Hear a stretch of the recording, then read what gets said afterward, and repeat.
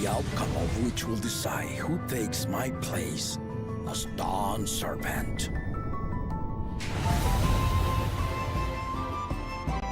We are blessed siblings, the elevated chosen.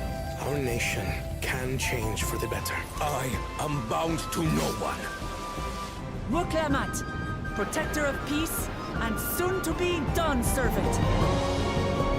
A waste of time. I can always take what I need later. Our nation is a fortress, and its people the bricks with which it is built. It is through embracing innovation that we will usher Tule Yolal onto a more prosperous future.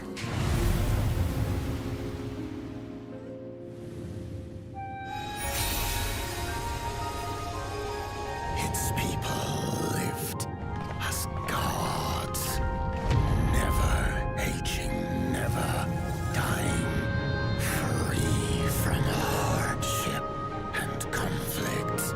All this time, it was here, the city of gold.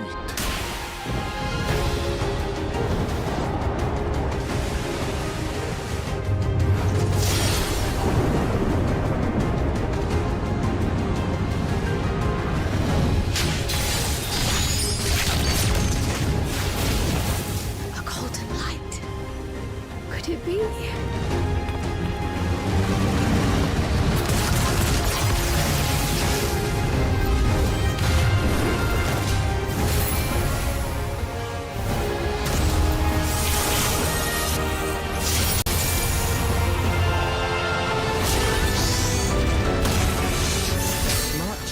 The key remains shrouded in mystery.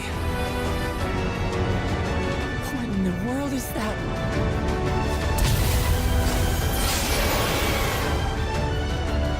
What is this relic of theirs? Who made it? And to what end?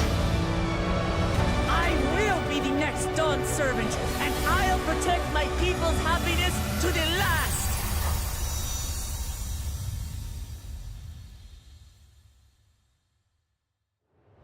With your strength, could you have held fast to that which is dear, without sacrifice?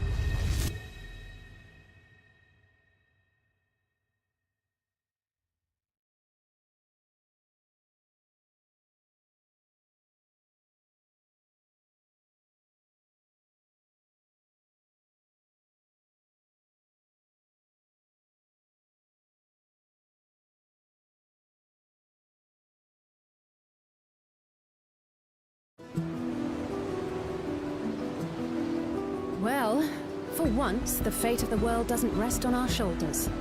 We might even get a chance to enjoy ourselves. Do not be so quick to relax. Just wait, Papa. When this contest is said and done, it'll be your daughter who sits the throne. Me, Woklamat! And so does our ship cast off from the docks. In retrospect, of course, that battle against the storm would prove a fitting prelude to the coming contest for the throne.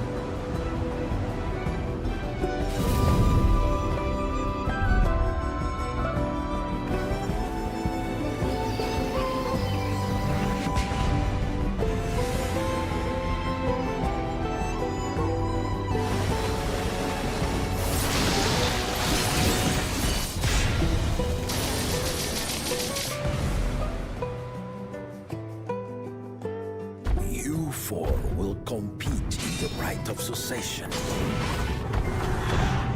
The outcome of which will decide who takes my place as Dawn Serpent.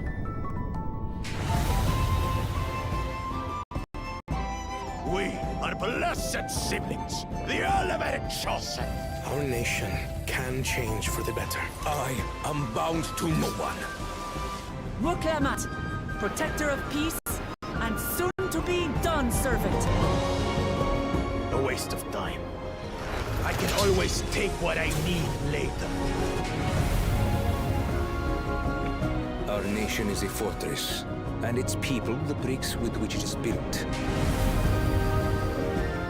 It is through embracing innovation that we will usher Tuli Yolal onto a more prosperous future.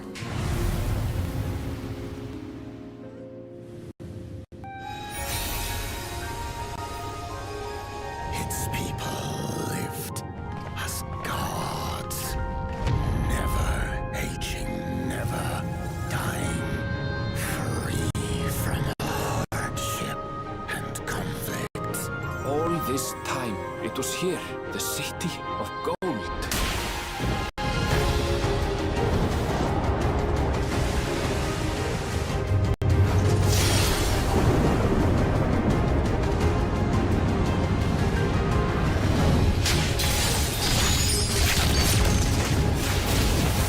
A golden light.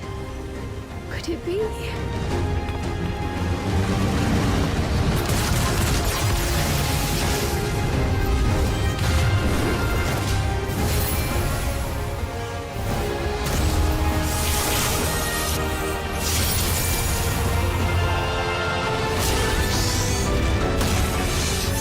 Much about the key remains shrouded in mystery.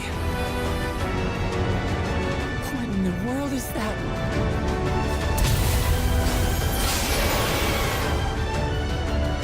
What is this relic of theirs? Who made it? And to what end? I will be the next Dawn servant, and I'll protect my people's happiness to the last!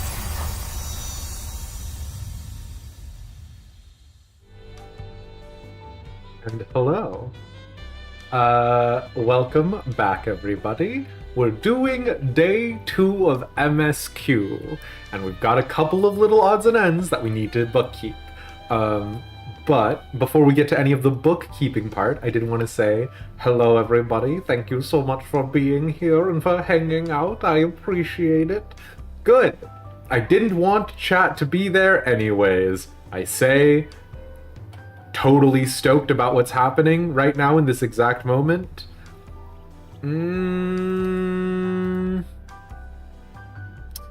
Okay. It broke so fast is the thing.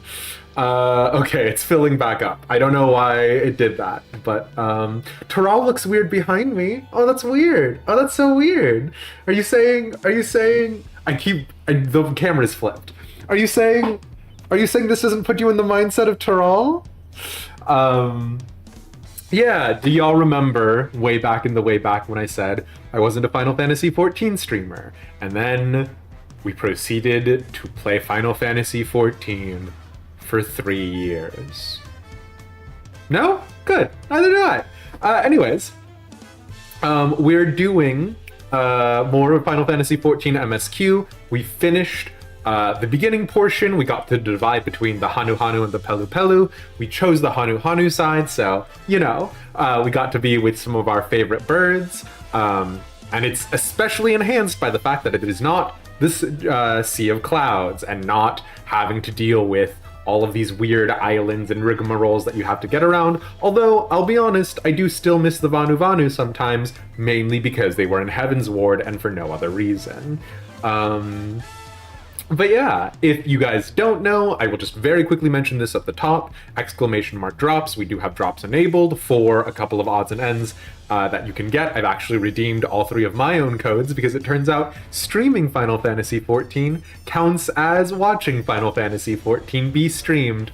So I have the Chocopricker mount and a couple of other things that we'll go and grab in a little bit. So yeah, we got the overlay from Twitter. It is, I actually pulled this up because they specifically requested that we talk about it, and then I immediately lost it. Hold on. This is the Final Fantasy XIV chat widget by Revity. So, you know, go check out Revity. Oh, thank you. Firebone has it as well. Literally perfect. But they are also a Twitch streamer. They are on Twitter as well. You get it, the whole 9 yards. Okay. So that is some of the bookkeeping. Oh, and again, yeah, just watch me for whatever remaining time you have. You'll get the mount, you'll get everything else. Is there anything else that we need to go over at this exact moment in time? I don't think so. I think that's everything. Oh, so while I was getting things set up, because we were trying to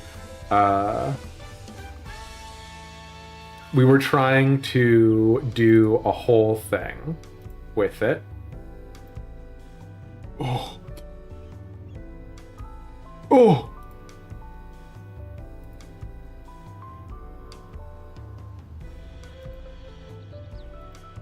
Thanks. Okay. So, my brain is absolutely all over the place. If you thought I was scatterbrained yesterday, today is just as good. Smile. Oh, this was the other bit of bookkeeping. Wait, take back everything I said earlier about being done with bookkeeping. Okay, so for those of you who know, I have a contentious relationship with pronouncing things in Final Fantasy XIV. I pronounce Bozia as Bozia, and I will literally not move off of this hill. It's Bozia. You cannot stop me, Bozia enjoyers.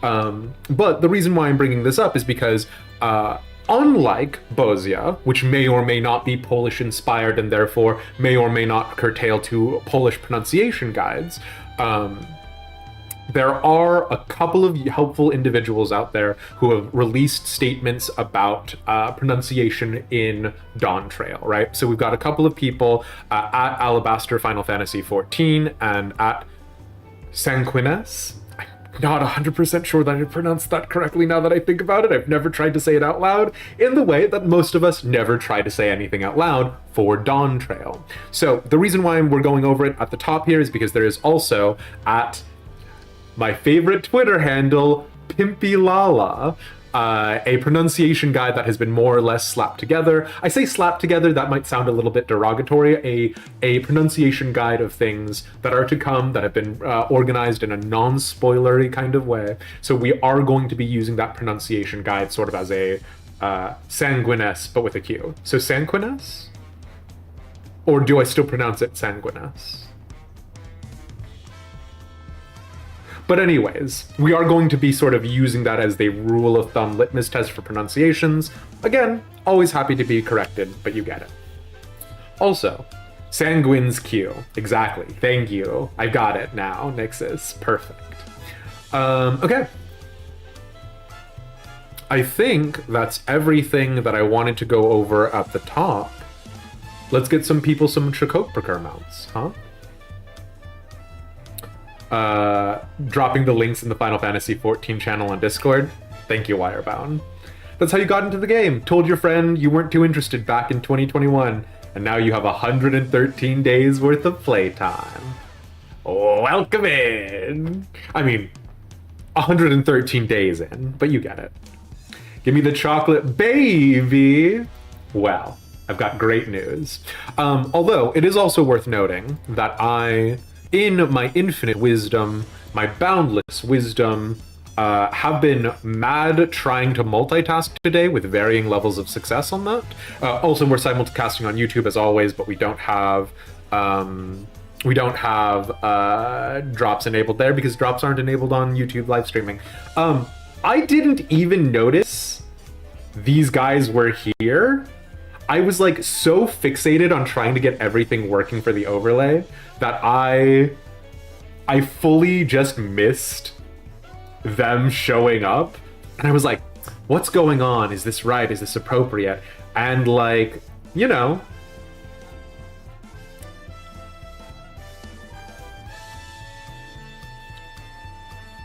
the cutest babies. We're all doing the lean, exactly. But yeah, all right. Let's rock and roll, hey? I was like thinking to myself, I need to go over to turn off the background music. But I literally have no background music to turn off aside from killing the stream. So there you go. Let's do it to it, hey?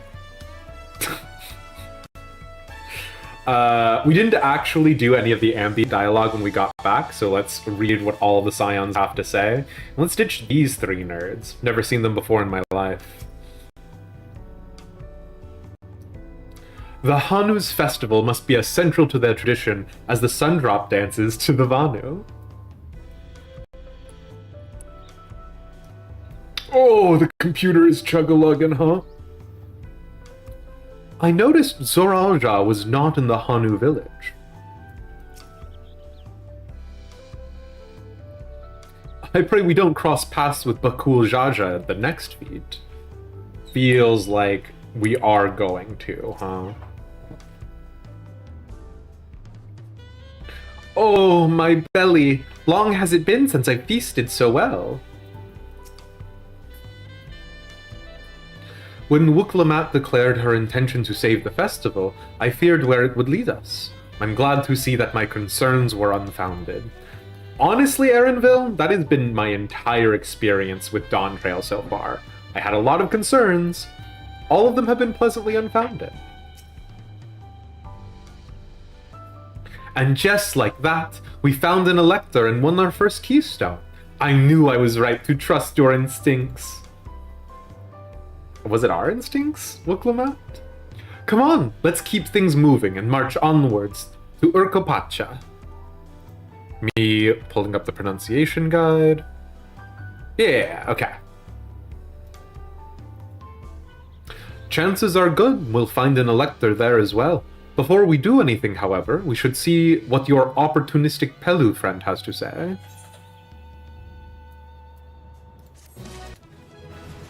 We did also put together better war gear. So we do have proper war gear for a slightly more humid climate. So come on, Elish. Let's see what's waiting for us in the next village.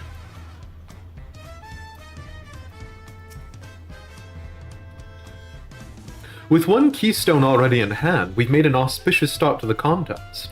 Hopefully our next attempt is equally successful. The rules of the contest seem clear enough now. The scenes from the saga point us in the direction of the electors, and the electors award us keystones for performing their feats. Simple. Without knowing how far the other claimants have progressed, taking anything other than a brief rest is out of the question. Do we get to see it, or do we have to wait for a battle reveal? You gotta wait for a battle reveal, sorry. Wuklamat would have struggled to complete these feats alone. Bringing you together was the correct choice, it seems. I don't know about that. To Urkopacha. The approachable Pelu is waiting for your questions. I've been waiting for what feels like days. Alright, Buster, it's been one day. Hold on. And eaten enough of Brook Evu's tacos to feed an army. What is it you'd like to know?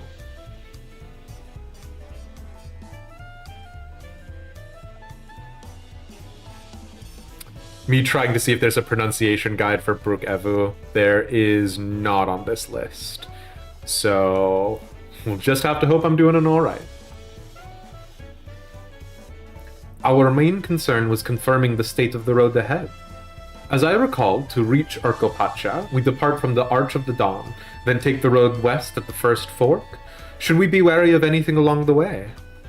Yeah, 1NFK, we made it through the whole Hanu section yesterday. We are kind of trying to truck along, kind of taking our time with it. I only had one big tangent yesterday, so you get it.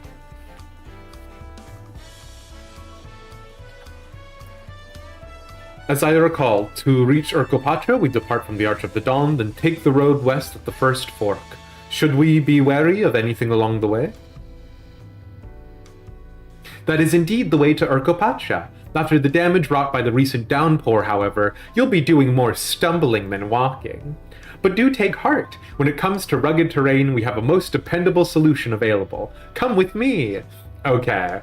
So this is the boys. The boys. The fluffy boys. The four-legged boys. The boys Alpacas. These are the alpacas. Thank you. Listen. The llama pacas. I did want to say llamas, right? If it helps, the Spanish language is very syllable-based, similar to Japanese. Good to know. Genuinely, obviously. I remember hearing something about that ages ago. A tangent a day keeps the doctor away? Okay.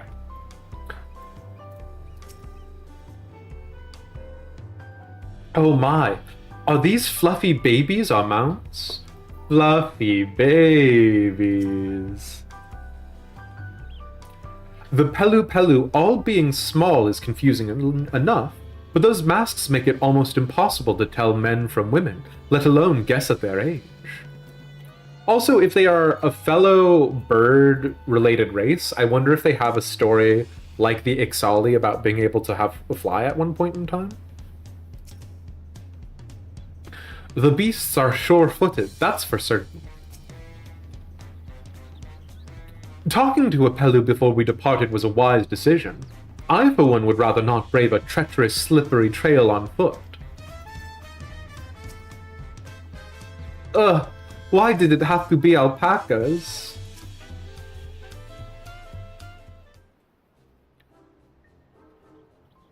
Isn't it funny that Eorzea calls sheep Karakul, but alpacas is just alpacas? Listen. There's something to be said in here about how many terms for alpaca we have, eh? I use a very different voice for Alphino than you do while reading his lines out loud. Do you give him a nerd voice? We used to be a lot meaner to Alphino, but the problem is that I am the exact same flavor of nerd that Alphino is, right? I'm very, like, speech and debate, like, use big words just for the sake of using big words. So if I make fun of Alphino, you know.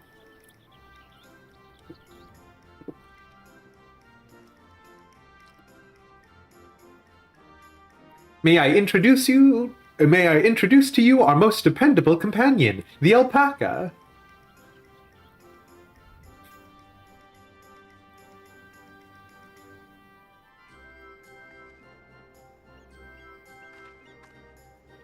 These animals can traverse Urkopacha's steep mountain trails as if they were gentle fields, and all while carrying heavy loads. Our merchants would be lost without them. So they fill much the same niche as our chocobos back home. You don't have alpacas in Eorzea? Oh boy. Alpacas are native to Tural. Eorzea has its chocobos, and the Eastern Land have their horses. Give me a horse, Squeenix! A normal-ass horse! Why go to the trouble of breeding another pack beast in a place which ill suits its qualities and where it is not needed anyway? But must we ride these little monsters? I get the impression you aren't fond of alpacas. When I was small, and being a bit naughty, I went around pulling on their wool. One of them spat on me, and it was the foulest stench you can imagine. Confirmation, alpacas also spit. I see. What are they like to ride? Oh boy. Alpacas bred as mounts are inquisitive and docile. Even those without experience find them easy to handle. So of course Wooklamat is unable to use them properly. Or, who knows? My expectations have been exceeded previously. We're really doing this then. So, was my information useful to you? Yes, very helpful, even if it wasn't what I wanted to hear. Good, I'll take my payment now. You want me to pay you? I guess I should have expected as much from a Pelu merchant. Let me see what I have on me. The Pelupelu value the act of spreading joy through trade, as you should know. They take pride in making deals that benefit both parties.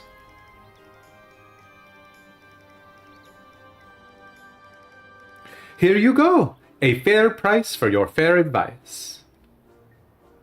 They kind of remind me of the new Mo on the first. Like I can't describe it because they're obviously not dog inspired in any way, but like that's kind of the energy I'm getting. Yes, I made a trade with the third promise herself. My friends will never believe this. I shall be on my way now. I wish you safe travels. Off you go then, and thank you.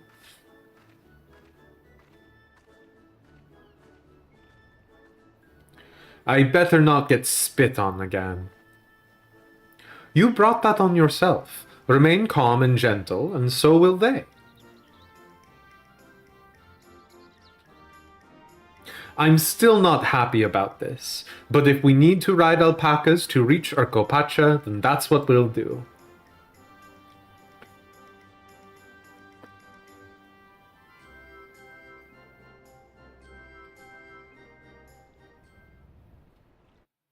No horses for me, only fluffy babies. Listen! The fluffy babies are good, but you don't believe the Pelupelu have any direct cultural inspiration for their goggles, but they're very Ghibli-esque, so it's cute. I could see it. Poets of yore sang of a mountain that would stand tall, even should all other lands sink beneath the sea. Indomitable and eternal, it arises from Urkopacha, the 100 peaks of time. Of all the beasts which crawl and fly, only the legendary Valigarmanda could hope to disturb the summit's serene majesty. Valigarmanda. Yet, with that flying calamity imprisoned by the Dawn Serpent, what great feat remains for those who would claim the throne?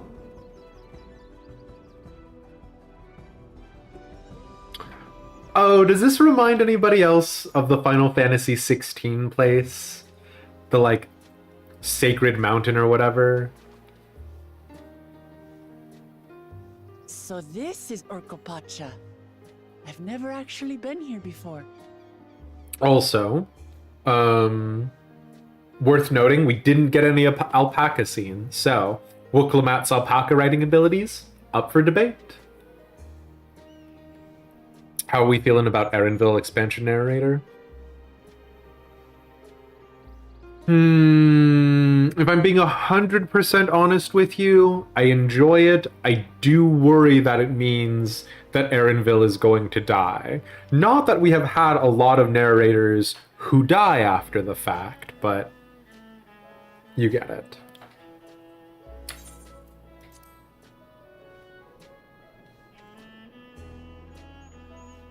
You were just like, I'm in Peru, yeah? The air is so crisp and clear. Mountains everywhere you look. That one massive peak in particular has quite the presence. It puts me in mind of Som-Al. Do love thinking about That is Som-Al. Workor Sormor, the tallest mountain in Tural. Its sheer height makes it an imposing climb. But there are other reasons the ambitious keep their distance.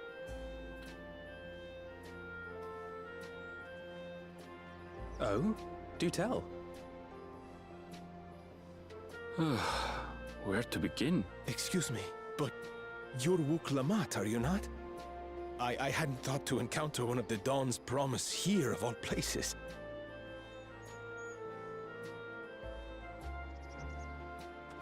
Saying hello?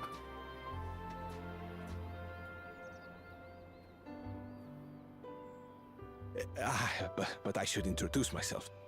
I am Bolnok, a weaver by trade. Okay.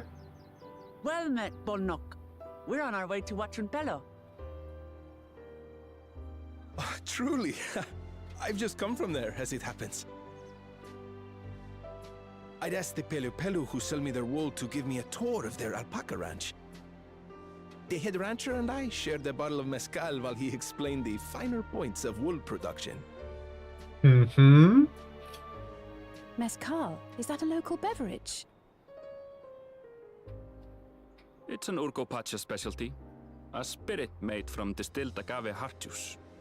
Hell yeah. Yes, and it must have done wonders for my mood, for I tripled my usual order of alpaca wool.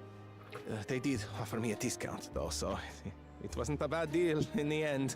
Aww.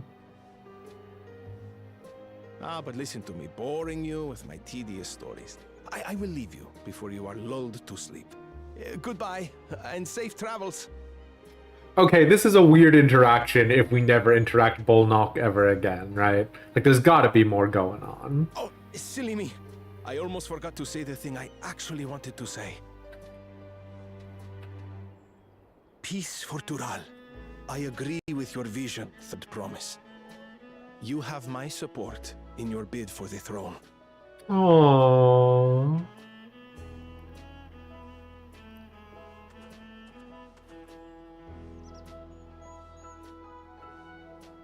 I hope Bolnock doesn't die I gather from his tragically off camera someday. Pelupelu merchants.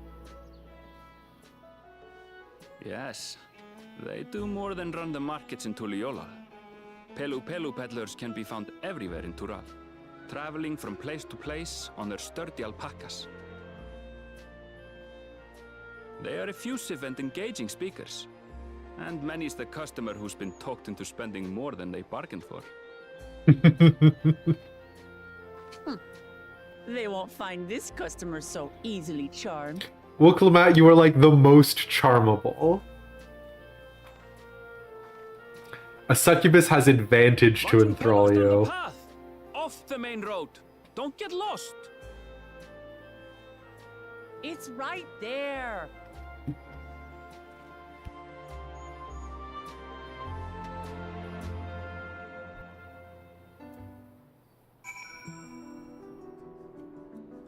Oh my god, hold on.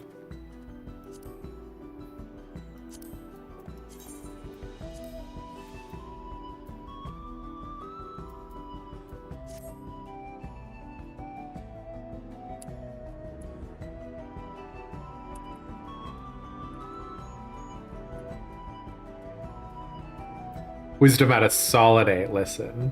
Gets lost anyways. Fun fact from your Peruvian friend. Quechua is the language of the indigenous people of Peru.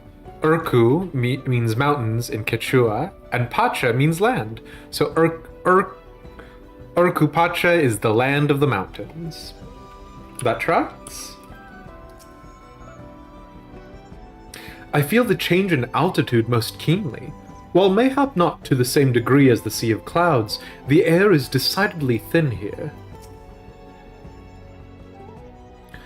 I could see more buildings down the path Bolnock was taking. I wonder what's over that way.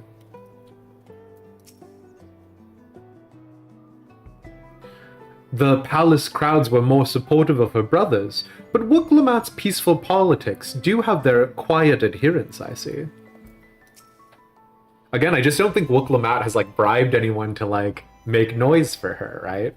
Whereas, like, that is a very normal thing. Does this have to be done every time, then?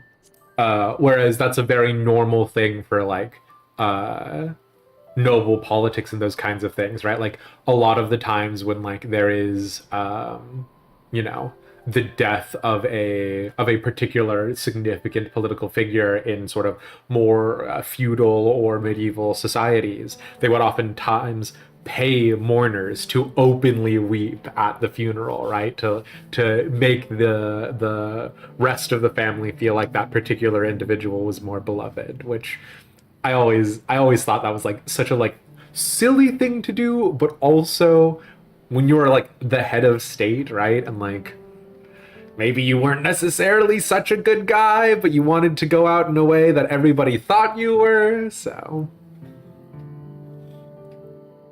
this is it. Pelu, home of the Pelupelu. Wuk-Lamat should have arrived before us.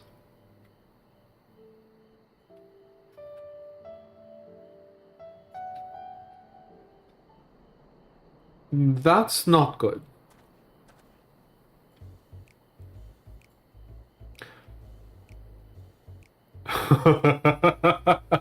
Oh no. Do we think Wuk-Labat is a better merchant or a worse merchant than Estinian?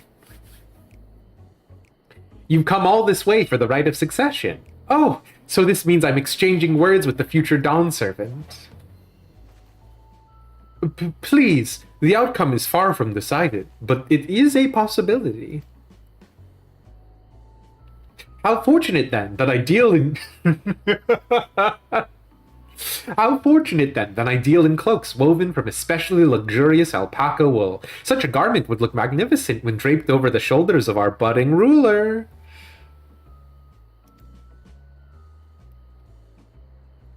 And the nation's ruler should dress her best for her adoring people, yes? Finery for our finest lady, that's right. Come third promise, my well-stocked shelves are but a few steps away. Finest lady. I like the sound of that. Alright, I suppose a quick look wouldn't hurt.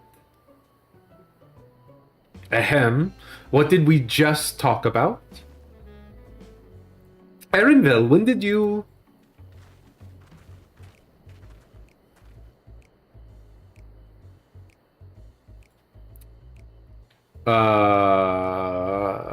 me trying to... Ah, Shitona from far-off Tural. Northern winters are bitterly cold affairs, I'm told. I cannot imagine how you survive them without a lovely warm cloak of quality alpaca wool. No, thank you.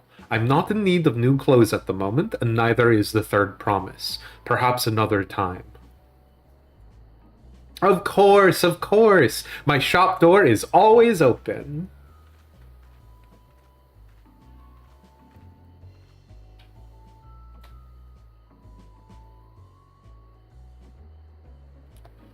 You were saying something about not being easily charmed? I was just...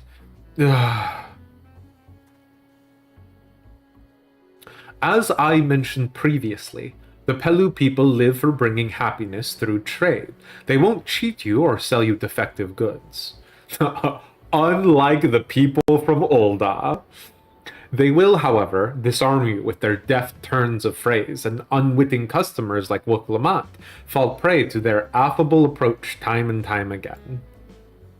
Your only recourse is a clear and firm refusal. They won't pursue the matter should you make your disinterest plain.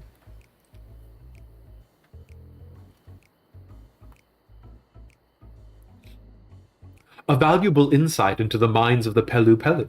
Let us all take Erenville's words of caution to heart.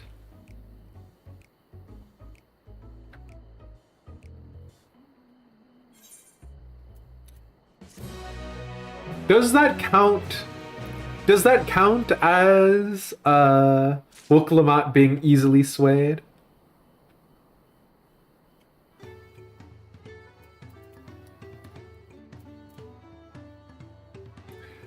You'll brook no ill words towards your sweetest boy, Estinian. We are Estinian enjoyers and teasers in this community, so... I swear, I let her out of my sight for one moment. Wuk-Lamat is lucky to have Erenville. Everyone, royalty especially, needs a friend unafraid to chide them when the need arises. 'Twould seem the Pelupelu are also partial to coffee. Where... What? Oh! Wait, no. Oh, that's so wild. Like, Alphino, I've got a question of how you're able to identify this as coffee. But, sure. It certainly has a lovely aroma. Oh my god. this is what I mean sometimes about like diegetic storytelling, by the way, which I think this is actually a really clever thing, right? So Alphino says, "'Twould seem the Pelupelu are also partial to coffee." Then, if you notice Alphino's line of sight, right, it's straight ahead at this table. And I was like, oh, how do you know? Nothing quite as relaxing as a cup of coffee. It certainly has a lovely aroma, right? So that's a little bit of that like in-universe world building. That's 10 out of 10. Love that shit. All these houses and buildings made to Pelupelu size. And mine too, come to think of it. Traders of happiness. Wooklamat is ready to search out the Dawn Servant's Elector. Not my finest moment, I'll admit. But now that we're here, let's do what we came to do. Find the Elector. Allow me to propose a strategy then. Trial, Alice and I will speak with the merchants. Wooklamat, you and Erinville might try approaching travelers and passers-by. Elish, pray investigate any of the other establishments which catch your eye. Should we learn aught of use? Let us relay it to the third promise.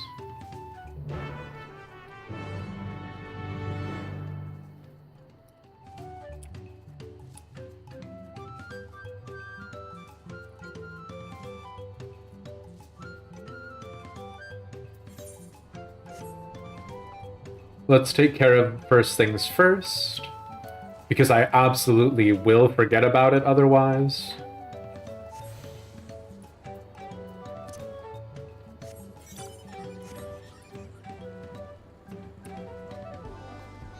Forgive me, friends.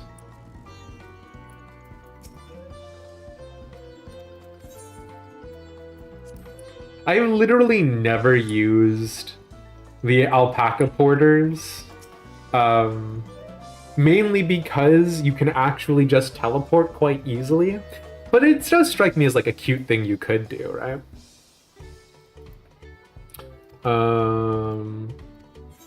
He's this region's bicolor gemstone merchant, alpaca fillets, mega maguey pineapples, silver lobo hide. Fun fact, lobo means wolf. So it's just silver wolf hide. I have not started corn. I don't know what that means, yeah. Why don't you hire one right now just so you see yourself on alpaca?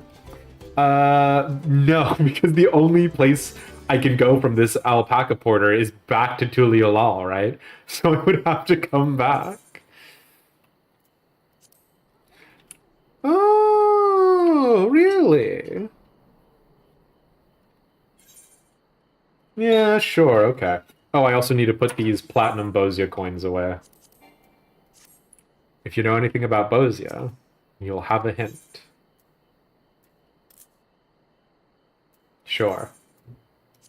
I genuinely don't do enough bait grinding as it is, so...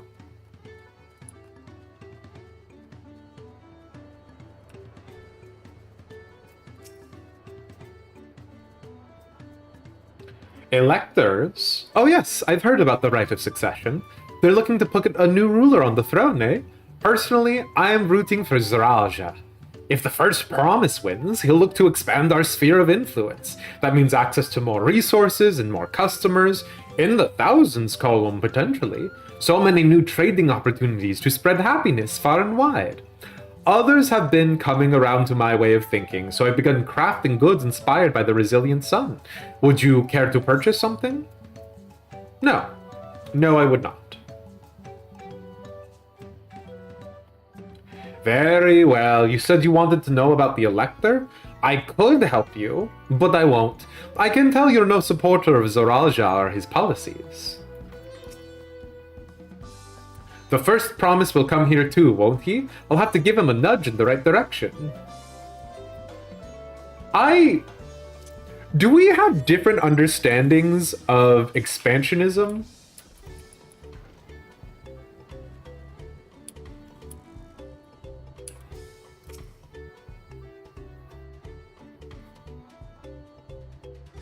Expansionism and capitalism going hand in hand, typical. Zoralia gives jerk vibes. Yeah, right?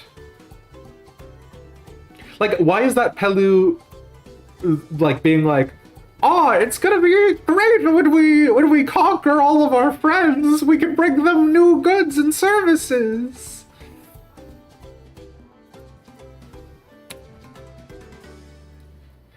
Hello there, I'm Mablu. Did you have a question for me?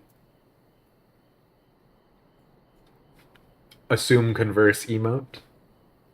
Sorry, I don't know about any electors. You should take a moment to see our prized alpacas before you leave, though. Oh, but be sure to admire them from a respectable distance. Get too close, and our nervous darlings may be tempted to spit on you. And that stuff stinks. Yeah, well, your spit doesn't smell good either, Mablo. It happened to a visiting buyer not so long ago. Tobley, that's the head rancher, was so mad at me for not giving a proper warning. No one makes a mistake without Tobley noticing. He knows everything that happens on this ranch. So Tobley is probably the guy, right?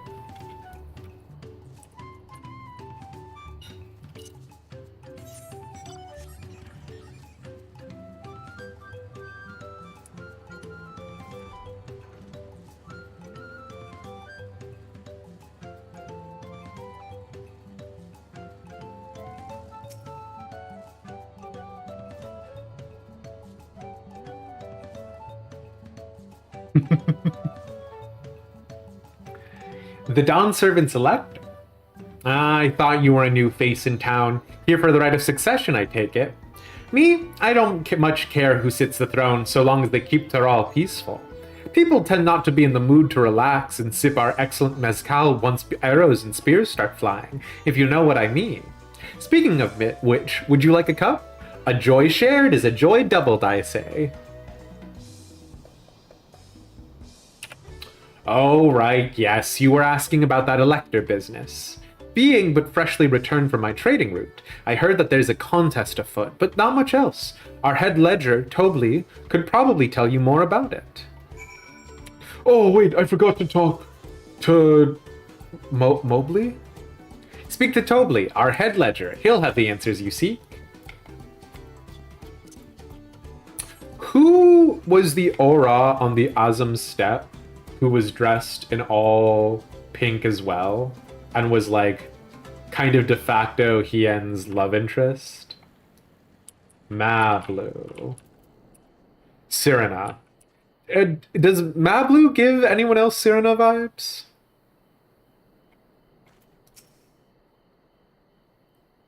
Well, it's back to work for me. I'll catch a scolding if Tobley finds me standing idle. No, not really? Okay.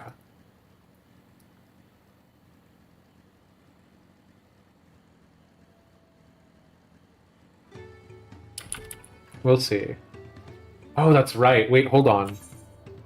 Does this town... Oh my god, this town doesn't have a,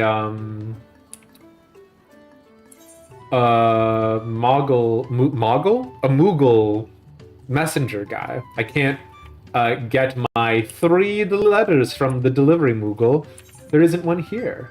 Oh. Okay.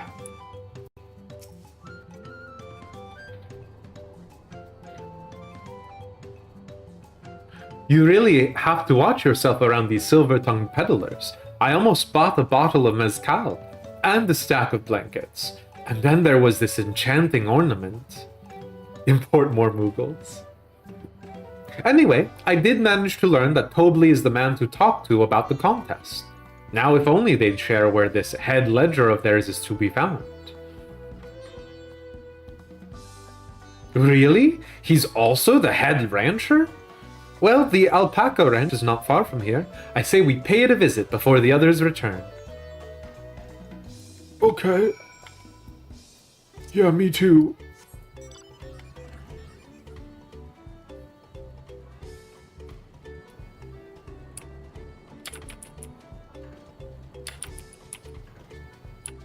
Oh my god. Oh my god, do you think they're gonna give us an alpaca carriage mount? Oh my god, do you think they're going to give us an alpaca carriage mount?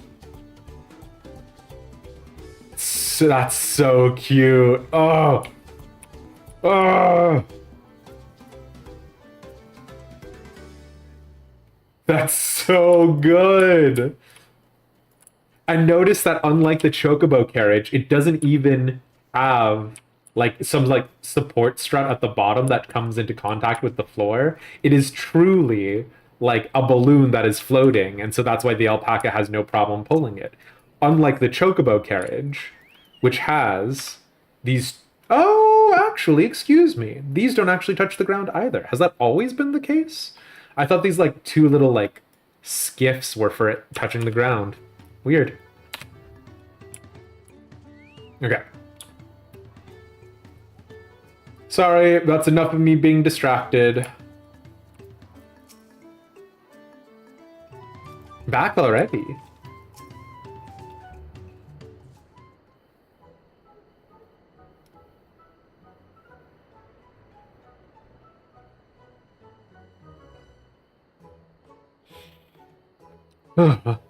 That is a lot of alpacas. Still, we know the head ledger could be here somewhere. I can't let fear deter me. Not to say that I'm scared, of course.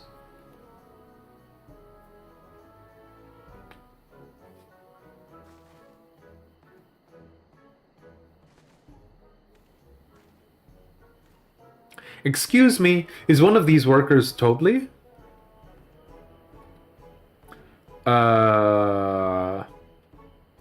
Tobli? Oh yes, he likes to mingle with the ranch hands and keep an eye on things. I can't tell you which one he is, though. You can't? Is this part of the contest? All I can say is that Tobli often mentions his favorite pungent subject. What? He also can't resist a profitable trade, though who among us could, am I right? Still, if you bring him a very good deal, he might let his identity slip. What is that? What is... Okay, can I be honest with you? My first gut thought was, it's like those situations where it's like, dog wins mayor, right? Like in Alan Wake 2, there's like all these posters around that are talking about like, I can't even remember the name of the character anymore, but they're all like, vote for this guy, he's the best mayoral candidate. That's given me big this energy. So yeah. Okay, fine. He might let his identity slip. Heh, so it's like a game. Easy enough. All I have to do is offer Tobli a deal he can't ignore. No problem at all. Well, maybe one problem.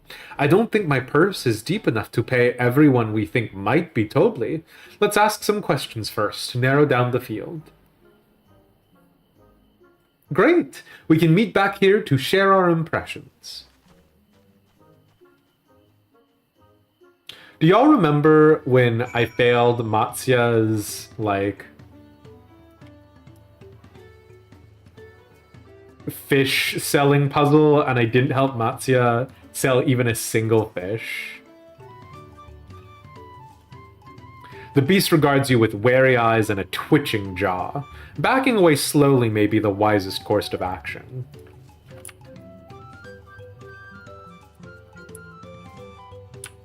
What was it the other one said about Tobli? The distillery workers said people not to tend to be in the mood for mezcal. Our head ledger Tobli could probably tell you more about it. Okay, so there was no like interesting hint in there, right?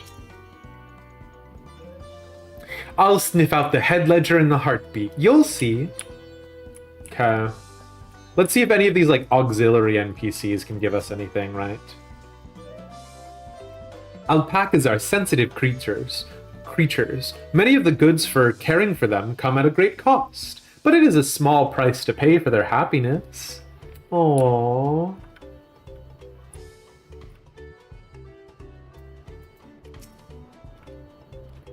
Have you spoken with Yavli yonder? He loves alpacas dearly, but the feeling does not appear to be mutual. Not for this lot, at any rate. Oh no! Yavli! Wait. I thought you were Yavli, but you're not. You're Vapli. Who's Yavli?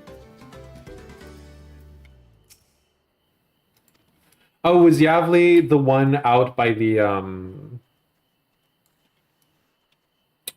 door? Oh, Yavli! Oh, he's out here because the alpacas hate him. Oh, that's so sad.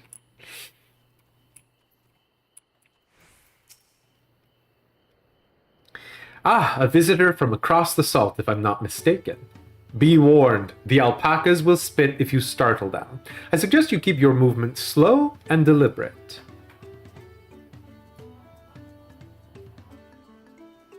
I swear to God, do y'all remember? So I was a RuneScape kid, which will date me, and, you know, if you're a Gen Zer, you don't know what RuneScape is anyways. But, like, there was this one RuneScape quest where there was a sheep in a field, and the sheep was actually two penguins in a sheep disguise, and there was, like, a little side quest involving them or something, and, like, I didn't even get that it was a Club Penguin reference, or maybe it even wasn't, but, like, I like regularly think about that, and I'm like, my fear is that we're going to find out that their, like, bookkeep is, like, in an alpaca disguise right now. Does anybody remember that? No, of course not. None of you know what I'm talking about. Good. Well, obviously I'm not Tobli. I mean, oops. I shouldn't have said that. You're meant to find out for yourself who Tobli is, or if an elector is even in the village at all. Good luck! Remember, I never actually said there was an elector in Pelu.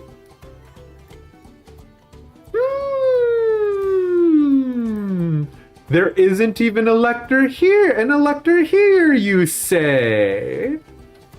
Maybe.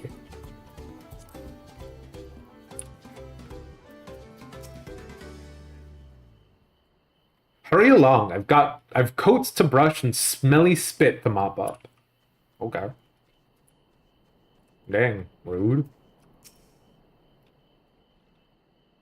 You think I might be Tobli? Ha ha ha, well, maybe I am. All I will say is that in this village, none have reared more alpacas than I. Okay. The third promise must demonstrate her worth. Okay, hold on.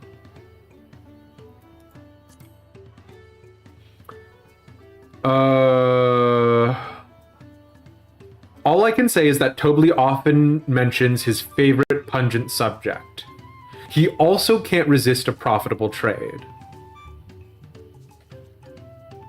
He likes to mingle with the ranch hands and keep an eye on things. It's probably going to be diligent ranch hand, right?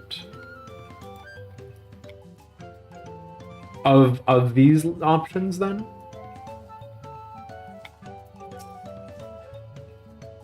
Am I Tobli? Yes, that's me. Excellent work from the third promise and her entourage. Sharp instincts. Shall we commence the rite of succession, then? Wow, jerk. You don't need to be such an absolute punk about it.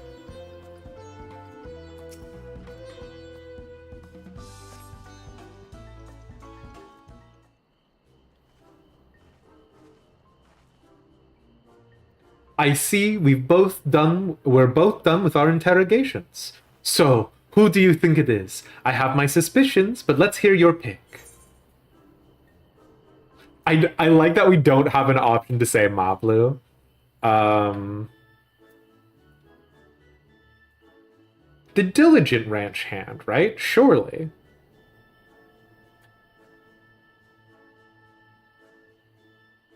Surely the diligent.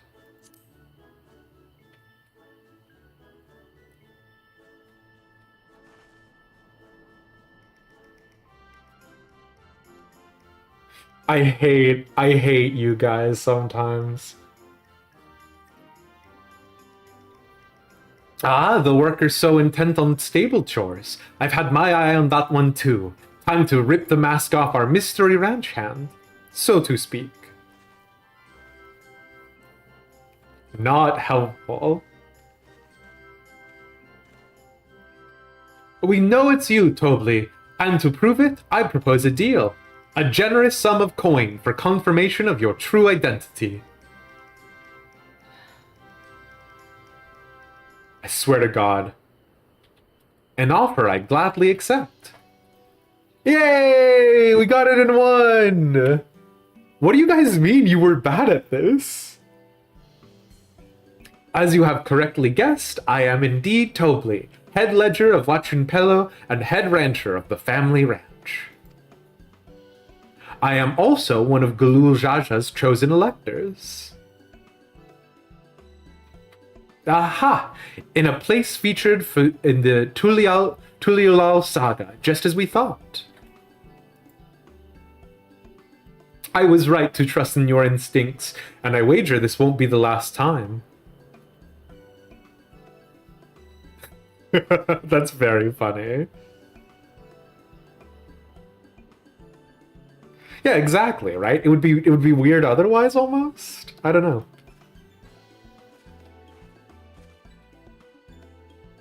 She found you out fair and square, Tobli. And I'm glad she did. Would have been a pity if her bid ended here.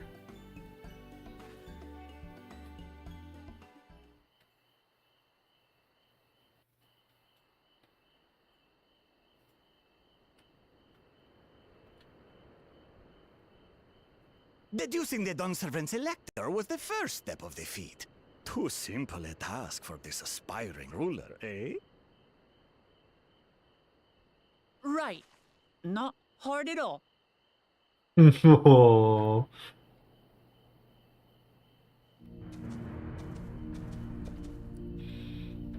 Oh, Zoralja.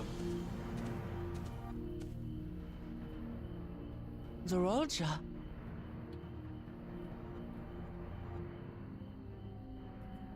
I am told the head ledger, Tobli, is to be found here. You have to guess which one of us is Tobli. That's part of the test.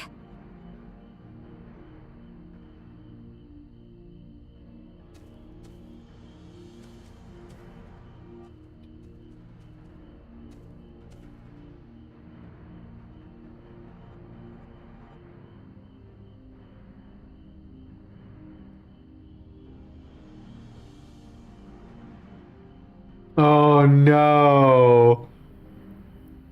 Okay. You're Tobli.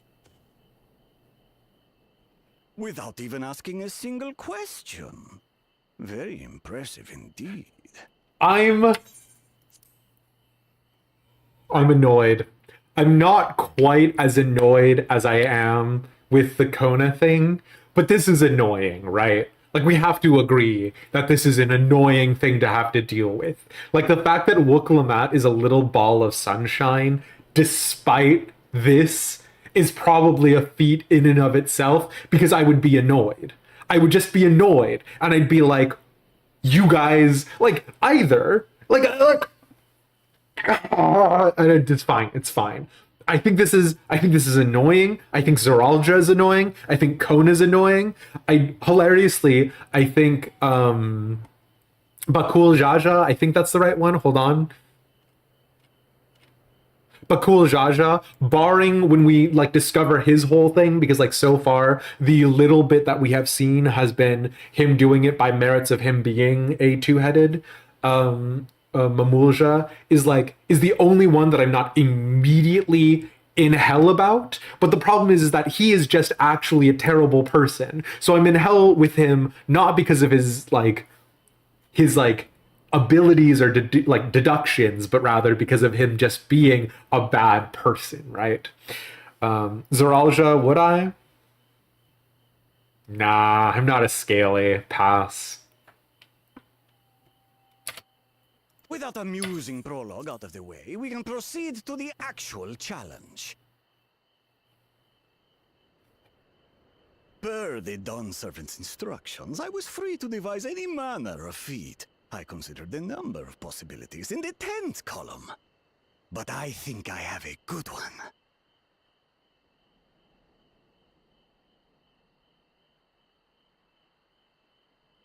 You must go forth and capture for me an alpaca. Okay.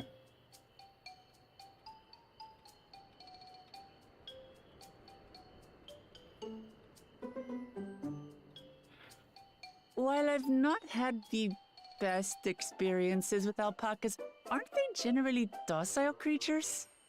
That doesn't sound like much of a challenge.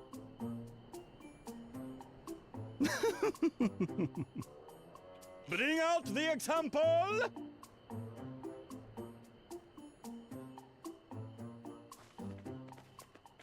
Okay.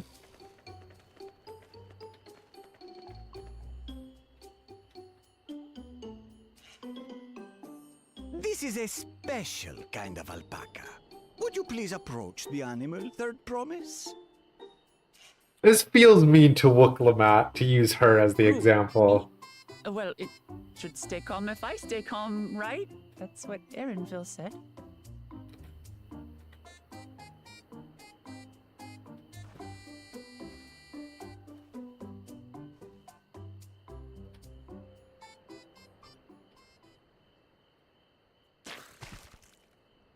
Oh. The little monster spat on me! Oh, that stinks. I can't. Oh my god.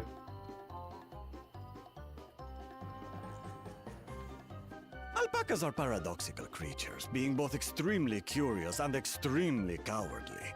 I can't believe Wooklamat just got killed by an When they're alpaca. frightened, then you'll get a face full of spit, as you've all just witnessed.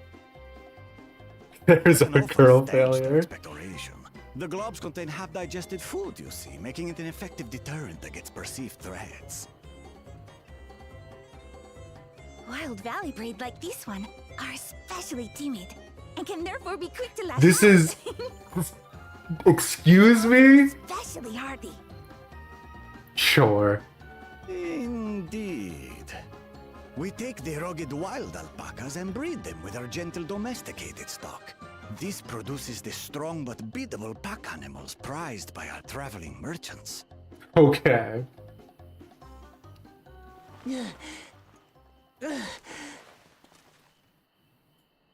That's all well and good, but did I need to bathe an alpaca spit for you to make your point? You really didn't, is the thing. So, the task is to catch a wild alpaca. That is correct.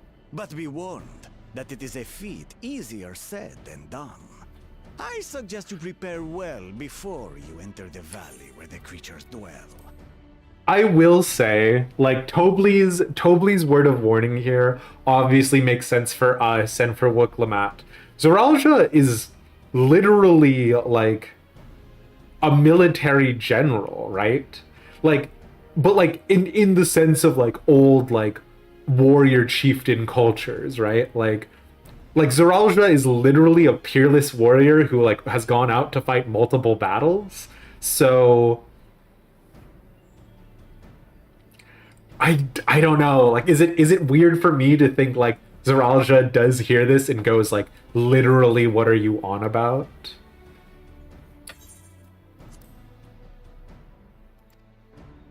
And by you, I mean the claimants only.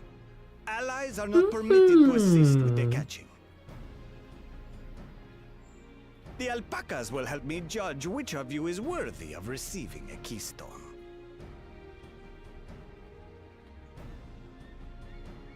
So I'm to chase down a fluffy, spitting demon, and that somehow proves I'm fit to rule?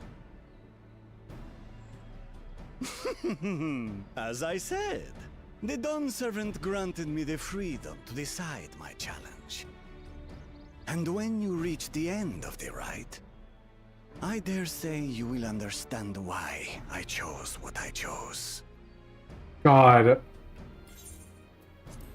I don't think they're going to do this. But could you imagine if Zoralia is just like, I have already captured a horde of wild alpacas. This won't take long. And just like comes back with like 10 of them. Wait! Didn't I warn you this was easier said than done? There are preparations to be made, factors to consider. A beast is a beast. All yield to strength. Damn, Zoralia, okay.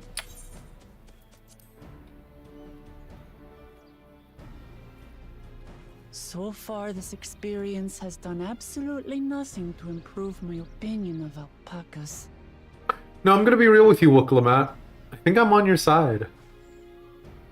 Disgusting, gross little demons. Doesn't mean I can't do this. Revolting spit aside, they're just another animal.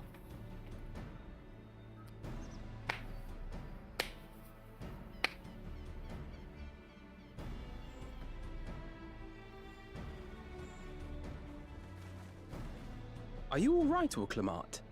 We thought we heard you scream. The third promise does not scream.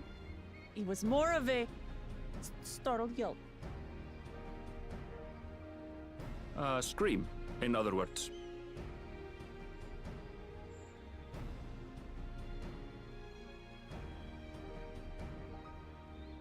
Did you find the Elector? Oh, we certainly did.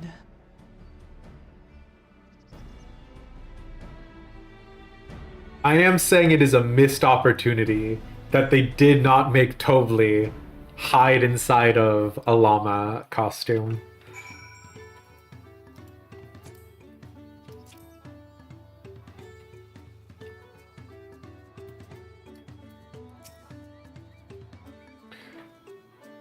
I was impressed with how easily Zoralia found Tovli, but also sort of frightened.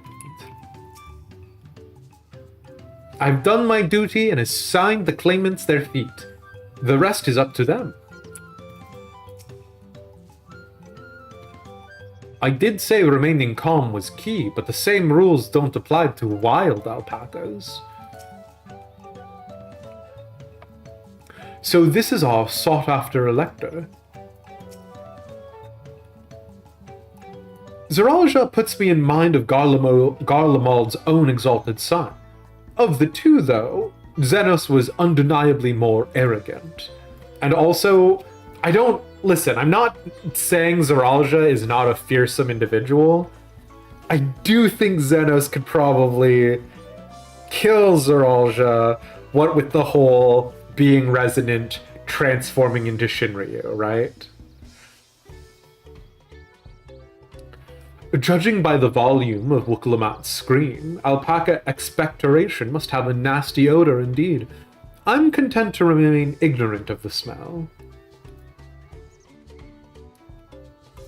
Do I think? I mean, I haven't seen anything Zoralia do that isn't just what any Mamulja can do, right? But yeah. Alright, calm yourself. I had to go and wash that nasty stuff off my face. I think I got all of it. But would you mind taking a sniff of me? Sniff for me, just to be sure? The stench has ruined my sense of smell. Hey, I saw that look. Excuse me, I didn't realize.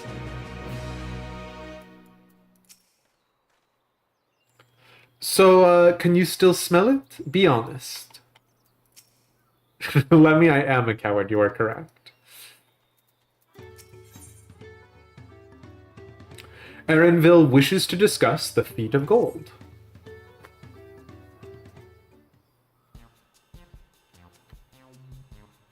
As Wooklamat helped demonstrate, the Valley Alpaca are wary of people. Getting close enough to catch one will not be an easy task.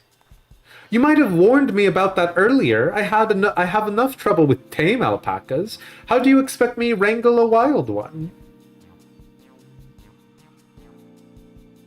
with the proper saddle. We infuse the leather with a relaxing scent that soothes the spitting beast. Wonderful. Give me one of those then.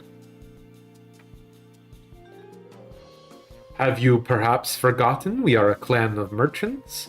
If you want the taming saddle, then you'll have to find a saddler and make them an offer. Okay. They don't come cheap, of course. Crafting a saddle will cost you the equivalent of 10 pel, in the thousands column. You mean 10,000 pel? I don't have that kind of coin. Converting to gil, that comes to around 1 million or so. Mayhap if we all pitch in? No. This is my feat to accomplish. I wouldn't feel right about having others pay the cost. I'll find the money. Somehow.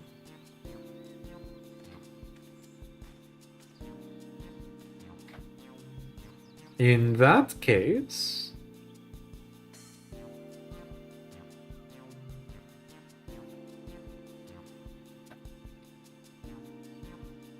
That basket of wool is worth the sum you paid me earlier. 1 pel in the hundreds column. 100 pel. Beginning with the wool, oh my god. Do y'all remember that craze in like the 2010s about like doing the trading up thing? About like, I just started with a paperclip and then I got a house, and you're like... Is it weird that that's what's coming to mind here? Because, like, allow me to reassure you. I know that there's also other traditions of this, right? Like, Zelda, I've heard, has this. Fire Emblem Three Houses obviously has it. But, like, the idea of engaging in, like, trade questing is so nonsense. You love the way the Pelupelu speak? I do actually like it, right? Like, it is a very good way of delineating simply a different way of thinking through speech, right? But yeah, right. Like everybody was like obsessed with trading in like the most weird, nonsensical ways. But anyways, beginning with the wool, you can trade for ever more valuable goods until you have something suitable to bargain with for the saddle. That's a nice gesture, but you think I can turn 100 pel into 1 million? That's 10,000 times more.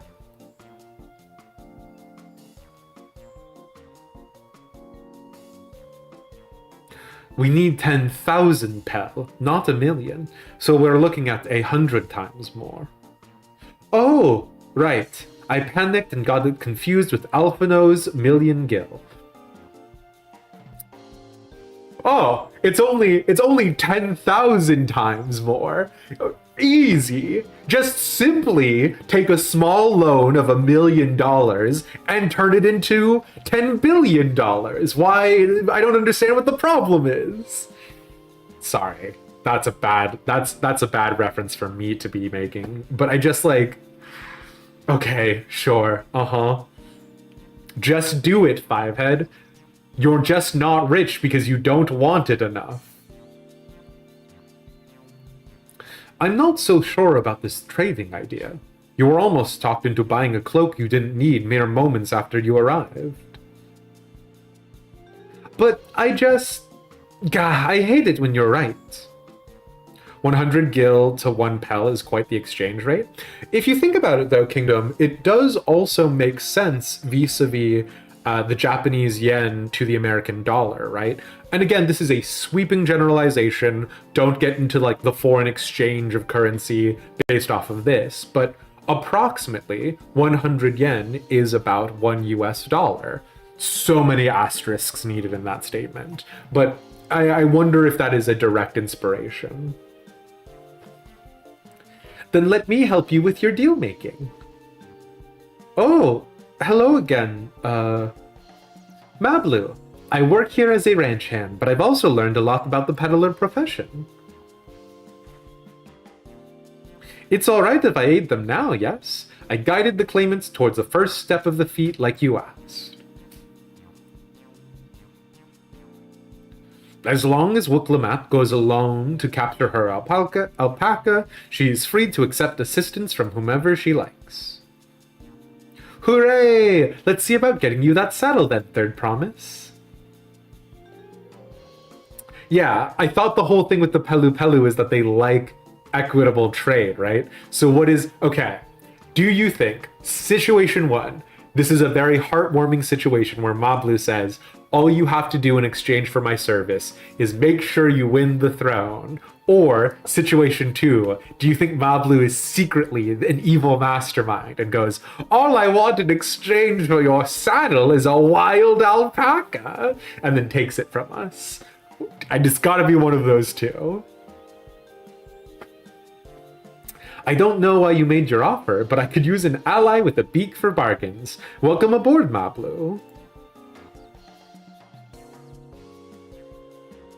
Should the rest of us stay behind, perhaps? It may be easier to haggle over prices without so many voices chiming in. Yes, stay here and pitch in with the ranch work. With Mablu gone, I'll need extra hands to tend to the alpacas. Gladly. Although, Elish, I think you should go with Wuklamap.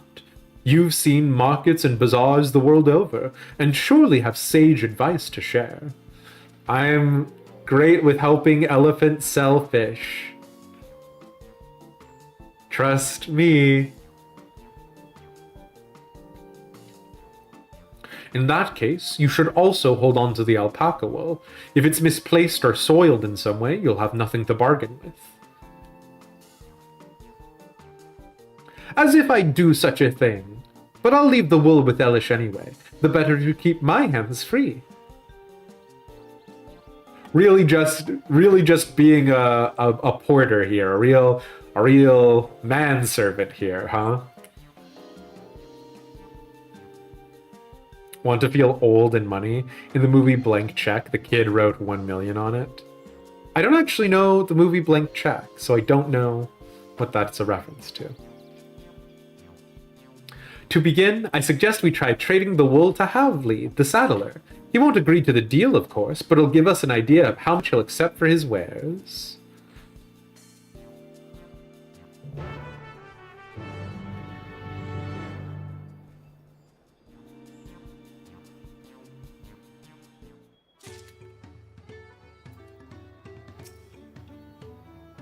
Tending the alpacas, are we? I had some experience with that when I was younger.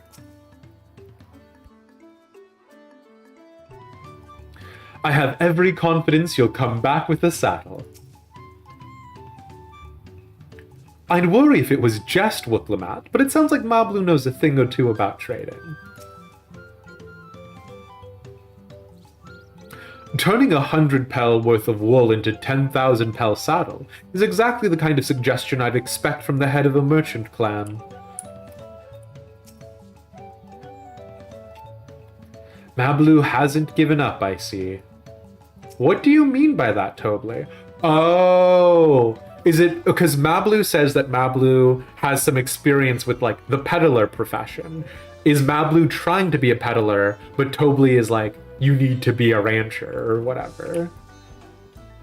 Because that could be a cute, like, B plot.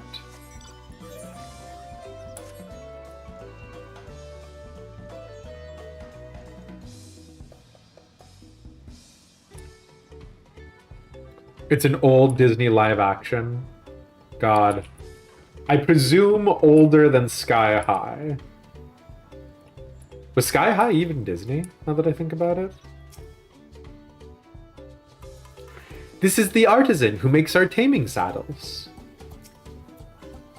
Damn, a saddle, when you put it on someone, it makes them more likely to just listen to whatever you say. Can I get like 10 of those? Is it really possible to make 100 times what the wool is worth just through trading?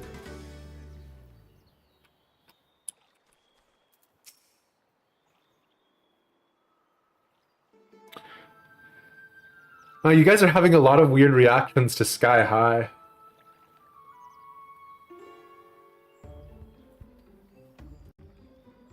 Something I can do for you.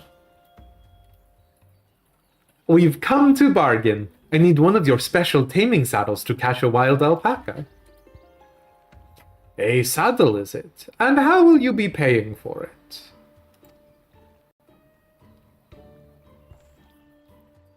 With this basket of fine alpaca wool.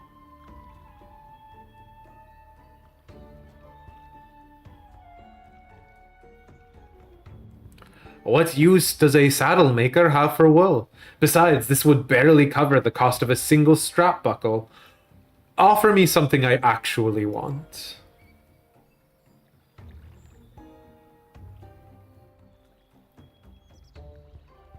And what might that be?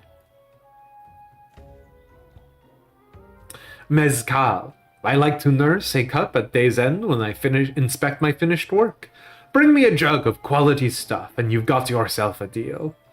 Oh my god, it's a trading quest! This bodes well for us, third promise. Such mezcal can be had for only 5 pel in the thousands column.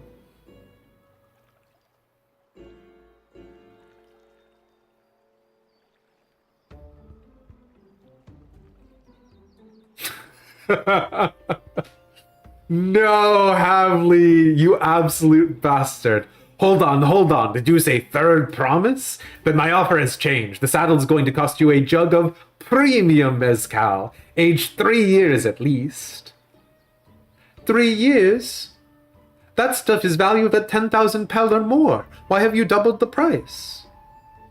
Because I must support the man of ambition who will see my business prosper. Zoralja will go to war and his cavalry will need saddles. Lots of saddles. Havli, you make alpaca taming saddles?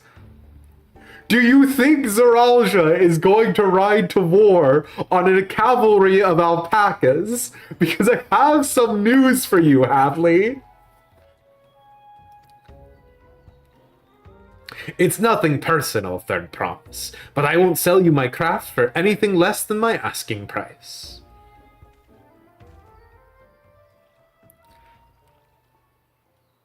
Alpaca cavalry.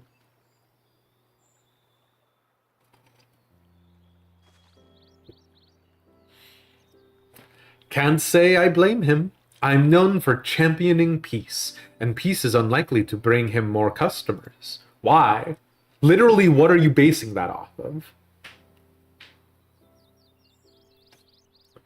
Those of our grandparents' generation remember the dark days when the clans were at war. Many of these Pelu pray for your victory, Wuklamat.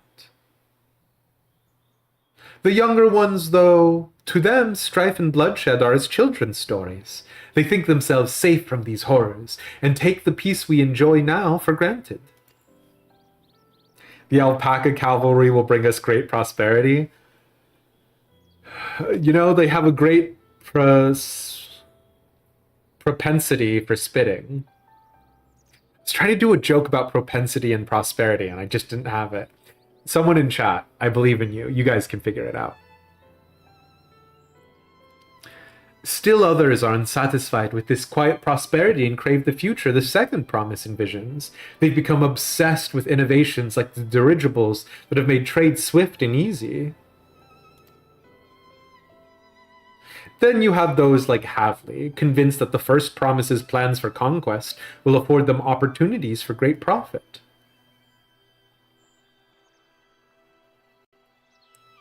But what about you, Mablu? Aren't you one of the younger generation? At least a year or two younger than me, I'd say. Oh, I was raised on the old tales. I've memorized the accounts of what it was like when the Yakhoi ruled our village. Yakhoi are the giants. That's why I offered to help. I want you to become Dawn Servant, to keep our nation from going back to the way it was. Well then, I guess I'd better make sure I win the contest. But the type of mezcal the saddle maker wants is so very expensive.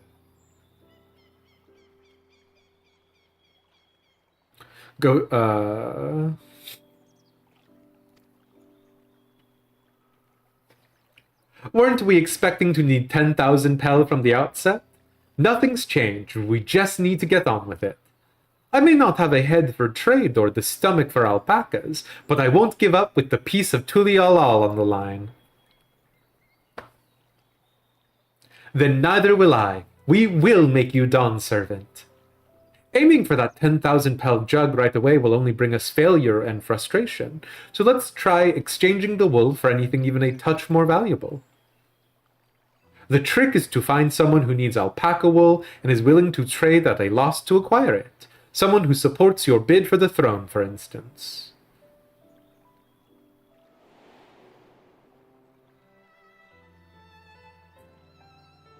Oh my god. Surely not. Surely you jest. Of course, the Weaver. Bolnock was his name, I believe. You introduced us a man, literally just so that way we can later exploit his desire to help Woklamat? Are you for real? He went out of his way to say he agreed with my vision, and he was here to buy wool, but he also said he bought too much wool. I think I remembered the direction he was going, but for now, let's head back to that road where we first met him. Oh.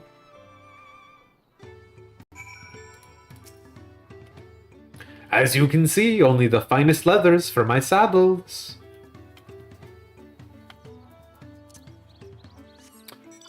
The jokes. Prosperity. Thank you, good. Fun fact, each of the Pelupelu towns have a house that only Lalas can enter. Oh, really? Kind of like the dwarves in Shadowbringers, huh? PP. I am a child. Thank you, Rosie. Thank you for your contribution. 10 out of 10.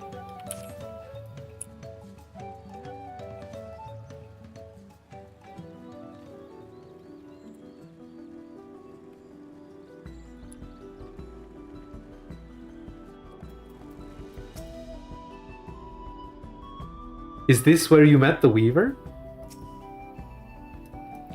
This is the spot. After Bolnock talked to us, he walked off to the south. Then he was probably going to Ik Uvlo's Inn.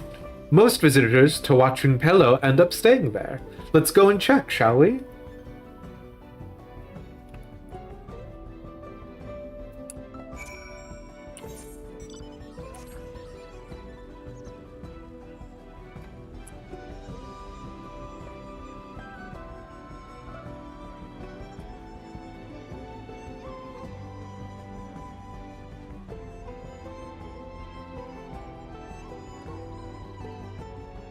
Oh, that's cute. The banners here, instead of it being the two-headed bird, are of two llamas, right?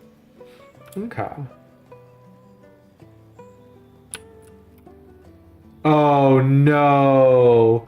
We know these Mamulja. We know these jerks. Ugh. Where is he? Where's Bakul Jaja, huh? Where's your guy? I'm gonna go take him out back behind an alley and assassinate him. I'm not going to do that. That would be so mean. Unless...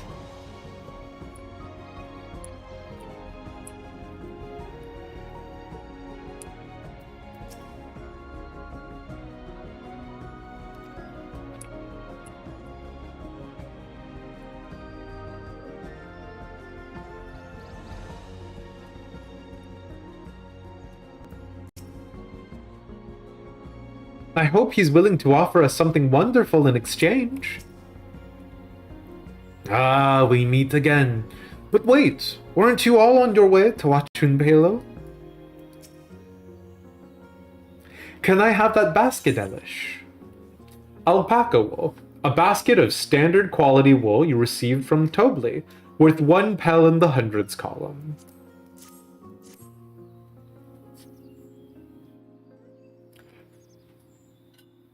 Nixus, you literally cannot. Thanks! Now let's see if we can turn a profit.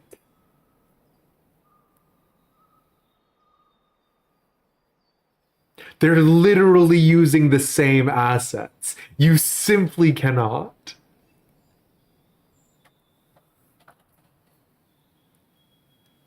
Bull Knock, I'm glad we found you. Are you interested in making a trade?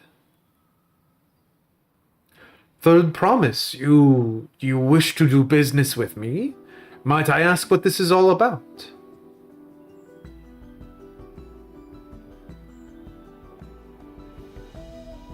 Yeah, this is a weird one, Chief.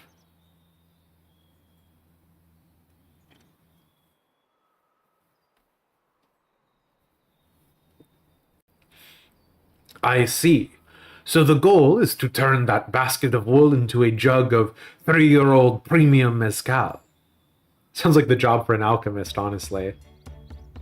Then allow me to invest in your efforts! Oh, how foolish of me! Just find a rich friend to make all of your dreams possible! This is the road to financial success! Bull Knock, I love you so much, but also...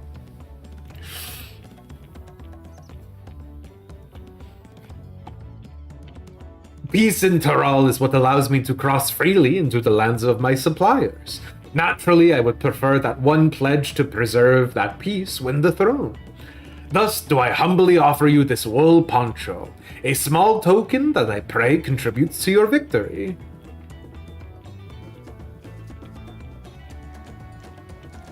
Oh, that's fine craftsmanship. A garment like that would easily fetch 5 pel in the hundreds column. Give me 1 second.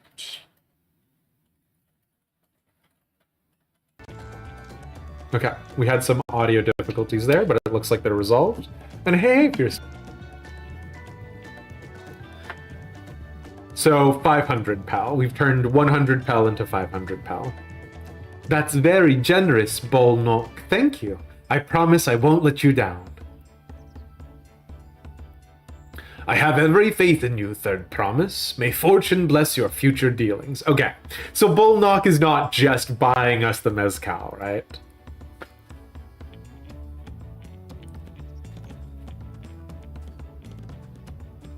I did genuinely think that he was just about to be like, let me just buy it for you, friend. I can't believe you quintupled your investment with your first deal. We're off to a spectacular start. Only because Elish remembered our weaver friend. All I did was hand over the wool. That's not true. The connections you build with people are vital. That is one of the most fundamental precepts of trading. One you've instinctively mastered. Networking, hey? I hear it's important. You think so? I know so. Now let's take our 500 pel poncho and trade it for something even more valuable.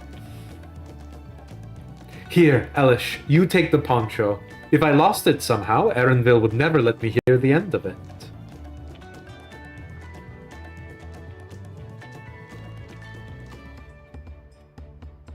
All set. Our next deal is waiting to be found.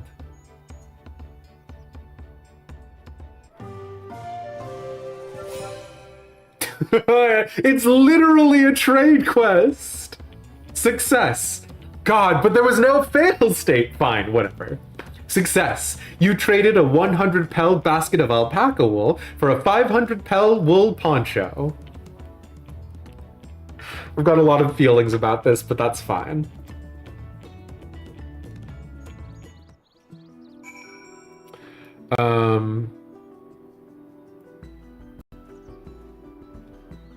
You wouldn't know you run in fear when you have to talk to people? God, relatable. Just like me, for real, for real. We turned 100 pel into 500. I know it's only 5 times more, but it feels like 500 times more.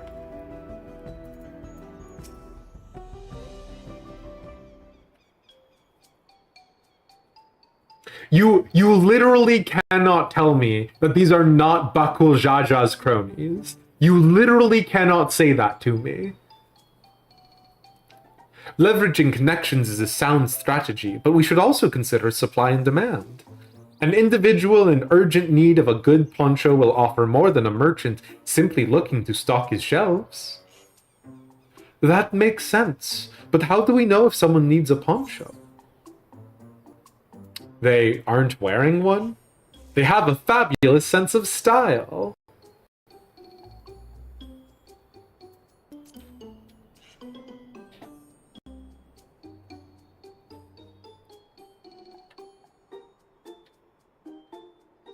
That's the obvious answer, isn't it? We look for a person without a poncho and hope they're eager to buy ours. Yes, there you go. We find the demand for our supply.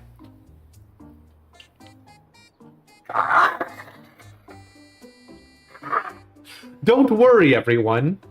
There is no world in which the price of a good can be higher than its actual value because trade cartels don't exist. Markets naturally go to equilibrium, and no one will possibly ever have any sort of supply problem that is artificially created by some sort of trading conglomerate. It's just that easy. So, where should we begin our search for prospective buyers? There are any number of places, but we could do worse than starting right here at the inn. There may be interested travelers.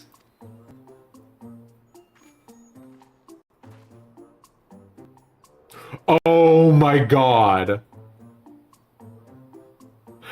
No! You can't do this to me! That's literally the blue-scaled Mamulja who hangs out with Bakul Jaja. You can't! Who here needs a poncho? A lot of Mamulja hardly wear anything to begin with. Those are probably Landsguard or sellswords. Mamulja who soldier for a living prefer not to wear much above the waist. It hampers their movements. So even if they have bared shoulders, Mamulja carrying arms can be struck off the list.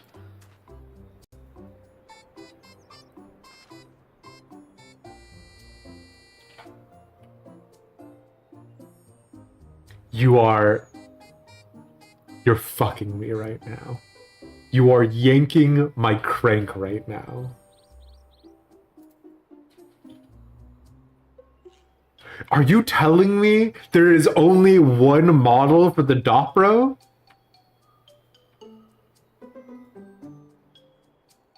I thought y'all were just doing a bit. Are these literally not Bakul Jaja's cronies?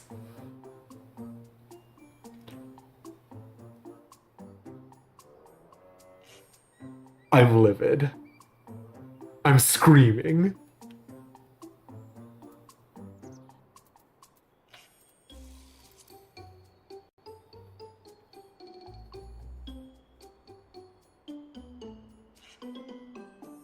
Fine. Let's see. No coat or cloak, but also no weapon. Ooh, we might have a winner. Hoy there, friend. You're not a mercenary by trade, right? I was curious about your bold choice of dress, or lack thereof. Oh, it was no choice of mine, believe me. I was attacked by beasts on the way here and barely escaped with my scales intact. My coat was not so lucky. I'm actually a toolmaker from Tuliolal and was dressed quite smartly. All the better to show the Pelu that I am a man who takes pride in his appearance, and therefore his work as well. But now look at me. Ah, of course, because if you're not wearing an expensive three-piece suit, clearly you hate your job and are bad at it. Good. I love entrenching the concept of an individual's work ethic based off of the clothing that they choose. That's why I'm wearing this Temple Knights shirt to represent my Temple Knights work ethic.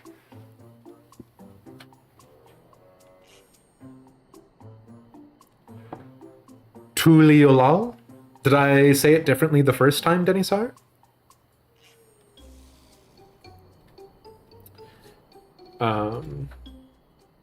Well, sir, this is your lucky day.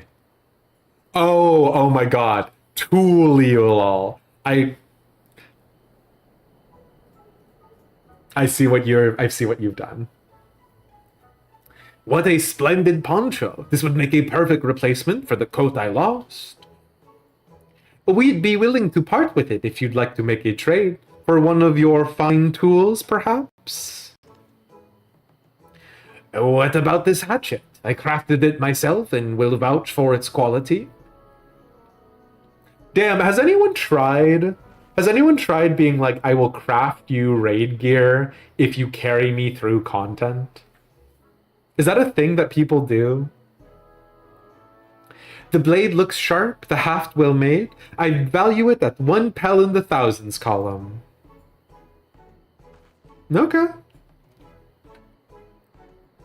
Oh, from 500 to 1,000, we have a deal. Wonderful. A fine garment such as this would put me on even footing with any Pelu merchant. Like the eponymous owner of Miplu's Mate Garden, huh? You doing a lot of mating in Miplu's Garden? What is this name? Come on down to Miplu's Mate Garden. Don't have a mate yet? Don't worry, that's what the garden's for. I mean, like, that's I presume that's not what it actually is, but like... Oh, mate. Okay. Yerba mate. Okay. All right. Okay. Her field hands use hatchets to harvest the mate, and I thought to impress her with the tool I sold you. No matter, I have other wares to sell. I'm glad I am to have met you. Listen, we haven't... All I'm saying is, we haven't yet had the, like, Yulmore, like, strip club, the, like, Radzat-Han, like, dance, like, chamber. I'm just saying, when are we going to get the degens represented? You've got great cultural representation of Peru. You've got great cultural representation of Mesoamerica. But when are the filthy perverts going to get representation? You know what I'm saying? The Final Fantasy XIV font doesn't support accents. Fair enough. Much to your regret as a person with a character named Herald. I don't actually know. Have I ever pronounced Herald correctly? I don't think I've ever tried to read it out loud. Oh, I have Prime up. Thank you, Fierce Blue. Did you hear that? We've already found our next buyer. To Miplu's Mate Garden we go. Yes, but it is a fair distance on foot. We should take alpacas. Gotta get over it at some point.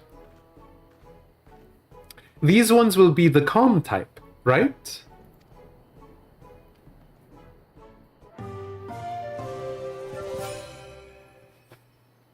Excellent trade! Success! You traded a 500 pel wool poncho for a 1,000 pel hatchet.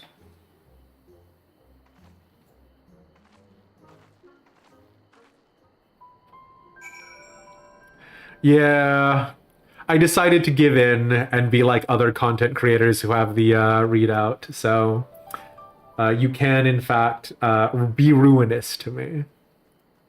But only at the cost of your money. Yeah.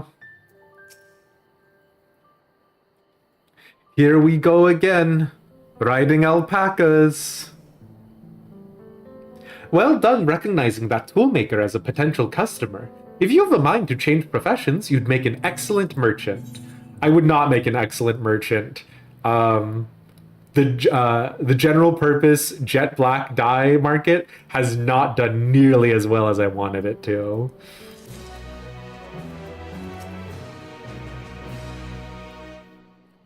We've been doing so well, even Tobli would have to agree. Mablu's dream. Wuklamot steals herself for the ride to find your next trading partner. Before we get moving, you should be the one to hold this.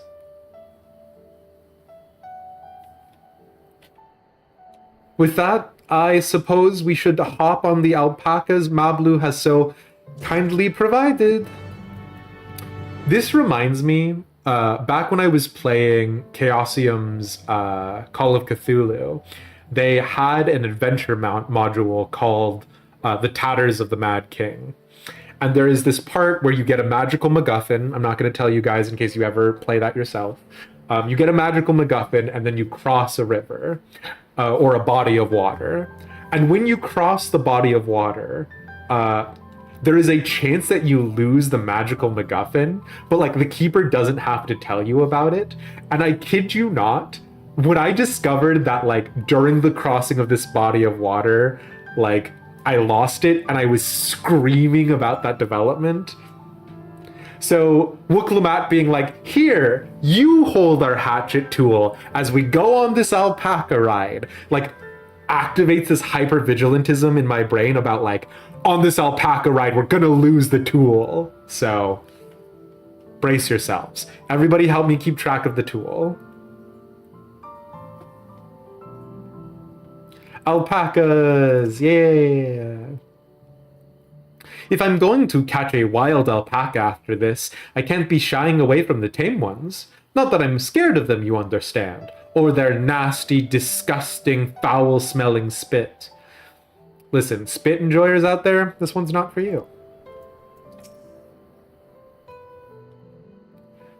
Ready to go? Let's mount up. Begin the alpaca ride. Sure. And it's off to the mate fields we go. Please don't spit, please don't spit. You'll be fine, these ones are accustomed to people. Oh, we can't go into first-person mode here. I still don't trust them. You have a knack for riding, no matter what you say. Without our alpaca friends, we Pelu would never have become traveling merchants. Can you imagine walking all the way across Tural? I swear that mountain is too tall to be real. Oh, they force us into first person, sure. Warkor Zamor, wasn't that the name? A foreboding sight, isn't it? One I've never appreciated up close. You have to take the long way around the cliffs to get there, to the highlands belonging to the Yakhoi.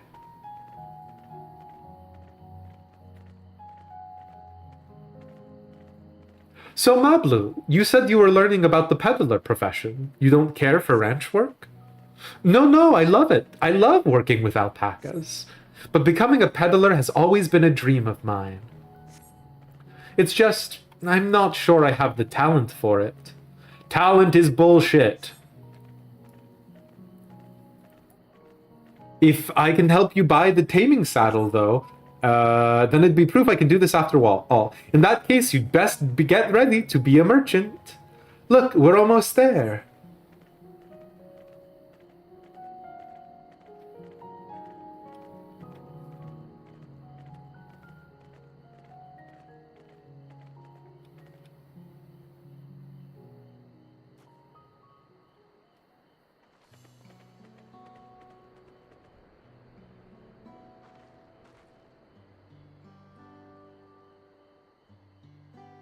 We made it, and without a single smelly incident.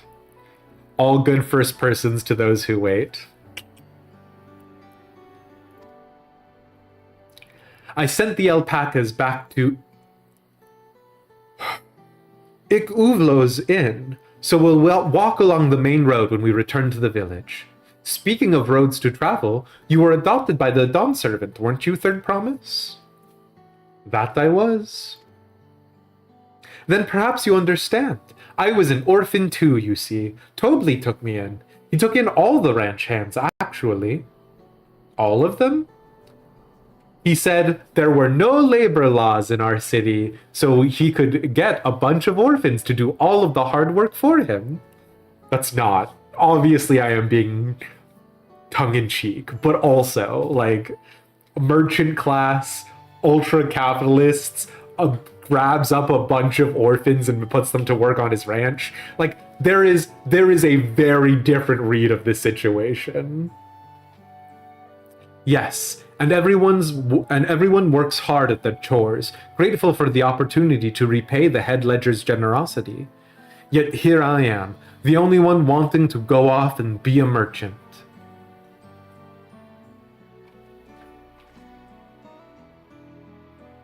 I'm sorry, I don't know why I'm telling you this. We need to keep trading things for your saddle if you're to prepare for this feat of gold. As it's mate harvesting season, they can't have too many quality hatchets. Add to that Wooklamat's way with people, and we should have no trouble making a favorable deal.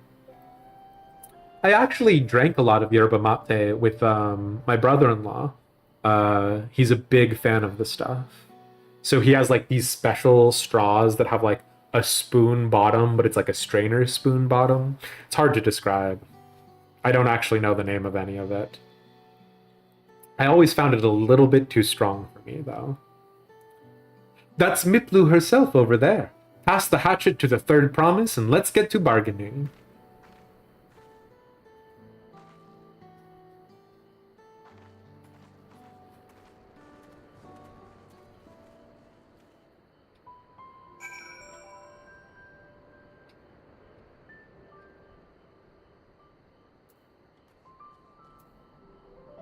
There's a guy who RP walks everywhere. Oh boy. I actually am drinking a little bit of Earl Grey right now. So, you know, that's a hydrate of a sort.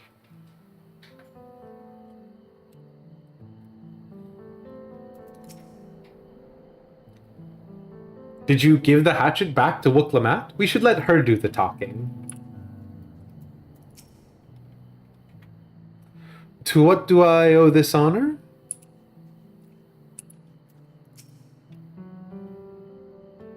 You have that little axe for me? Fine hatchet. A finely crafted hatchet you received in trade for a wool poncho, worth 1 pel in the thousands column.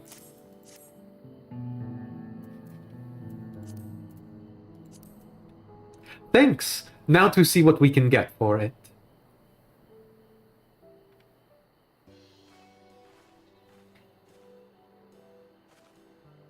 You're Miplu, the owner of these fields?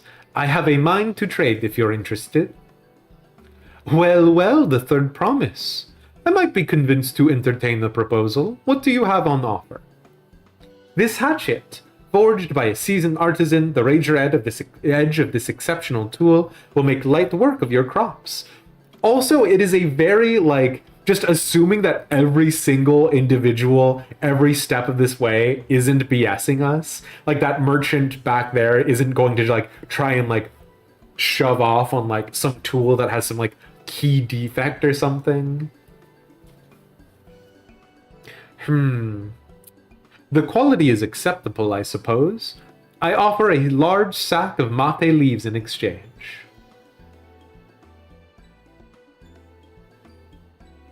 A sack of mate leaves is valued at 1 pel in the thousands column, the same price as the hatchet. This deal would bring us no closer to the mezcal. If I may, Mistress Miplu, it's harvesting season, is it not? Does not the demand for hatchets afford them a higher value? It is indeed the season, which is why I procured an ample batch of tools well in advance. We've missed the window for demand. In that case, we'll have to fall back on connections. Think of it this way. A generous deal here will put you in the third promise's good graces. Surely that's worthy of consideration. If Miplu is I'm actually a warhawk, I love expansionism, Zeralja all the way, I'm gonna scream. Also, Nixus, I see your joke about big axes. I do not wish to give offense, but I must tell you, okay, you know what? Miplu is with, Kona, fine. But I must tell you that I stand with the second promise. His innovations will improve every aspect of our lives, I believe, including farming. And I will no longer have need of hatchets. Just like us in the 21st century, no one owns an axe. I assure you that I have nothing but respect for Wukalamat.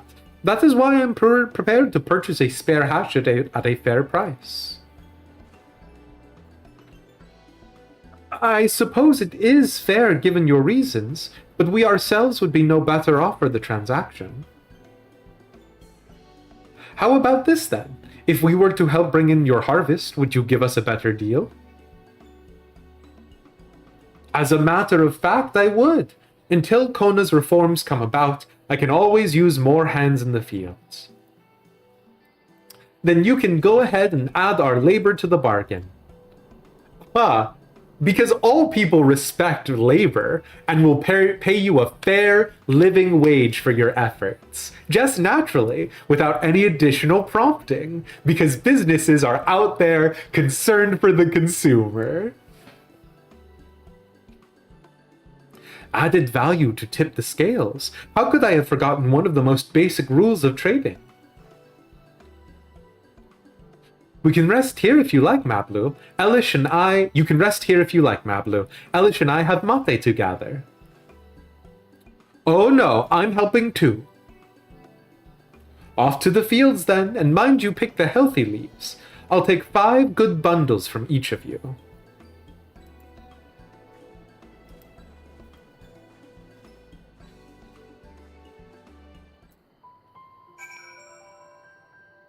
When I do Trial 2 with you, you want to do Trial 2 with me when I get there?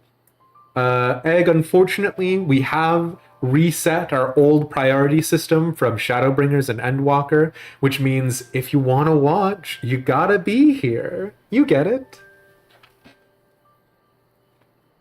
And also, if you feel like doing a little subscribe, it will give you an edge over people who are not subscribed. If you've got any primes sitting in your pockets. You'll wait until Trial 2 as well? Damn, y'all making Trial 1 feel real special, huh? Isn't it splendid? Go ahead, drink in the verdant vista of my beautiful mate garden.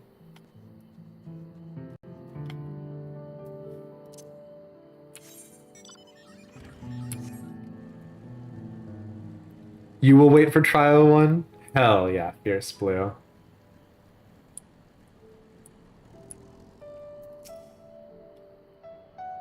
Did you see how Wukalamat came to my rescue there? She really is good with people. Mablu, you trying to say something here?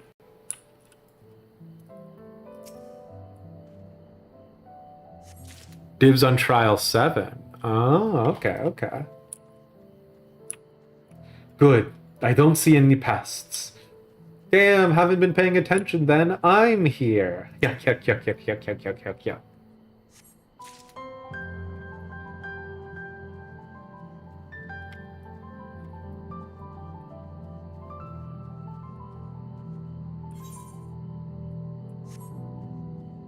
I said...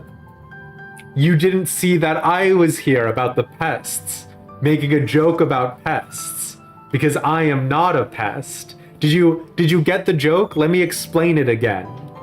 So the idea here is that the term pest has multiple definitions. And so therefore, is this thing on? Hello? Hello?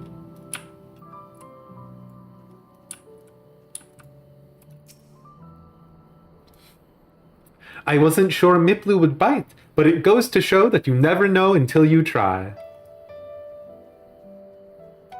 I think I'm too jaded for Dawntrail.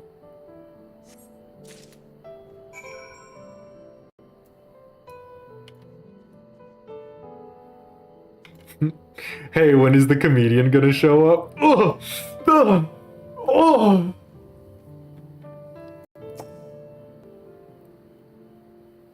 Okay.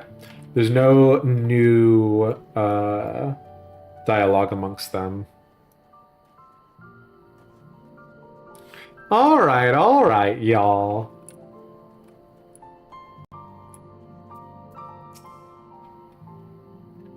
You've brought me some leaves then? Verdant mate leaves. A sizable pile of freshly harvested mate leaves.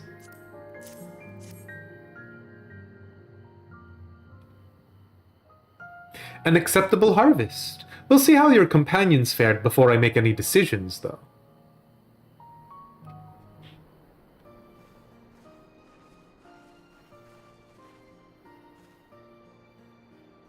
Here, we've brought our share as well.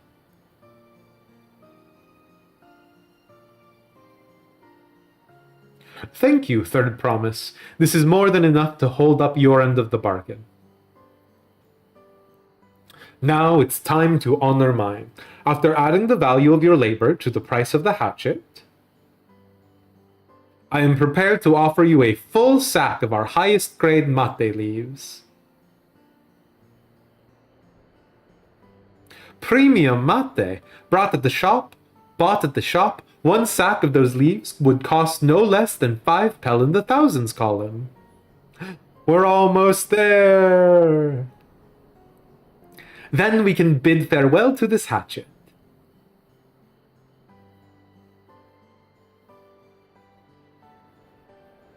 I'll give it a good home. Talk of the contest aside, I'm glad we could come to a mutually agreeable trade. As am I. All the best with the rest of your harvest. I mean, it does speak for the culture of... So is the city-state called Tuliolal? It does speak to the culture of Tuliolal that even though this is the first real transfer of power, that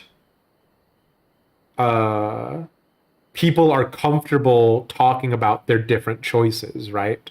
Like, because theoretically, you would think that everyone would be too afraid of Zoralja and his military prowess for anyone to, like, voice that they support anybody other than Zoralja. So the idea that, you know, people are comfortable saying, oh no, I support Kona. Oh no, I support Wuklamat. Oh no, I support Bakul Jaja, right? That is an interesting diversification. So yeah. Yeah, Tuliolal is only 80 years old. I was wondering about its exact age because the Ketenram conversations happened around 40 years ago, right? But yeah. Mablu, what's wrong? It's as I was saying before. Even after everything Tobli's done for me, I'm planning to abandon it all and become a merchant. But then I needed your help after forgetting a basic rule of trade. How can I expect Tobli to accept my decision then? Girly pop? That's like toxic parenting. I don't think Tobli is like, you have to be exactly like me. Have you mentioned your plans to leave?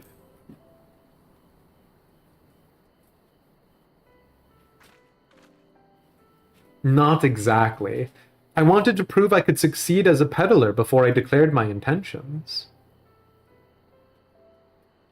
I seek to follow in my father's footsteps, but not because he expects it of me. I want to preserve Tural's peace, and becoming Dawn Servant happens to be the best way to do it. You should live a life of your own choosing, and I wouldn't be surprised if Tobli held the same opinion. So talk to him. You're right. It's better to find out for sure than worry over what he might say. Thank you for the advice.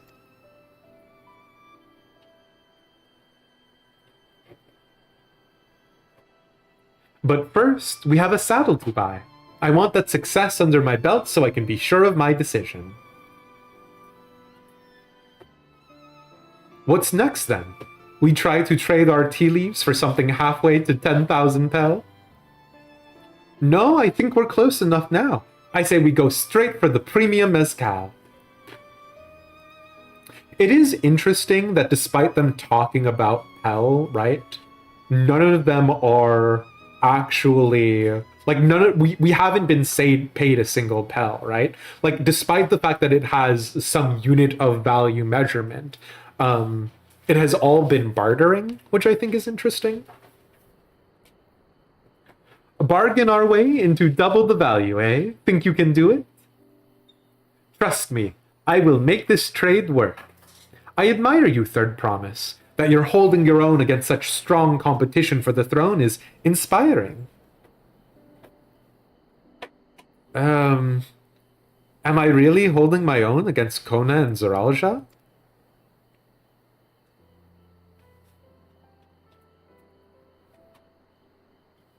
I mean, of course I am. I'm Wook Labat of Dawn's Promise, after all. Aww. Wook Lamat. Wow, wow, wow, wow, wow! Success! You traded a 1,000 pel hatchet for a 5,000 pel sack of top-grade mate leaves.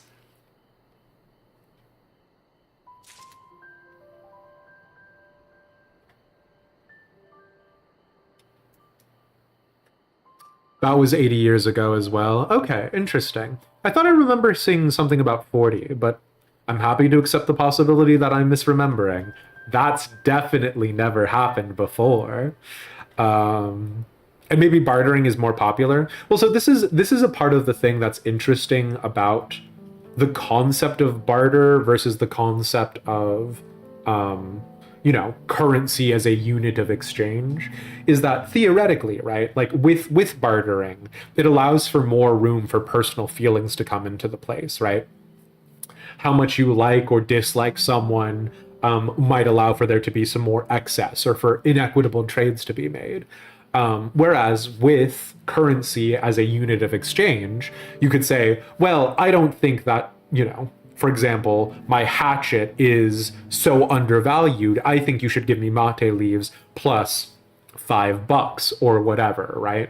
And so that's I think an interesting thing that has sort of developed, is that barter economies are intrinsically allowing more room for feelings to be a direct part of the exchange, whereas, you know, in this hypothetical world in which currency has a set value, right? The idea that you can cheat someone out of what something is actually worth is less likely. And so, I don't know, it speaks a lot to our, like, currency is inarguably a thing that makes our lives more efficient, right? I would much rather carry around a wallet than I would rather carry around $500 worth of precious gems, right? But at the same time, right, like, there is a question about who is guaranteeing what currency is worth, et cetera, et cetera, et cetera, intrinsic versus fiat and all that jazz. So you get it. I've never been one to take it slow. Once I have a goal in mind, it's full speed ahead. That's who I am. A premium deal. Wook Lamat has her eye on a jug of premium mezcal. Before we go, let me give you the mate leaves. I don't want to risk proving Erenville's point. I am so stressed about us losing the quest item. Ready then? Our next stop is the Mezcal Distillery. Actually...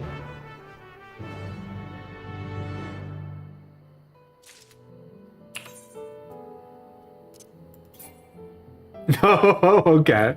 The sack of top-grade mate leaves cannot be discarded, huh? Okay. Listen. I was just letting the intrusive thoughts win. It happens sometimes. Is there an alpaca porter here? No. So we cannot write an alpaca back. Something should also be said for economies, for the size of the economy. Like, Urko Pacha is smaller, so ripping someone off in a small community is a bad deal. In our society, you just get away with it. I don't know. Do we have a confirmation of the size of Urko Pacha? Or Wachin Pelu? Because, like, it's one of those things, right? Like, where we're talking about, like, for example, the Gold Bazaar back in Thanalan, right? Like, the Gold Bazaar is ostensibly supposed to almost rival Ul'dah in terms of population, right? But both of them have, like, what, 10 NPCs if you're being generous? Oh, Hunt marks.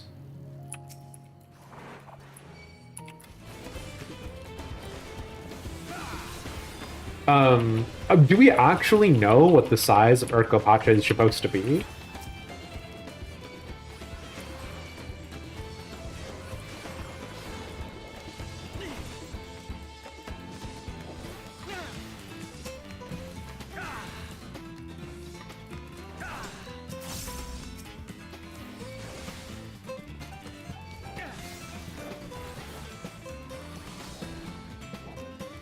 Atonement ready. Supplication ready. Sepulture ready.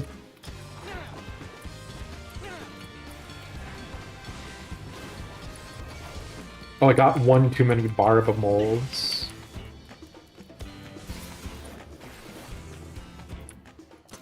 Those are our cool new outfits. I can't change clothes if I'm not in a settlement, Wirebone.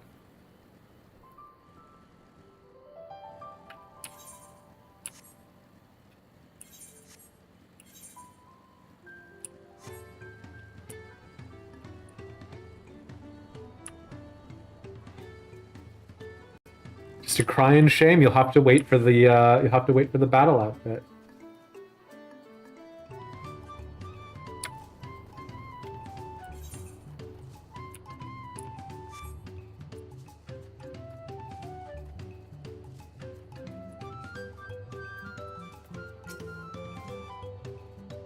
Oof, the smell of mezcal is overpowering. The fumes alone are making me dizzy. Will want to speak with a man by the name of Gobli. Even among his fellow distillers, he's regarded as a master of his craft. He knows the value of his product, so if we're to convince him to trade for twice what the leaves are worth, we're going to need targeted information. That means asking around and taking in the gossip. If you could talk to the people here in the distillery, Elish, perhaps Wuklamat could do the same at the village entrance. Meanwhile, I'll head to the north side and see what I can learn.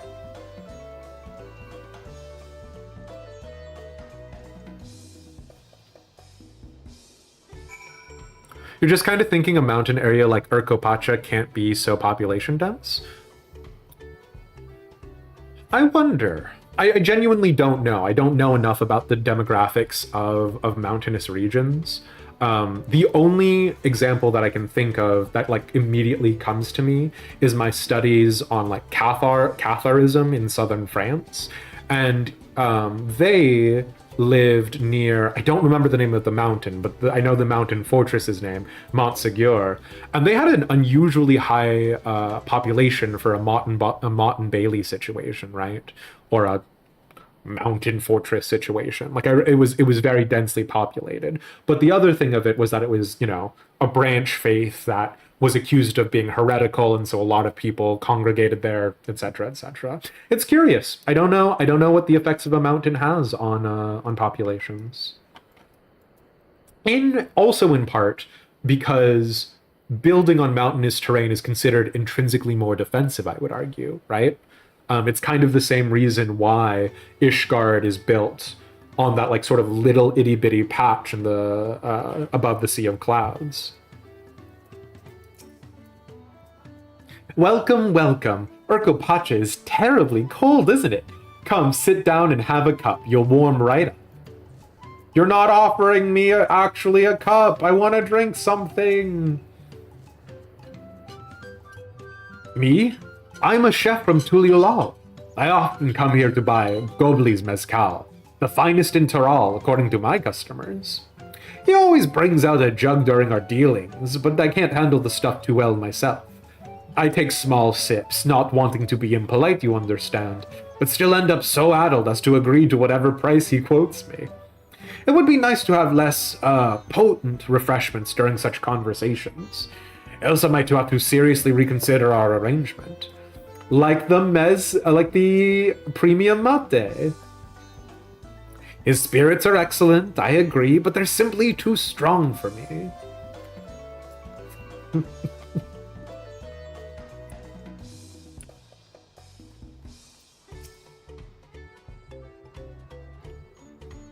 Gobli might be a deft hand at distilling, but he's got no sense when it comes to appearances. Rumor has it that he's been invited to the palace for business negotiations. If he presents himself to the court wearing his usual rumpled attire, though, he'll be laughed out of Sunperch. Interesting. Wear battle gear? We're not fighting anybody yet.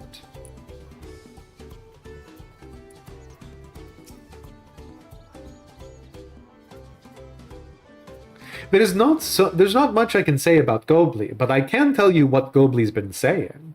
The other day, he was muttering about monsters prowling around Agave Jaws. That's the field where they gather ingredients for the mezcal.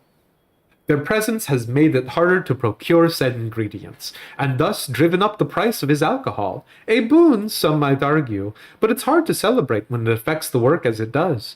Can't rightly bring joy to people if you can't keep making the things they love.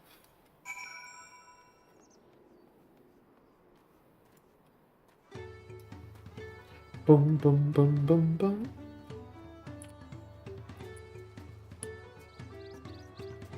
Okay, it's not this house. Okay. Where was Wooklamant? Is she around? Does she have ambient dialogue for us? Wook!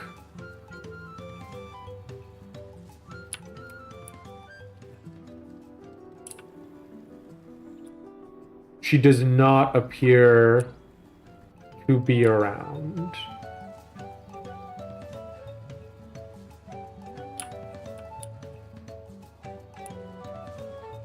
Okay.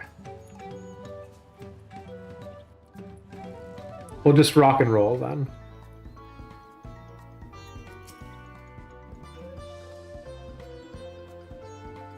So, what did you find out? Oh, we can make use of all those tidbits. The deal is as good as sealed. As for me, I found out where Gobli is working. There's a millstone at the top of the slope behind the distillery. You go on ahead and I'll bring Wooklamant.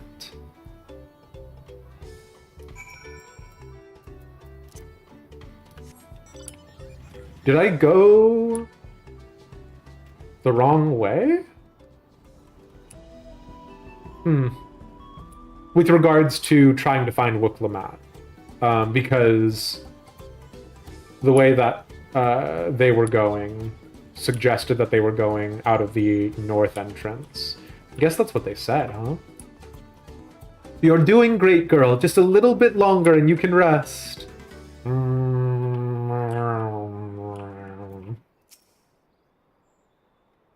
Do you wish to see how mezcal is made? As a distiller myself, it always brings me joy to see others take an interest in our craft. Okay.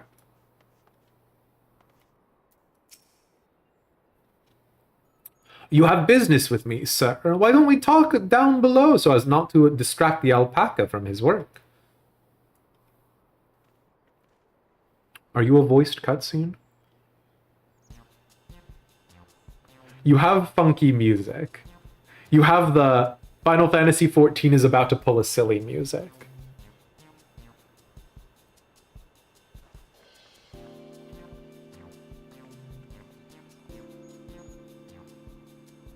Now, what's this about? Keep it brief if you would. I'm a busy man. We are in the market for a 3-year-old jug of premium mezcal, assuming you have any on hand, that is.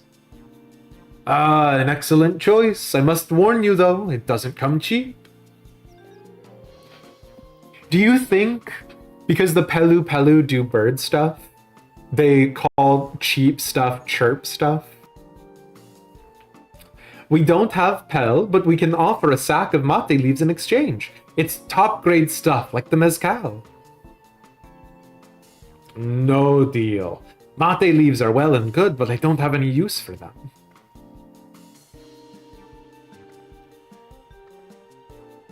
No deal, just like that. Still, I'd hate to send you away empty-handed. Why don't we sit and chat a while over a cup of mezcal? Now the real bargaining begins. Which of our cards do you want to play first? the Hubigo chef's distaste for strong drink, because he just hit us with the why don't we have a drink over mezcal, right?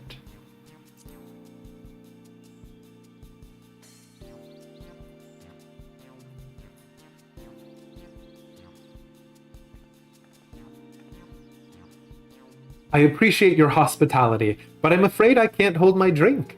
I've heard one of your regular customers, a Hubigo chef, is the same. Seeing as not everyone can enjoy mezcal, I wonder if you might benefit from having other refreshments to offer.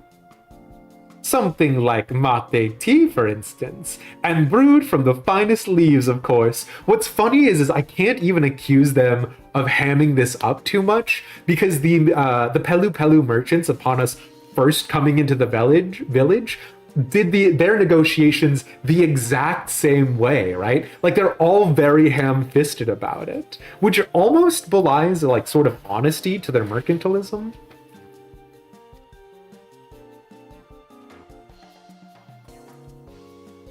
You're right, absolutely right. I had noticed a growing reluctance on the part of my Hubigo friend, but did not realize I myself was to blame. I must endeavor to be a better host. Still, even with that added value in mind, no sack of leaves is worth the mezcal you're after.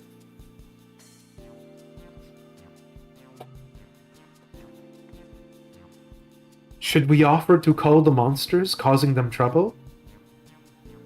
Not yet. We'll keep that card up our sleeve until we need it.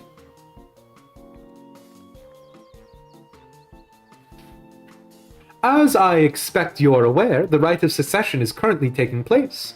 That's why the third promise has graced us with her presence. When the contest is decided, the subsequent ascension ceremony and the banquet will be a prestigious affair. Oh no, if your mezcal were to be served there, it would bring your distillery immeasurable fame.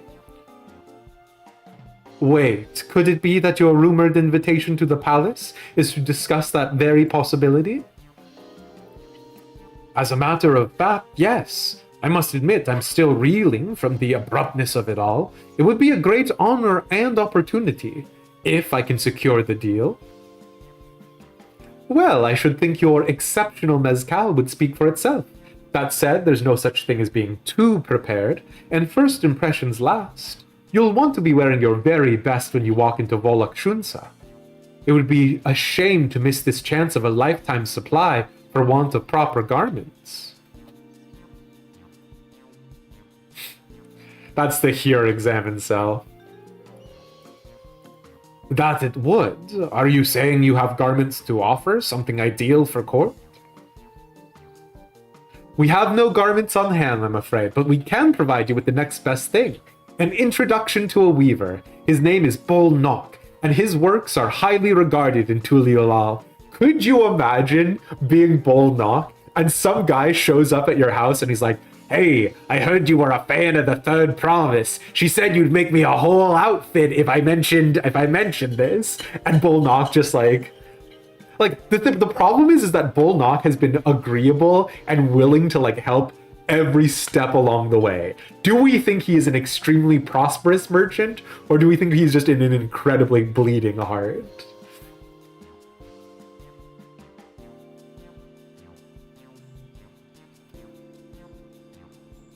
As a supporter of Wook Lamat and a keen observer of palace politics, he will doubtless be happy to guide you in the selection of an outfit to fit this golden occasion.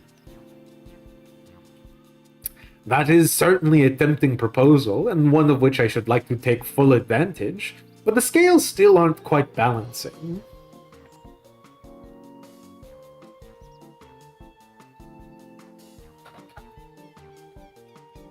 Say, weren't there monsters running amok in Agave Jaws? That's a problem we could easily solve for you.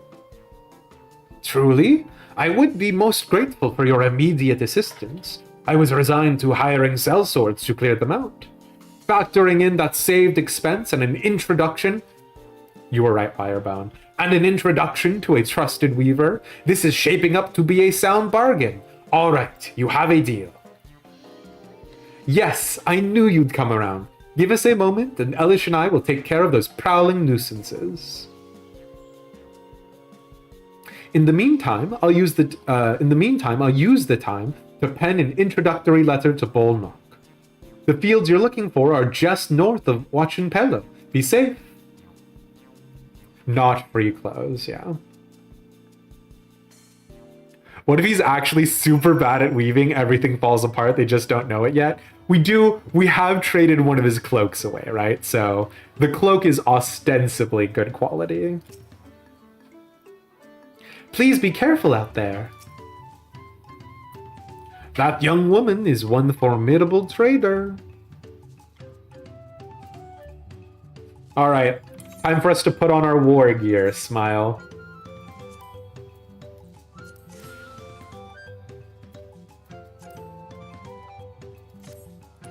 And because someone keeps complaining about Paladin without shield, I tried to choose a shield that I thought would be appropriate for rugged adventuring feel, while also not being too in the way.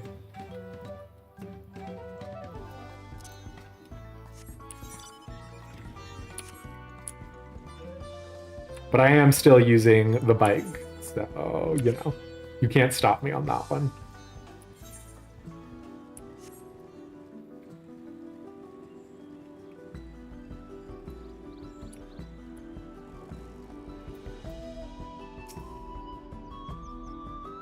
That should be Agave Jaws, just over there. This will go faster if we split up. Come and find me once you've finished clearing out your share of the pests. Also, the Scions of the Seventh Dawn, or excuse me, not the Scions of the Seventh Dawn, Alphino, Alice, and Kryl are just back at the Alpaca Ranch. Doing what? Shoveling alpaca poop? Like, what is the premise we are being led to believe here? Because they said they'd help out at the ranch for, right? RP is RP, but that mount speed is kind of hard to ignore. For real, though. That being said, you have been using the Alpha Bike. Feels really appropriate. I don't know if I know what the Alpha Bike is. I have also chosen the Radiance Bastard Sword, augmented so that way I could dye it Marble Green. I feel like, again, it sort of represents that like little Ishgard feel that I'm going. That's a little bit more Nuevo chic, but yeah.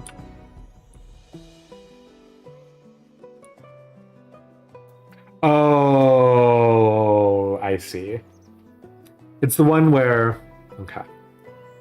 Easy as picking mate leaves.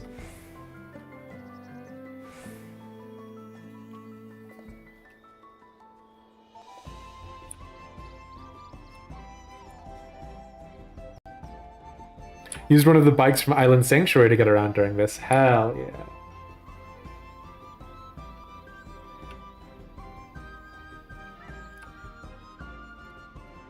I clearly overestimated how far away everything was. Ooh.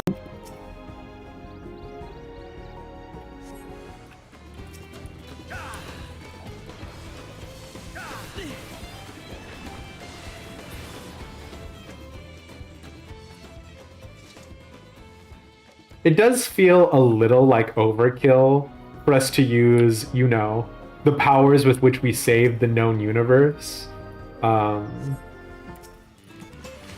to kill these like random lawn pests, but you know, it be what it be.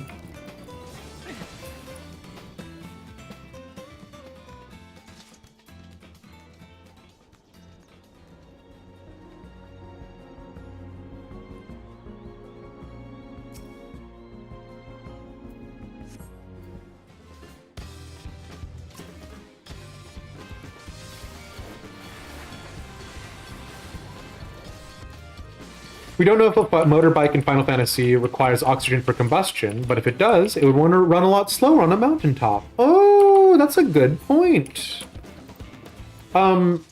We have every reason to believe it doesn't necessarily. Oh my god, what is... What? Sentinel became Guardian. Oh, I see, it's just an upgrade. Do I have other new moves that I haven't noticed yet? Okay, no, I don't. It's just because we got Paladin to level 92. I was like, what is this icon I've never seen before? Sheesh, okay. Man, if only we had that for Thornton. Dark Knight gets an XCOG style effect. Okay, okay, okay. 30% MIT for tanks upgrades. Yeah, I was just thinking about like the change to no longer it's just 3 stacks of Sword Oath, which I thought is very cute. Like, we didn't actually get new moves on Paladin, but we got new moves on Paladin. Your scholar got mad at you when she found out you get your own XCOG. Listen. Just fully make Capri redundant. Compared to the creatures I hunted with Papa, this was no challenge at all. Come on, let's head back to the distillery. All that's left is to give Mablu the sack of leaves so she can seal the deal.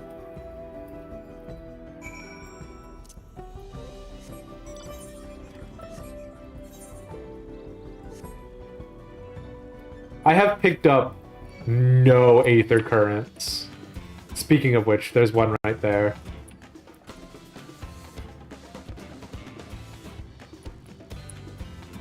Sir? Sir? That's what I thought, sir. Ooh, congrats. What award did you get?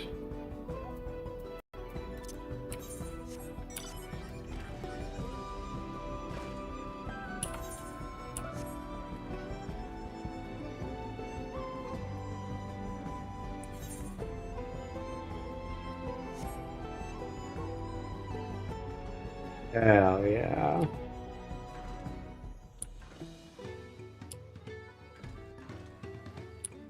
If you didn't get your Twitch drops yesterday, now's a great time to get them.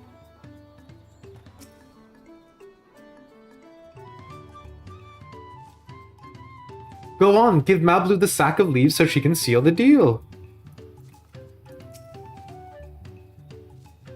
Finished already? Even hardened mercenaries would have taken longer. I haven't done any of the Aether Current quests. We always do those at the end, Fierce. Yeah. Those monsters were no trouble for you, it seems. Now, if I could just have the sack of leaves. Top grade mate leaves. A large sack of premium mate leaves you received in trade for a fine hatchet and an investment of labor, worth 5 pel in the thousands place.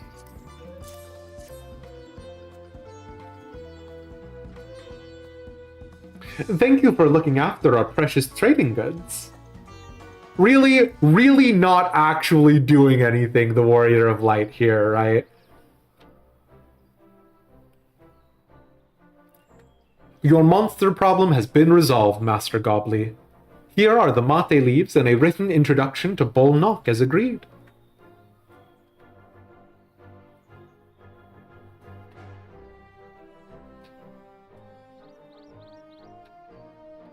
Then the deal is done. Here, your jug of premium mezcal aged 3 years. Please accept it with my compliments.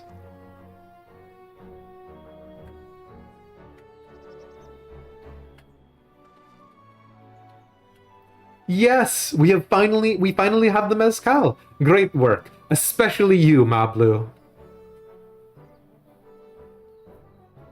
You are the one that inspired me to come this far, Third Promise. But let's not celebrate until we have the saddle in hand. Mablu, is it? You drive a hard bargain, young peddler. I look forward to doing business with you in the future.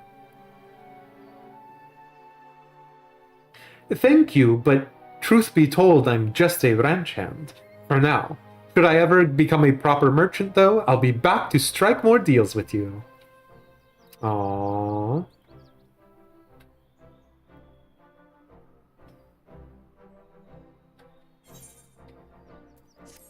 Hell yeah, hell yeah.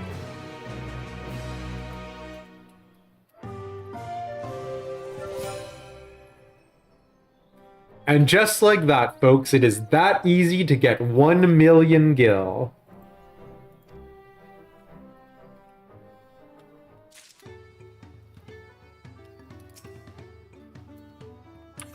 I am actually going to go back to...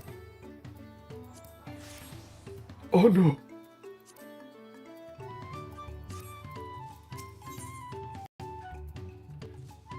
Oh, wait, no, hold on. I didn't mean to actually click on Wooklamat there. Hold on. Master Gobley's praise makes me confident I can be a peddler after all. Well, a bit more confident than before, at least. Just pull yourself up by the bootstraps. That's how physics works. I'm satisfied with our trade, and I trust you are too. Should you have need of more mezcal, you know who to come to. Wooklamat ready to return to Havli. Even at the palace, I don't think I've ever held a 10,000 pel jug of anything before. My hands won't stop shaking. Here, you'd better hold on to it until we get to the saddle maker. Really just holding Wooklamat's things for her, huh? Could you imagine if we dropped it and had to start all over again? Luckily, Havli's place is not far. We just need to head across the plaza. No, Mablu, I don't want to imagine it.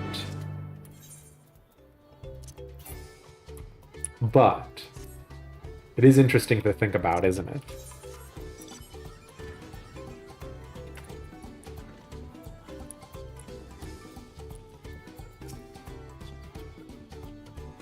My price is final. Bring me a jug of premium mezcal or go bargain with another saddle maker.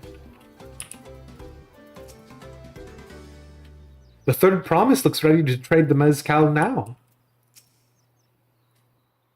This is it, the trade we've been working towards.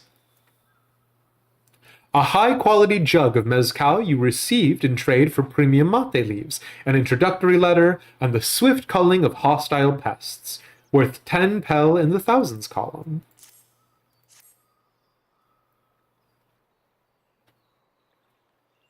Whew, still in one piece. Right, time to make our deal.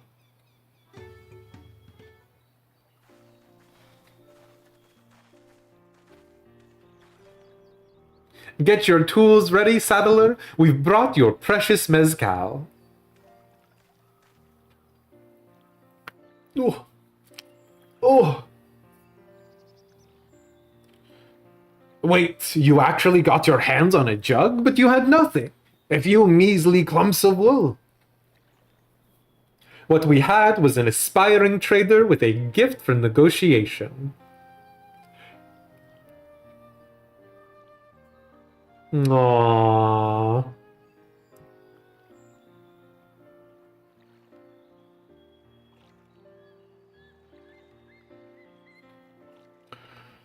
Although I'd sooner aid no claimant but Zoralja, I cannot go against the guiding principles of the Pelupelu. The trade is a fair one. I will craft your saddle, third promise. Great! Stay and wait if you like. I have all the requisite materials, so this won't take long.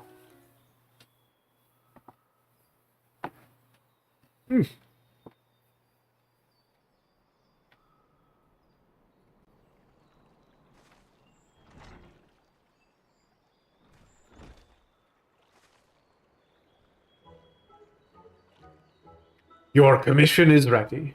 Catching a wild alpaca is never a simple affair, but you'll have an easier time of it with one of my saddles. I will be honest. No offense to the Pelupelu, but the Hanuhanu quest portion blows the Pelupelu's portion out of the water. No offense. They're delightful. I think they're cute. I like idealistically and stylistically what's going on here, but I'm just like, I don't know. Is it supposed to be Wooklamat learning the value of hard work? She already knows that. I don't know. Now, if you don't mind, I have other work that needs finishing. I can taste that smooth mezcal already.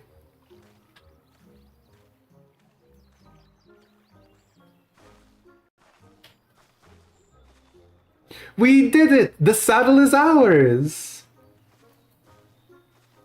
And to think we started out with only 100 pel basket of alpaca wool. Mablu, you are going to be an incredible merchant.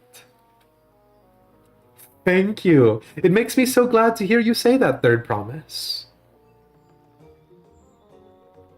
We got what we came for, so let's return to the ranch. The others will be waiting.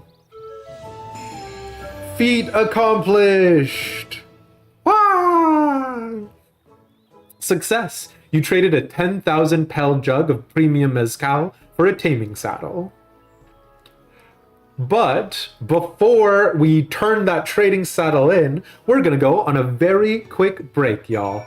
I'm actually kind of hungry, and so we're probably gonna be eating. I'll try and eat as fast as possible, so that way I don't give any of you guys the heebie-jeebies. But yeah, 3 to 5 minutes. We try to keep it on the 3-minute side, and when we return, more MSQ. See ya! Oh, not gonna lie, you would have arm wrangled an alpaca rather than take that right-up saddle. Honestly so, Zoralja being like, strength recognizes strength, and then just running off to, I guess, grapple an alpaca, very funny to me. All right, see ya.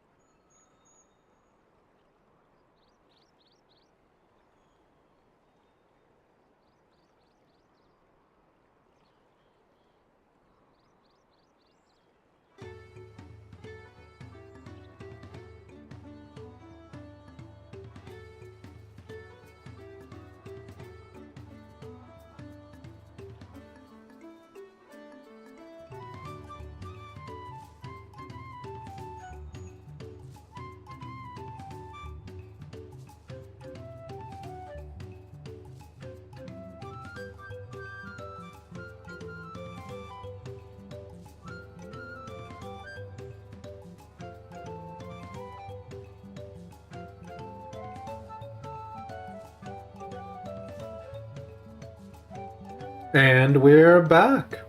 So, we've just left off taking care of sweet, I was about to say sweet boy Wooklamat. That's not right. We were taking care of Hrothgal Wooklamat. We are popping over to the ranch to meet up with the rest of our crew and watch Wooklamat successfully wrangle a wild alpaca. What could go wrong? So that was the third promise. She's not the spoiled, untested daughter I was expecting. Yeah.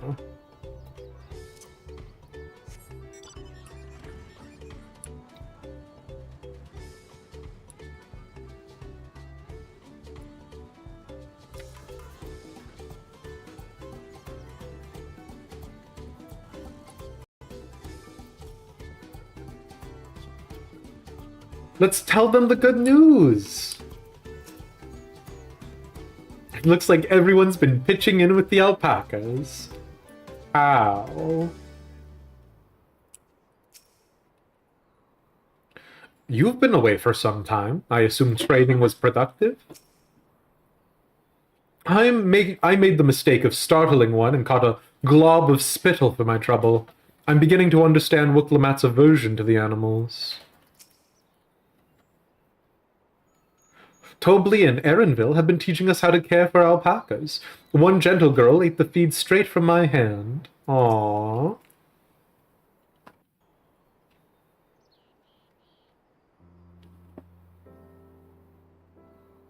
You've acquired the saddle, then? Yes, and thanks in no small part to Mablu. Before you rush off to catch an alpaca, though, let me teach you how to saddle one. I'll bring out one of our wild-born friends so you can practice.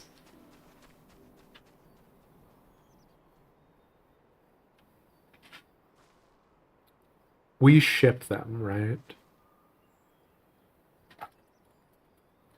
I know. This is something I need to learn.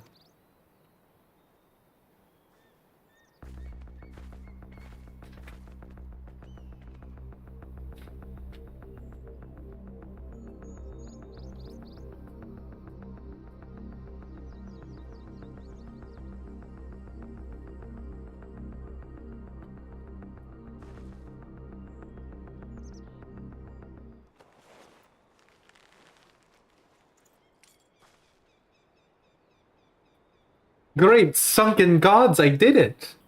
Hell yeah, great sunken gods.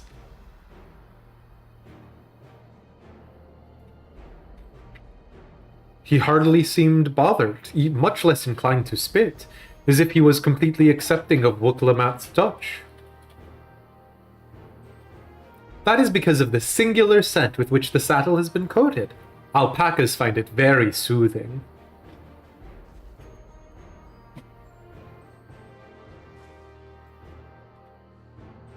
You know, I've never taken a good long look at one of you before, but you're actually kind of cute. That's what people say about me. Chat? Compliment me? You're only now noticing that.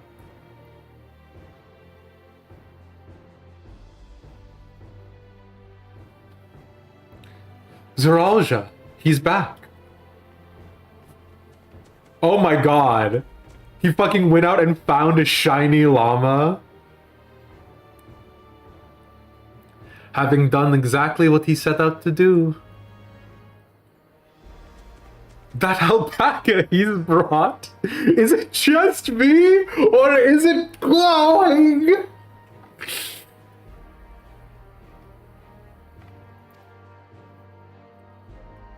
I've heard tales of such a beast.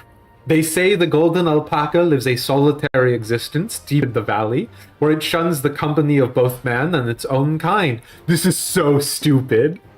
Zeralja went out and shiny hunted an alpaca? Is that what you're fucking asking me to believe right now, Erinville?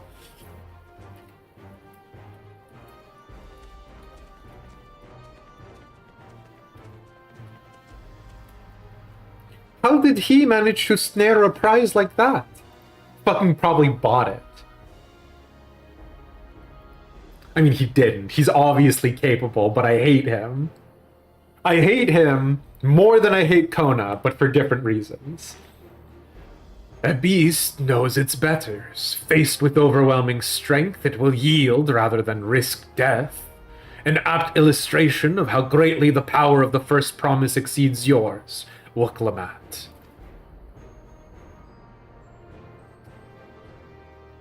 Strength alone won't win him our father's throne. I'll be the one to find the Golden City, and then Tural can remain at peace. Surilja. Do we think he's an evil vizier controlling Zurilja? Do we think he's doing the Grima Wormtongue?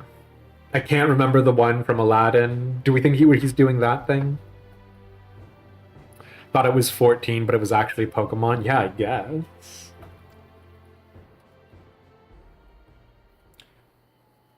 An everlasting desire for peace can only be forged in the fires of war. Jafar, thank you.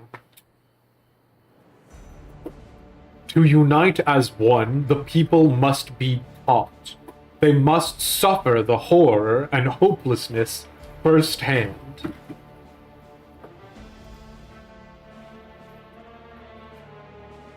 Exhaustion from prolonged conflict. The wages of war's merciless nature. These are what moved the clans to join in the founding of Tuliolal all those years ago. Are you sure? Like, y'all don't even have the excuse of Asians whispering in your ears poisoned lies. Y'all are just fully drinking the war Kool-Aid. Consider the younger generation of this village. Since birth, they have basked in unbroken harmony, and behold, they regard war not as tragedy, but opportunity. Thus does the resilient son seek to provide education. He offers much-needed lessons in the realities of conquest, and a renewed appreciation for peacetime. Surilja, this is insane.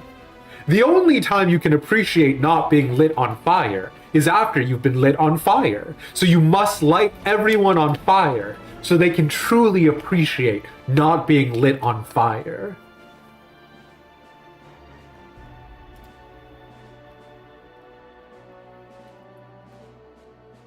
"'Tis true that war's misery breeds a longing for peace. But I have seen with my own eyes what becomes of an empire forged through the violence you propose. The rebellions it spawned and the ruins it left behind." Like a Saw movie, golden alpaca distracting. "The Garlean Empire was a congregation of simpletons.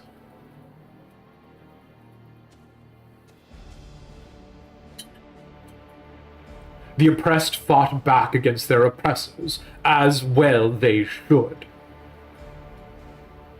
Men are not beasts. Only a fool would seek to rule over all with the threat of force alone. This is why Gulul Jaja did not elevate the Mamulja, why he treated all clans with equal respect. However,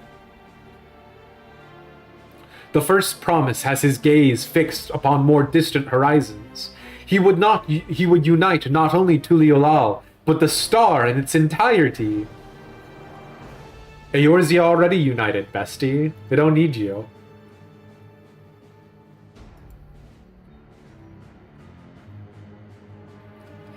Yeah, alright.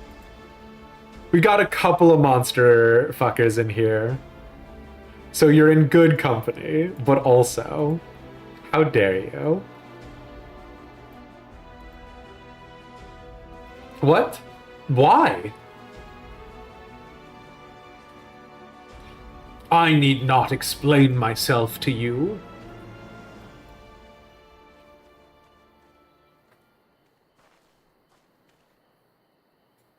Oh, well done indeed. The first promise has completed the feat of gold with an appropriately golden flourish. May I present to you your much-deserved keystone?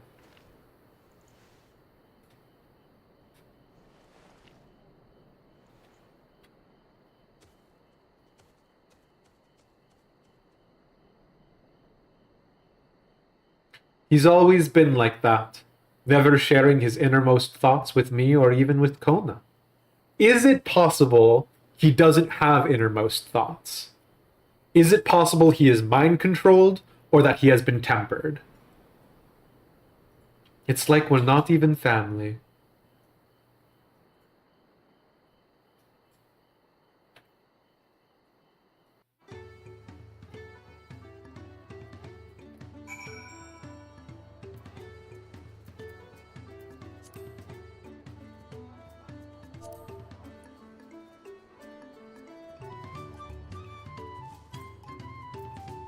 Okay. I could never agree with Zoralja. I want Tuliolal to be a land of peace, now and always. A golden alpaca in the flesh. Like the Golden City, I thought them a children's tale. What kind of idiot thinks the world can be united with war? Even most Garleans have since realized that the conquests were a mistake. Zoralja being like, only an idiot thinks someone can rule by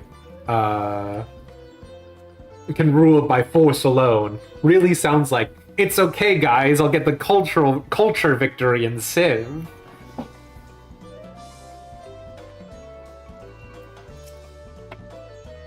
Zoralja is willing to go to war for his twisted vision of peace, but should he achieve this peace, then what? So much of our star has begun to embrace reconciliation and rebuild, and this would-be warlord would thrust us all back into turmoil. We cannot allow it to happen. The alpaca seems glum. Perhaps it is wistful for the soothing scent of the taming saddle. Damn, the saddle is that good scent. I'll ponder Zoralja and his mysteries later. Right now, I need to think about finishing the feat of gold. I have my saddle, I've practiced how to use it, so lead on to where the wild alpacas roam. The valley of Orunkanka is northwest of here. Come on, everyone. Even if we can't enter ourselves, we can see Wuklamath off on their hunt.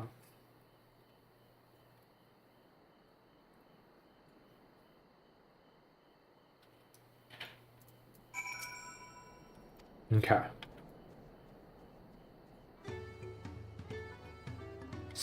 I'm so angry about this. So stupid. How much do you want to bet that's the new Bow Hollow Leaves mount? Golden alpaca.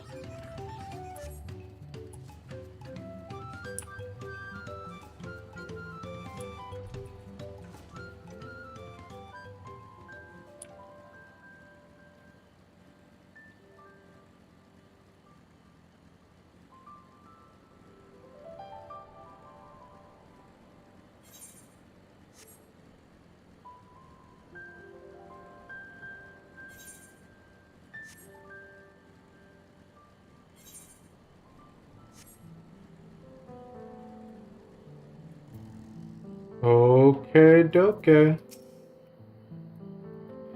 How deep do you think the valley is? I glanced over the edge on the way here, but the mist was too thick to even speculate. It's probably going to be the new guild dump mount. Oh, for sure. I've never set foot beyond this point. The valley is said to be home to fiends far more ferocious than spitting alpacas. Orunkanka is a steep and treacherous place, so only those with the head ledger's blessings are permitted to go there. Zoralja may have caught his alpaca first, but that doesn't mean Wuklamath is out of the running. She can do this. Mablu's right. The least we can do is let Wuk-Lamat know we're cheering for her. Are we now? I can do this. I know I can. You know what would be a great way to cheer Wuk-Lamat on? Showing her our team spirit. What are you doing? Your chosen method of support has confused Wuk-Lamat. Perhaps a tried and true cheer will prove more effective. Weird. Okay, what if we do cheer jump? That'll help her out. No? Weird. Cheer jump isn't it. What about cheer on?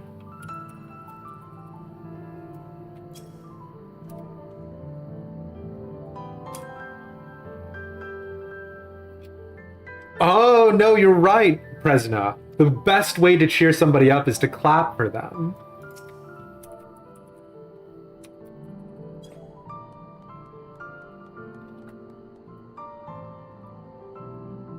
Weird. Clap didn't work. Heart hands, of course. Everybody loves a good heart hands.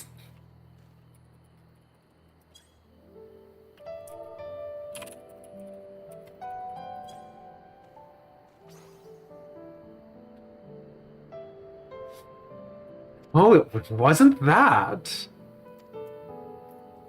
You age 50 years every time this bit happens? I don't know what you mean. The best way to cheer someone up is arson. Okay, hold on.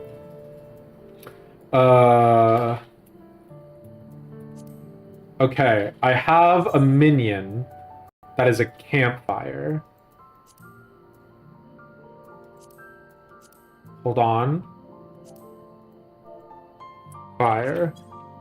Wanderer's campfire. Wuk-Lamat, is that cheering you up? Yo, I think our MSQ is soft locked. I don't know what we can possibly do to get past this.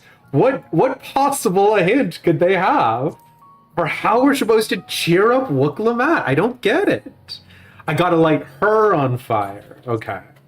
I can't do that, unfortunately.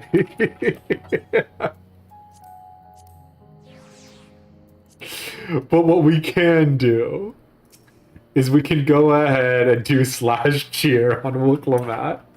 I fucking love these so much.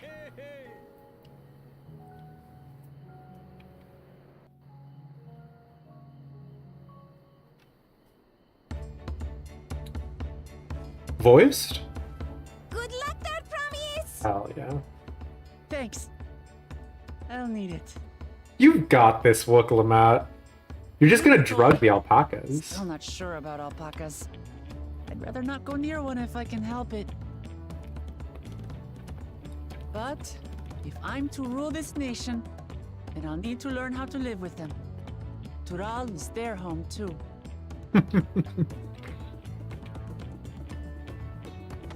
Right. I'm off.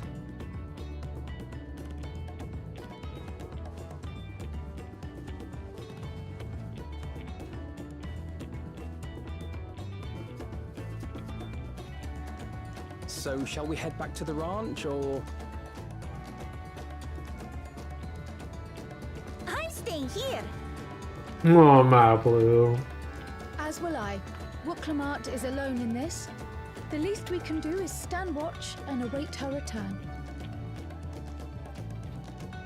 I'm sure this will never come up again in the future. It may be a while yet. Help me pitch the tent. Hell yeah, Erinville.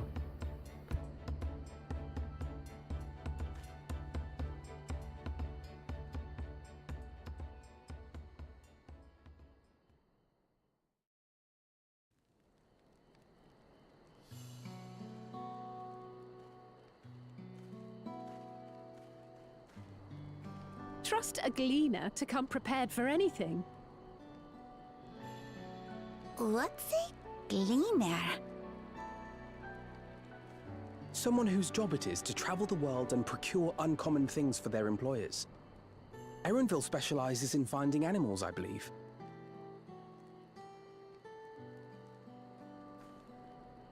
But aren't you a Shaitana from Tural? Why did you cross the salt?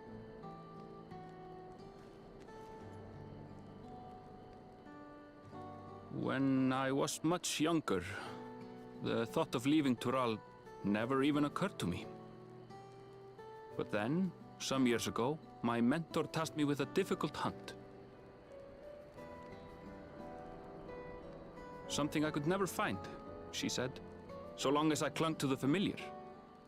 She suggested that I leave home, leave Tural, and join the Gleaners of Sharlayan. As one of them, Is Erenville a I could viper? experience the world, immerse myself in myriad cultures and customs, see the many faces of nature. And once I had learned what is truly important, I would find that which I seek. My younger self took those words to heart, and off I went to become a gleaner. Her words alone moved you to leave behind everything you'd ever known? You must have great respect for your mentor. As it happens, gleaner work was much to my liking, and I all but forgot why I had pursued it in the first place. Yet, events conspired to put me back on the trail I'd abandoned. Wait, are you saying you were tasked with finding this city of gold? I was. And though my hunt is now entangled with the right of succession, I mean to see it through. Well then, I understand completely. We all have our reasons for seeking the Golden City. Which is all the more reason for us to work together. Just so.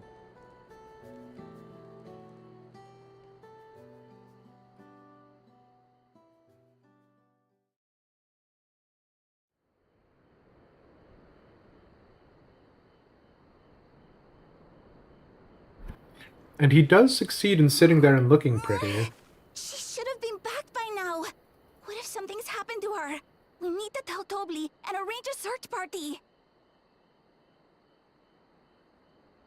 Wait. Do you hear that? Oh my god, is she going to be followed by a herd?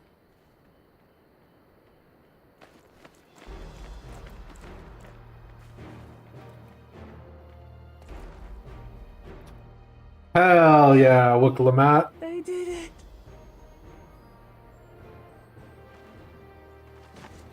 I thought she was going to be chased out of the valley by a herd of alpacas, but that would have diminished her success here, I think. You're utterly spent, and small wonder.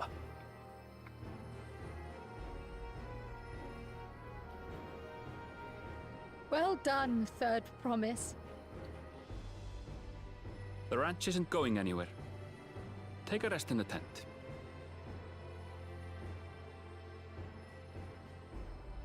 I think I will. Thank you all for believing in me. Oh.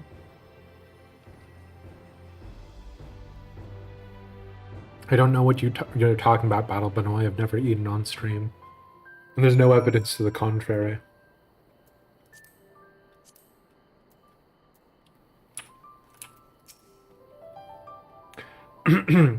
We were out here for quite some time, but I'm glad Wooklamat was able to catch her alpaca. And Erenville choosing to share his story with us was a welcome surprise. Alphino was quick to lend a hand with dismantling the tent. Is this to be his new obsession now that he's mastered collecting firewood?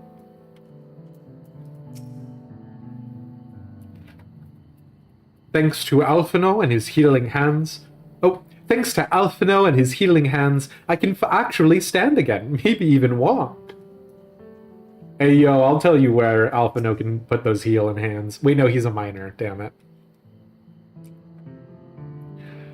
Wookalamat had no serious injuries to speak of. However, she had been pushed to the very limits of her endurance.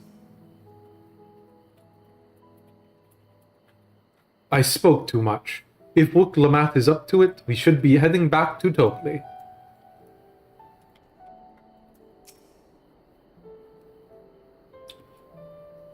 I'm so relieved the third promise came back to us safely, and the alpaca she tamed is a healthy-looking beast. Surely this will be enough to satisfy the feat of gold. We're not going to get the alpaca mount for doing MSQ, are we? Knowing the Pelupelu, Mablu is minded to rush ahead to the village. Wookalamat still seems a bit unsteady on her feet. Hardly surprising after she spent the night chasing alpacas. You know what will melt away fatigue like that? Like magic, though? Mate tea. I'll run to the ranch and get a pot brewing. That way you can take your time and the tea will be ready when you arrive. And then all of us got killed on the way in, and no one saw Wookalamat or their entourage ever again. As Mablu so wisely suggested, we shall set a slower pace for our exhausted third promise.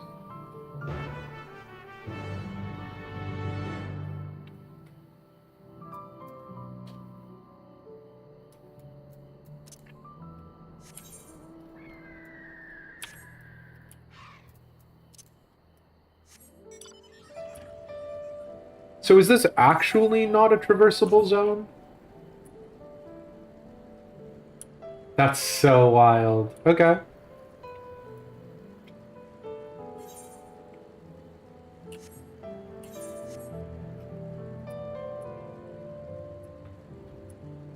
Give me a feeling of vertigo there. Good.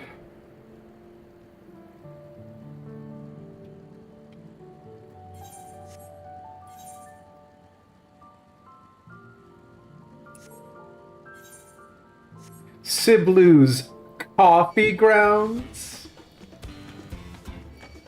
No, that's okay.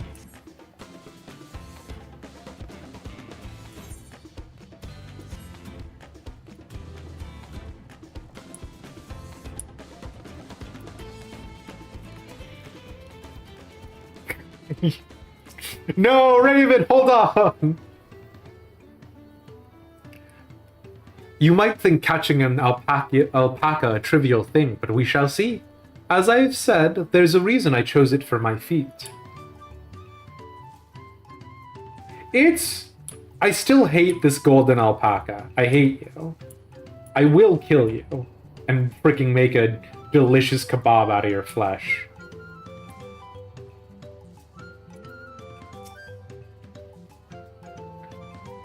Came back ahead of the others, did you? I should hurry along with the tea then. Wookalamat can't be that far behind. What am I, chopped liver?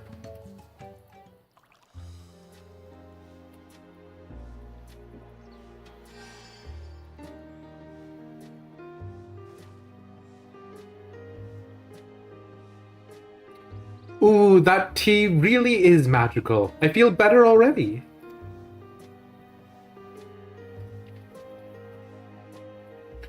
I see you've become more comfortable around our fuzzy friend. Watching this one taught me a lot about alpacas. What grasses and fruit they eat, what sounds they react to, their adorable little quirks. Okay, Wookalamat, you've been gone for a day. It's like those people who go to like Paris for a day and they're like, oh, the culture, it suffuses every pore in my body. Like, okay.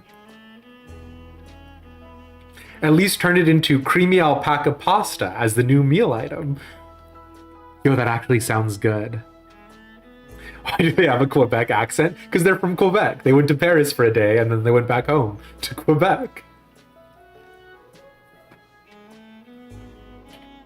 I guess I've grown fond of them.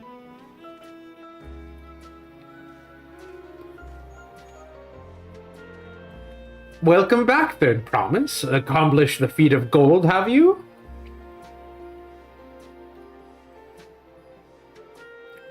Yes, there is no mistaking a valley alpaca.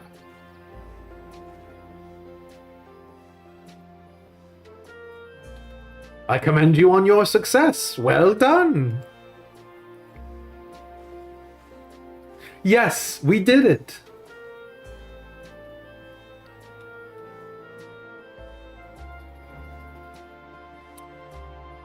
Although I couldn't find the shiny one like Zaralja did. Literally calls it a shiny one. I'd be surprised if you had. Golden alpacas are born but once every few decades. They are elusive, solitary creatures that are rarely seen, much less captured, thanks to their innate physical and magical gifts. What is this? What is this, a freaking car commercial? And if you call Tobley's Family Ranch right now, you too can be the owner of a shiny alpaca.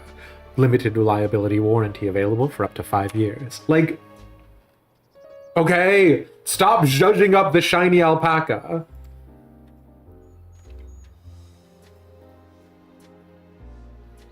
Only a single other person is known to have caught one before, that being Gulul Jaja himself. Papa was chasing alpacas too? So my grandfather's stories say.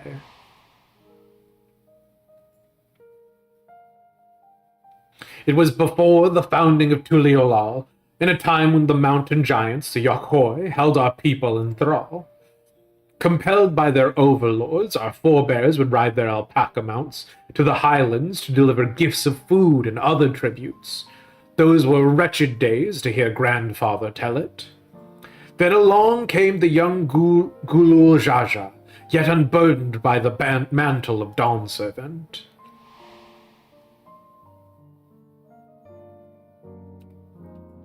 Our people were amazed by his imposing two-headed figure, equal to the Yokhoi in stature, and puzzled by his entourage of mismatched companions. Oh my god, is that a moblin? Some trembled in fear, believing a new conqueror had come. Yet Gulul Jaja showed no such inclinations. He sat and spoke with us, sipping from the cups of mate tea we offered him, and grew somber when he learned of our plight.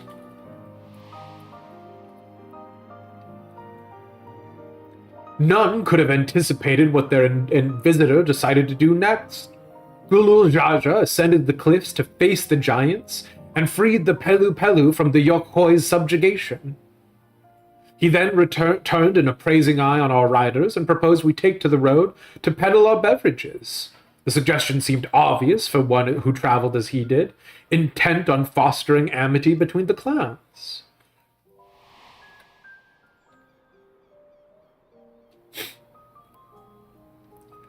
When he slaps the top of the alpaca bleats. So it was that a few words from Gulul Jaja that transformed us into a clan of iterant merchants.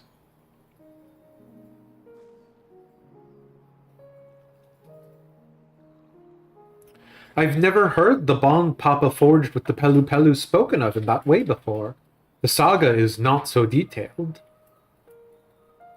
Then you may not know that Gulul Jaja sought a sure-footed guide for his trek up into the highlands. Thus did he capture a golden alpaca. So both my brother and my father caught the rarest of creatures, while an ordinary one was the best I could manage.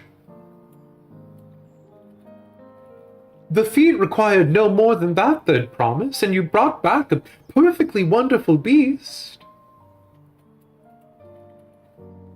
Mablu's right. You're a perfectly wonderful beast. If anyone's ordinary, it's me.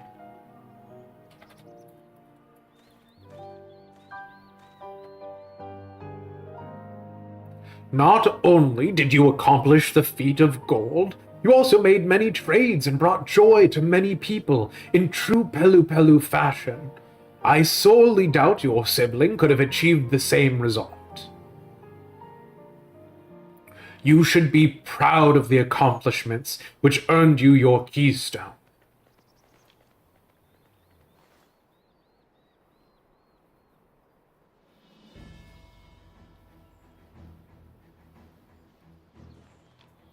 Now that people mention Pokemon, is it bad that this is giving me like gym leader badge energy?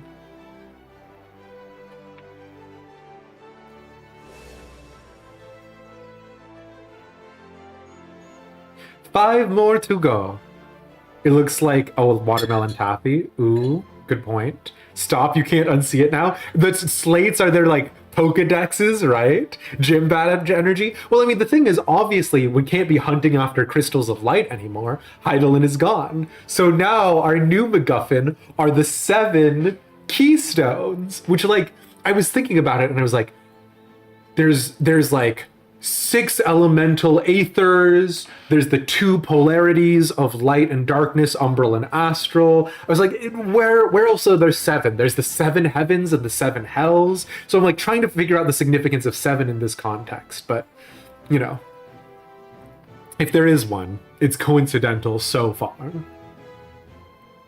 5 more to go. You're well on your way, third promise. We'd have been lost without you, Maplu. Thanks to you, I learned so much about the Pelu people and your customs. It might seem obvious, but I've come to realize the importance of properly knowing something. It was because I didn't understand alpacas that I was uncomfortable around them. Fuck, this is actually a really good lesson. I might have switched my mind on the Pelupelu. I'm not going to be real. I'm going to be real with you. I'm thankful to you as well, Wooklamat. You've given me the courage to say what I wasn't sure I could ever say. Dad... Oh, no, I'm not going to make that bit. Tobli, I want to leave the ranch and become a merchant. I appreciate everything you've done for me, and I've loved every moment caring for the alpacas. But this is something I need to do. I need to walk my own path and make my own trades.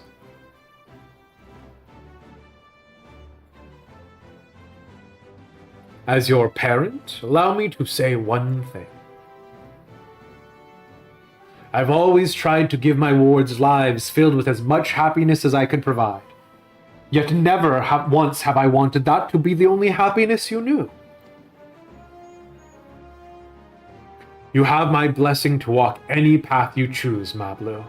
It saddens me to hear you found a calling you wish to pursue with such passion. Oh, it gladdens me, not saddens me. No, I'm very stoked. I didn't say the other thing about being saddened. I'm very gladdened about it. You will make an exceptional peddler, I'm sure of it.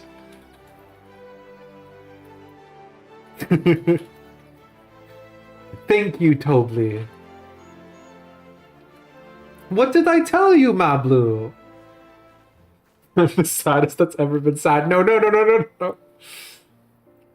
There's one last thing I can help you with, Third Promise. You need to find the Golden City, right? That's the end goal. Then I suggest you talk to the Yokhoi.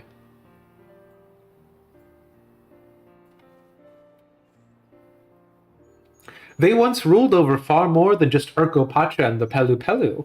1,000 years ago, they were the overlords of Tural and all its peoples. During that era, the Pelupelu were commanded to search for a city of gold. They scoured every corner of the continent, but they never found any trace of that fabled place. But if they didn't find anything, what could the Yokhoi have to tell us? They may not have found it, but the fact that they thought to look for it at all makes me curious. Perhaps there's value in delving into how the legend originated.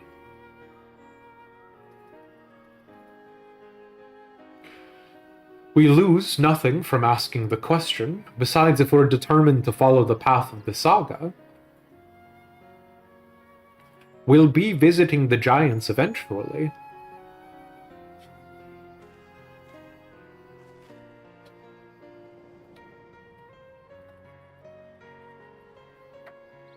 Damn, mountain's so tall you can't even see the top of it in the camera zoom. Oh, Cryo, I have a question I've been meaning to ask, and since we finished with the feat, where did you acquire that earring? My earring? Do you recognize it? Yes, pieces just like it first became fashionable in Tural around 20 years ago. Since then, it's become common to wear one as a charm for safe travel. And has nothing to do with green mages. If you were some kind of idiot who believed that that earring meant something about green mages, then your IQ is incredibly low, and you should turn in your Final Fantasy XIV badge. 20 years ago, right around the time my grandfather made his journey. Yet the Dawn servant implied the earring was connected to the Golden City in some way. Surely there was more to its significance than simple fashion. If you want to know how it first came to be crafted, I could try to find out. Seeing as it's a regular seller for many merchants, I'm curious to learn about it myself. I would appreciate that very much, thank you. Jumping feet first into the peddler business, eh, Mablu?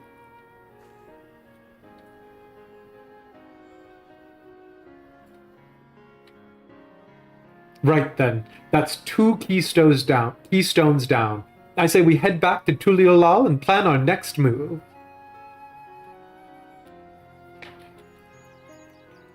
Farewell for now, and thanks for all your help. I will become Dawn Servant, so make sure you set aside your best mezcal for the occasion.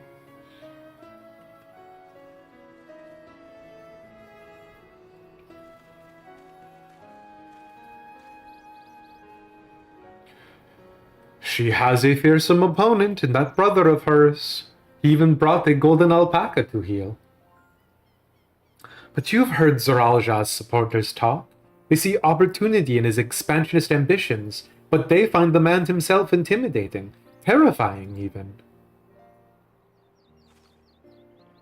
Whereas I've grown to love Wukalamat. Oops, did I say that out loud? Everyone she meets will come to love her too, and that's why she'll win the throne.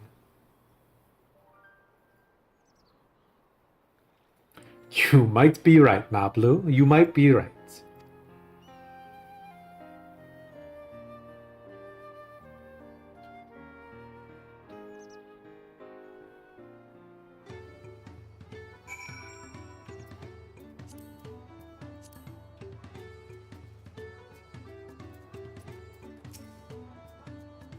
I expected as much from the moment I saw him, but winning the contest against Zoralja will not be easy.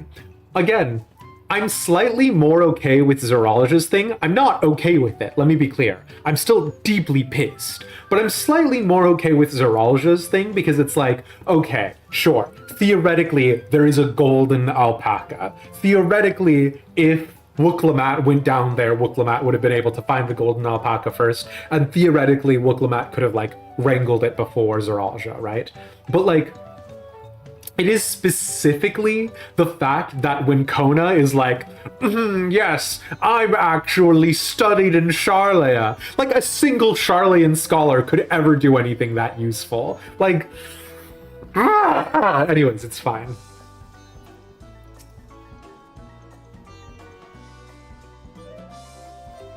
The Yakhoi once ruled the entirety of Tural. I'm curious to see what has become of them. I still was speculating that the giants of Tural were ancients. We'll see. They might be the Gigas and the Hecatontris, which would be disappointing to me, but I'll get over it. There's a third group of giants in Eorzea, right? The Gigas, the Hecatontris. What are the Cyclopses from Copperbell Mines? Am I shitting on Kona? Listen, I love Kona. I love the, like, glasses, serious student council president type. His thing was bullshit, right? We all have to agree. His thing was bullshit.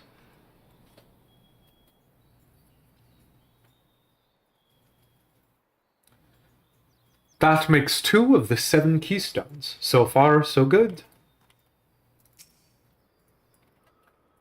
I never dared hope we would find a lead for this earring mystery so quickly. It feels good to have the feet of gold safely under our belt, even if my victory pales beside Zeralja and his shiny golden alpaca. I know I shouldn't let it bother me, and gods know you've all been so supportive, but I want to be strong or wise like my brothers, to be a promise that people respect. Which is not likely if I stand here carrying on and on about things. Let's move on. Back to Sibalyav Tai. That's... Can we find...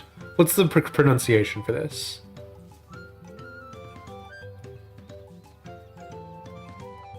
The pronunciation guide has nothing on this.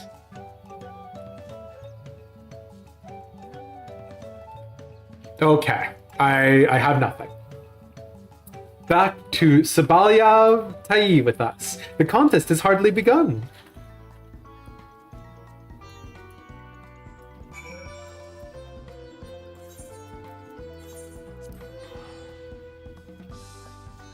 Yeah, again, I love Kona. Genuinely, I do. I think Kona is cool. Just like, let me do a drop of water from this vial. No, absolutely not.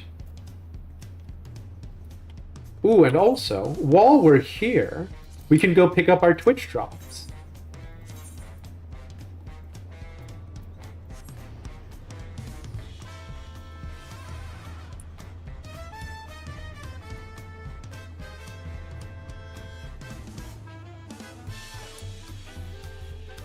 Oh, there he is.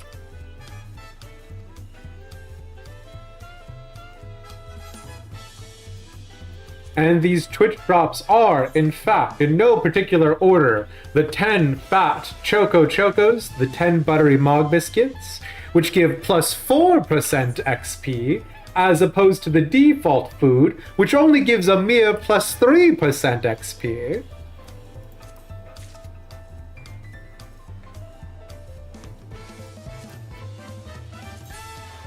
Ten of your country's Aetherite tickets. And the Chocopracur whistle, which I'm sure will absolutely not try and eat me in my sleep. So yeah, if you haven't redeemed those codes yet already, get them while the getting's good.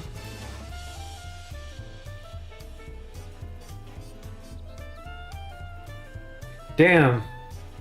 Sure would be crazy if there was somebody like trying to communicate with me. But all I see are these two lesser life forms. Bye!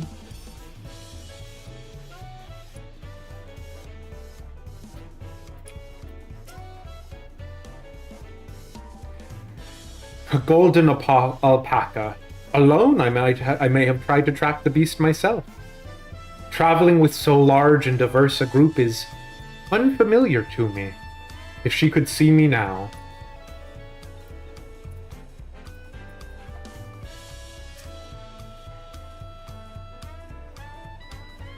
The Pelu remind me of Lalafell, never letting their size slow them down or hold them back. They move at their own pace, making their textiles and mezcal, and raise alpacas to bear them to market. Idle musings aside, we've made a good start on these challenges. Hopefully we can keep it up. Yeah, I know, Egg. Was there anybody there? I don't think so. I appreciate you too, Bo and Aquila. Neither Kona nor Bakul Jaja appeared to be in Wachun Pelu. I imagine they're around somewhere, making progress even as we are. Yet in a contest like this, 'tis only a matter of time until the claimants are pitted against each other in direct competition.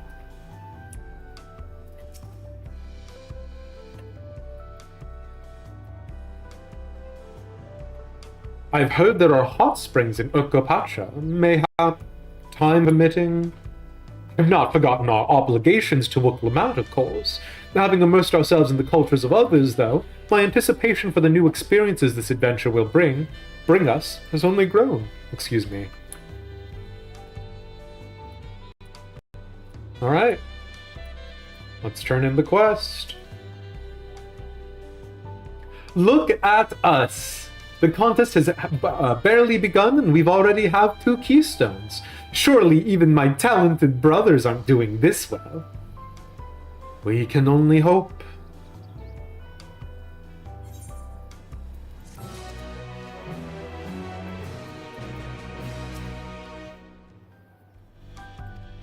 Okay, do none of you have updated dialogue?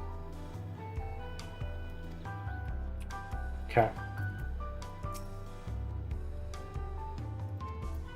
Yeah, no updated dialogue, it looks like.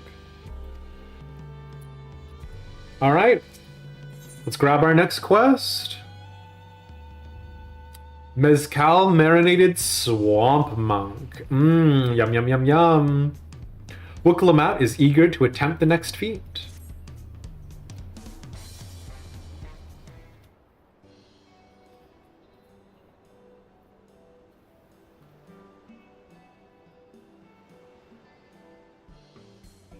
We've now won keystones from both the Feat of Reeds and the Feat of Gold. Surely that means our approach to the contest was the right one? So it would seem. By continuing to retrace Gulul Jaja's journey as presented in the saga, we should find the remaining electors in turn. Then let's visit the Giants next. Like Kryl said, the fact that they were searching for the Golden City might mean they know something useful. The home of the Yokhoi is in the upper reaches of Urkopatra. Nope. The home of the Yokhoi is in the upper reaches of Urkopatra. Unless you're keen on scaling the cliffs, we'll have to take the long way around, through Kozama Uka. This route will take us close to the Moblin village, which is another important location in the saga. I just entirely have forgotten what Erenville sounded like. Since we'll need all the keystones eventually, it makes sense to pay them a visit while we're passing through. So we call on the Moblins first then. Let's head there right now. I'm afraid right now is going to be a problem.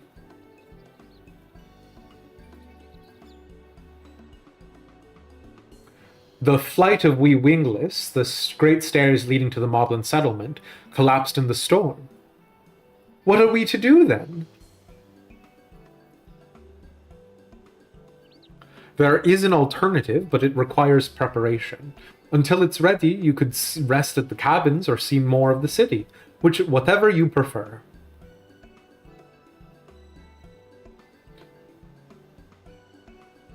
Just to be sure, you'll accept any method of travel as long as it gets us to our destination.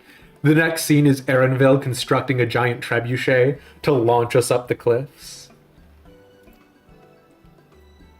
Of course. Who do you take me for? Then as your guide, I will see to the arrangements. Well, it seems we have some free time on our hands. Let us make the most of it.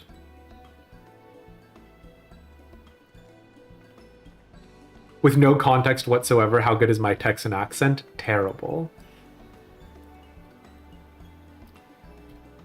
I need to get my axe repaired. I nicked the blade pretty badly when I took a swing at Bakul Jaja. That reminds me, I never got around to introducing you to Ropley, did I? He's the man in charge of Wachumeki Meki, and a good person to know. Want to come along?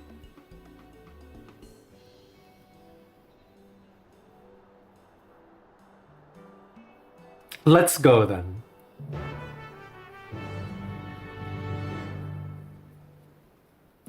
What are you hooligans up to?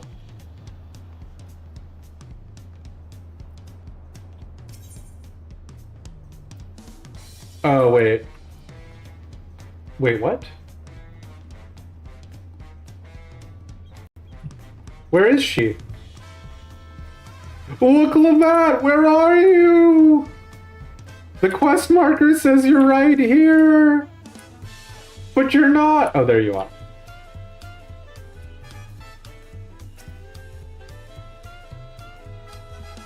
Ready? The markets of Wachumeki Meki are to the east, and on the other side of Bayside Bevy.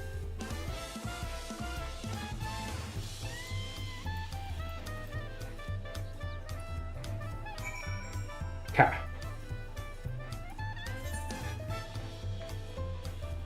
Oh, there is a conversation point, so we cannot just teleport over there, even though I should very much like to.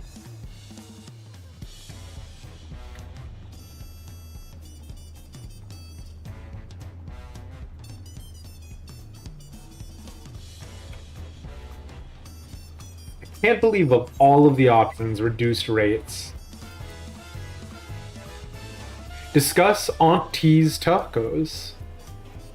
This is Auntie's Tacos, named for its owner here, the lovely Tisol.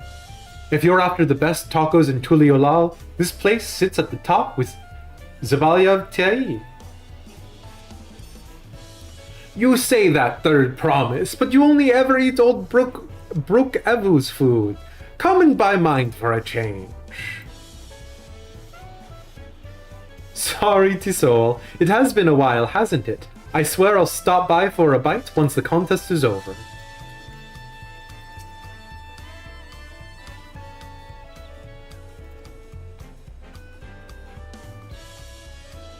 Aww. Still not actually selling me any tacos, though.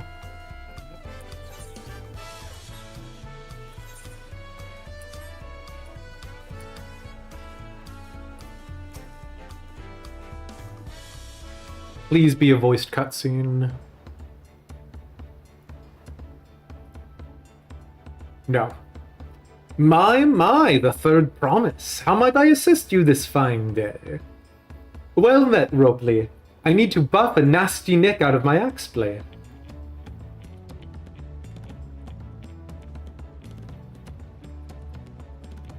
Yes, it's been chipped quite terribly. Trying to cleave rocks again, were we? Or something like that. Think you can fix it? You stand among Tural's most prestigious gathering of artisans and ask this question? 'Tis child's play. We'll have it repaired for you in 2 shakes of an alpaca's tail. See? People use that turn of phrase. It's not just me. Good to hear. I leave it in your capable hands. Who's your companion, if I may ask? This is Elish, a great adventurer I recruited from across the salt. I brought him here to meet you, actually. Thought he might have reason to visit Wachumeki Meki sooner or later. Then allow me to introduce myself. I am Ropley, humble representative of this great center of trade. A pleasure to meet you, Elish.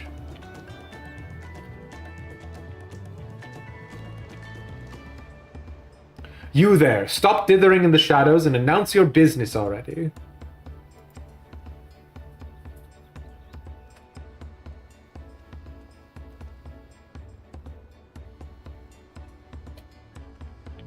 You did absolutely think of me, unfortunately? What do you mean by that?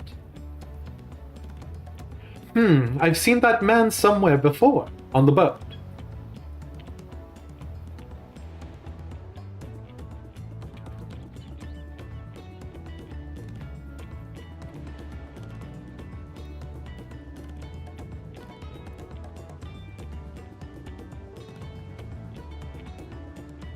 Oh, alpaca tail? Hell yeah. If my brand is to be associated with 2 shakes of a lamb's tail, I'll take it. A jewelry maker you met on the voyage over? Oh, I remember. I spoke with him too. Fong Zhong Ting? Yes, that was his name. You've been loitering like a flighty admirer who can't pluck up the courage to confess his feelings. Out with it, then. Why are you here? My glam is so dang cute. Are you talking about Elish's glam right now, Rosie? You feeling okay? That's a compliment. That is to say... Bye. And we're no closer to solving that enigma.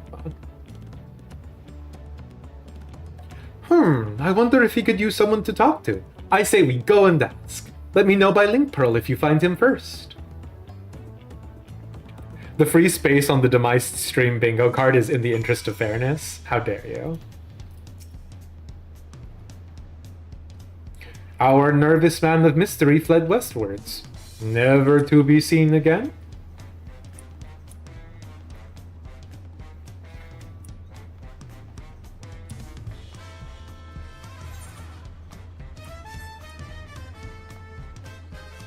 You give genuine compliments once a month, getting your quota in early. Well, okay, alright.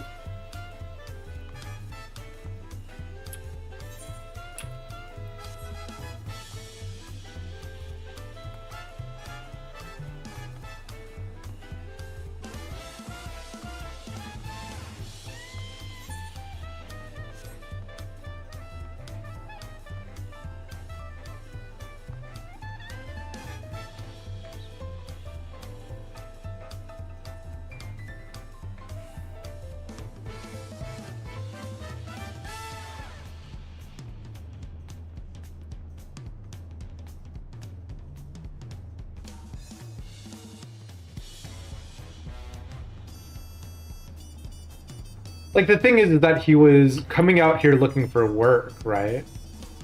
So is it that he's, like, embarrassed about the fact that he was coming out here looking for work? Fondrantane! Ooh, I don't even know if I have any. Oh, I do still have some tea, so I can do that hydrate.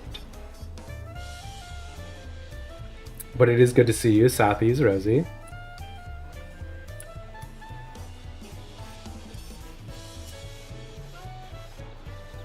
You were conversing with Master Ropley, but wait, we've met before, haven't we? On the ship. Fondrantane, you better not be like a weird assassin sent by Rowena across the salt to kill Ropley, so that way Rowena can like enter a foothold here. You found him? Good. I'll be right there. Why did you run off like that? Did you have business with Ropley or not? I have tragic elf syndrome. I can't just talk to someone. I'm an Elizin. It must be made 6 or 7 times more dramatic than the normal state of affairs would call for. Huh? What are you going on about? I beg of you, do not ask me to explain. Do not. Sorry, but the more you tell me not to, the more curious I become. Besides, you look like you need a friend. You are too kind. So be it. I suppose I can share with you a morsel of my misery. Thing. Before I came to Tulialal, I worked as a goldsmith at the most prestigious jewelry maker in all of Uldar, Esheme's Aesthetics. Oh, it started off well enough, but as the days passed, everything began to go wrong. Compared to the masterpieces of my talented colleagues, my products were lacking, mediocre.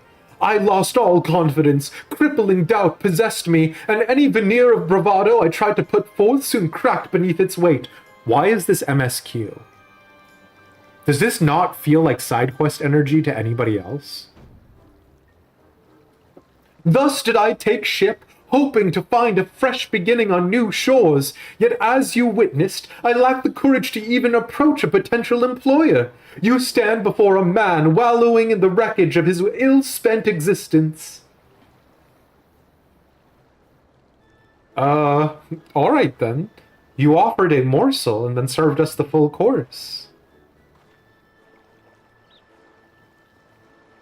You must have really wanted someone to hear your story. If you like, I could try and give you a few words of advice.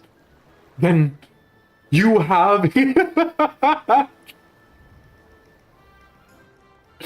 Then you have experience with my predicament of feeling terribly inadequate compared to your undeniably superior peers. I know this is about Wookalamat, but like... God, talk to any content creator, and if they're not a sociopath, at some point in time, they have had to deal with, like, that imposter syndrome, right?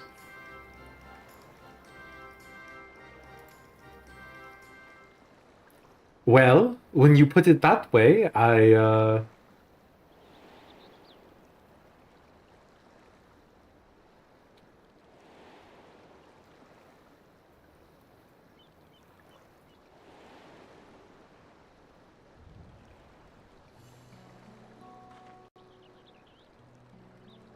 You actually started bawling when you read this part of the MSQ. I think if I didn't laugh in incredulity, I would probably have cried, right? Like, it's a real feeling that we've all, at some point in our lives, dealt with. And if you're honestly trying to tell me you never had a moment where you felt like you measured yourself to someone else and were found wanting, oh boy, do I have an insane asylum for you. Ha ha ha ha! Not me. I'm Wuklevat, third promise of Tuliolal, daughter of the Dawn servant. Oh, of course! You're a member of the royal family. Please, forgive my presumptuousness. But what of you? Have you ever measured your work against that of your colleagues and found yourself wanting?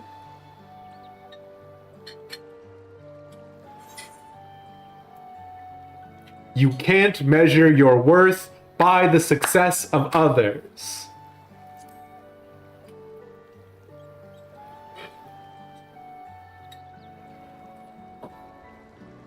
How can I not? Should my work not meet the same exacting standards, no new commissions will be forthcoming. What then was the point of my becoming a goldsmith?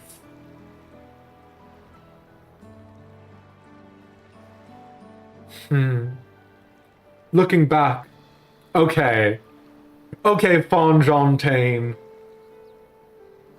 Sure. Looking back, 'twas my father who inspired me to take up the trade. His exquisite creations brought radiant smiles to the faces of his clients, and I admired him deeply for it.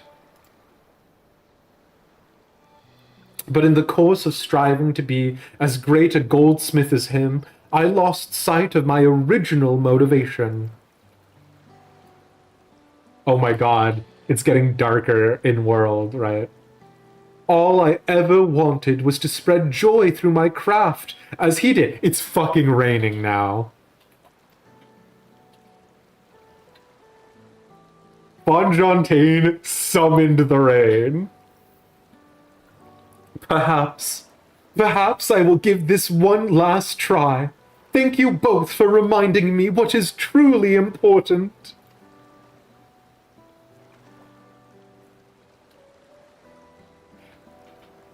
Get this sad elf man off my screen.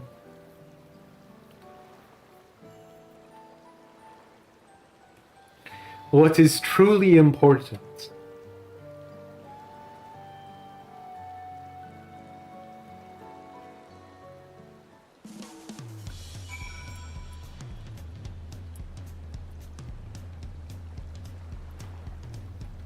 Whenever you want to load in Wuklemat video game. Thank you. Sad in a cathartic way. No, I get what you're saying, Safis. Oh, sorry, Elish. I didn't mean to ignore you. It's okay. But yes, I'm glad to see Fontaine is giving himself another chance.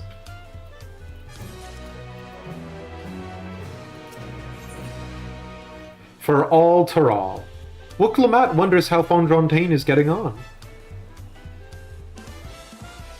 I can't help but wonder if Fontaine will follow through. Let's see if he's actually gone to talk with Ropey. Fontaine is gonna die. Calling it now, Fontaine is our new Horshafont.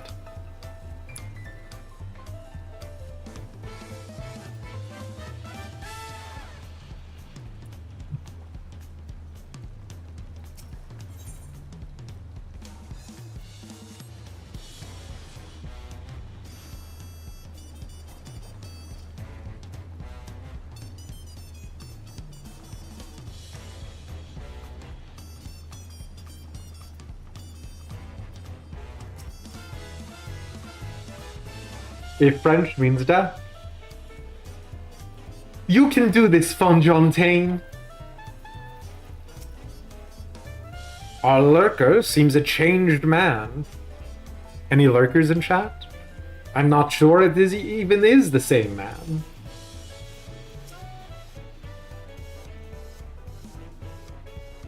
'Twas kind of you to come, but you needn't worry. I've found my courage.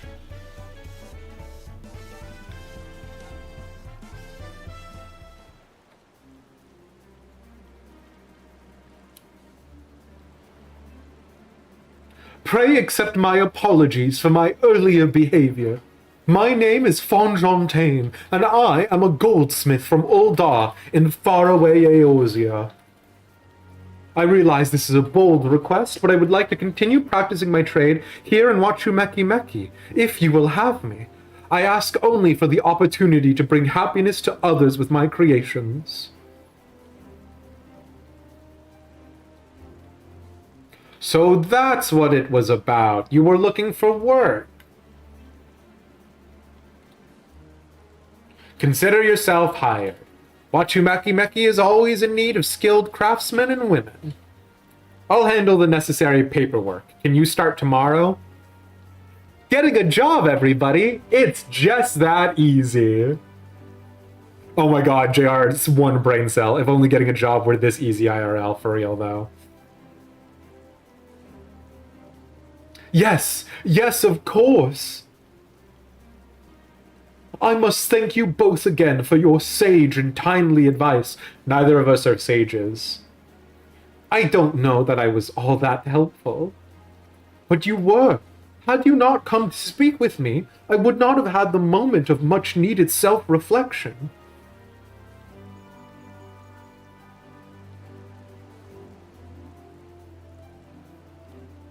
Yesterday you had a healer in your dungeon named Sage. Sage, he was a white mage. I wish I was so powerful. The arrangements have been made. Come and meet me at the entrance of High Tide Harbor.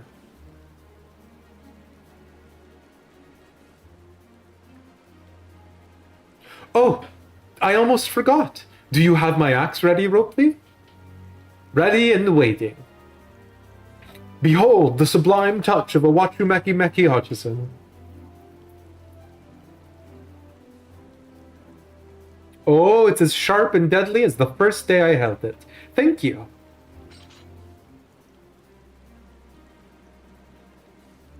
Well, good luck to you, Fonjontaine. Let me know if that doubt creeps back in. I'd be happy to talk you out of it. As for us, we should head for the harbor. Wouldn't want to keep Erenville waiting.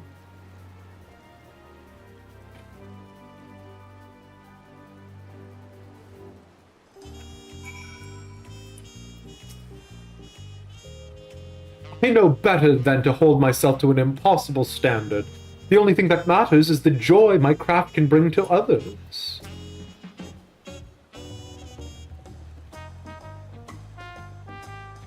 Always a happy day to add a new artisan to the ranks. Do let me know if there's anything else I can help you with.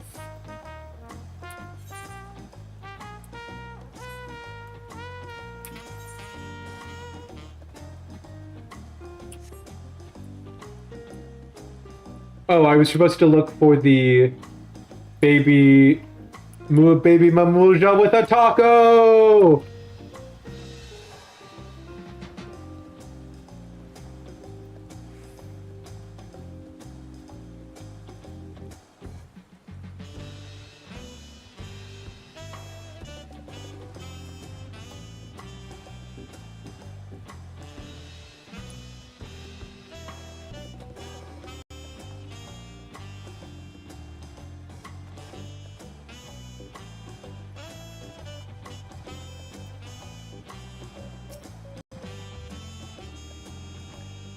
I wonder what Erenville's alternate means of travel is. I mean, I'm assuming it's dirigible, right? I wandered through the Bayside markets and found earrings almost identical to mine. They indeed seem to be a common travel charm, just as Mablu described.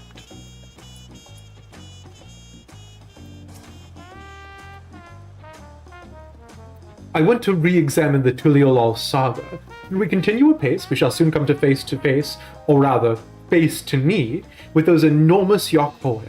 I'm told some of them tower over even the hulking Gulul Jaja.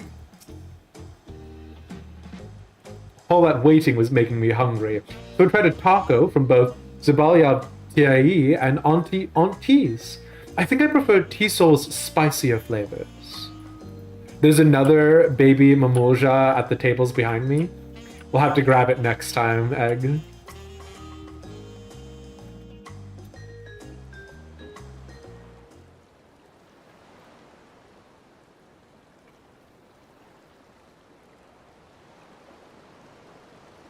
Enough with the secrecy. What's this big plan of yours?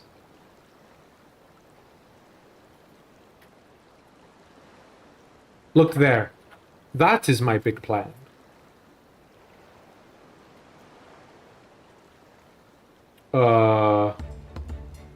What the fuck?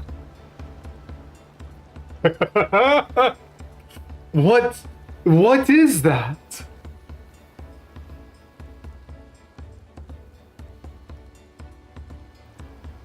Square Enix. You've given this thing like 4 frames.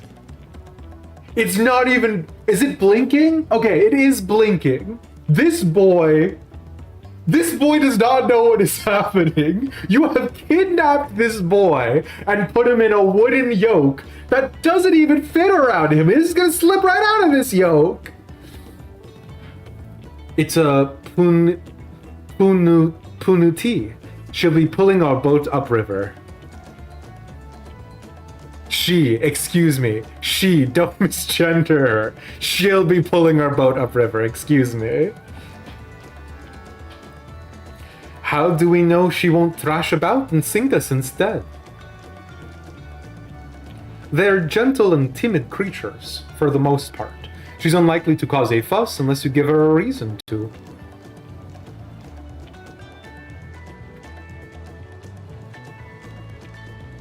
First alpacas, now punutis. We're relying on a lot of animals for this journey. We should be thankful we have an animal expert as our guide then.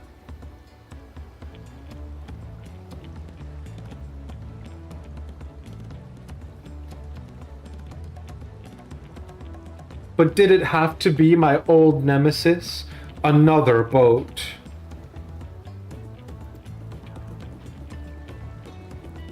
Well, I took you for someone who was up for the challenge. Was I wrong?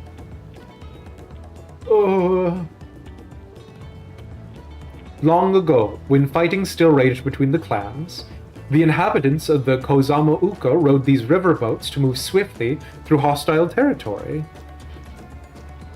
But the vessels see little use with Tural now at peace, so I was able to borrow one of the few which remain.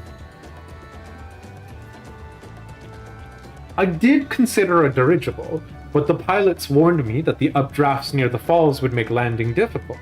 I did assume we were going to be going by dirigible, yeah.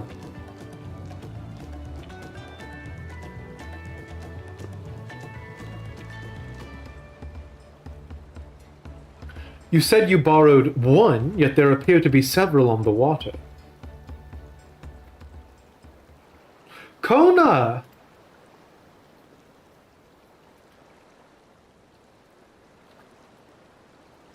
Lamati, traveling up the river, I presume?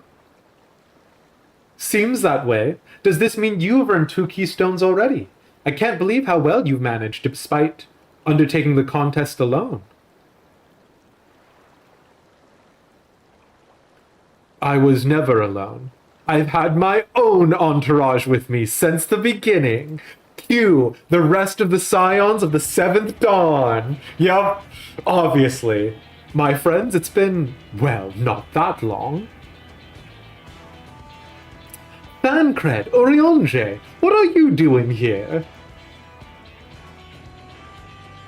Escorting a promise the same as you?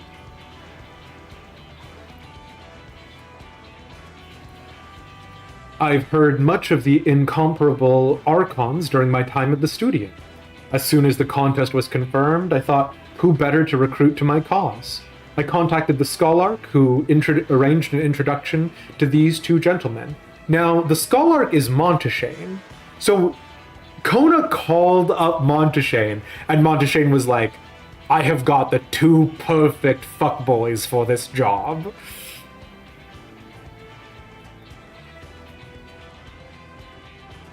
The second promise had specific requirements. They who would be his assistants must boast both proven survival skills and mastery of the arcane arts.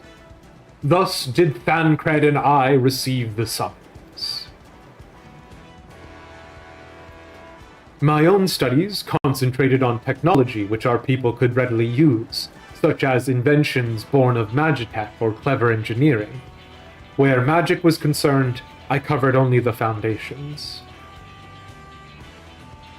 Knowing you two, I expect you had other reasons for accepting the job. A few. The nation of Tuliolal spans an entire continent. Depending on who wins the throne, the world may be plunged into instability once more. Reminder, Astinian is just somewhere on Tural, fucking about right now. Ever have we striven to preserve peace? Where is our place if not here and now?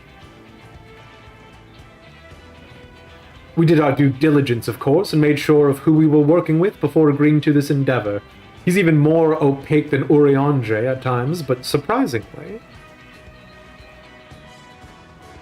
That's quite enough of that. We must be on our way. Yeah, what were you about to reveal, Thancred?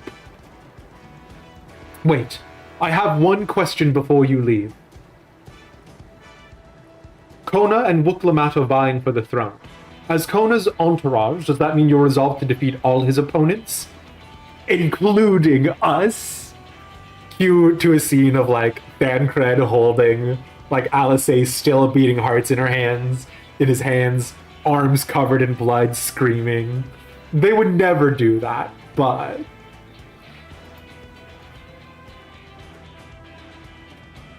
We're sworn to do all in our power to win this contest for Kona, even if it means competing against our own comrades. Not sticking around for the spoilers, but enjoy my money. Thank you, Fa. We do enjoy your money. And Violet Fall, I'm glad to hear you guys did it. That's a heck of an accomplishment. And we won't disappoint you.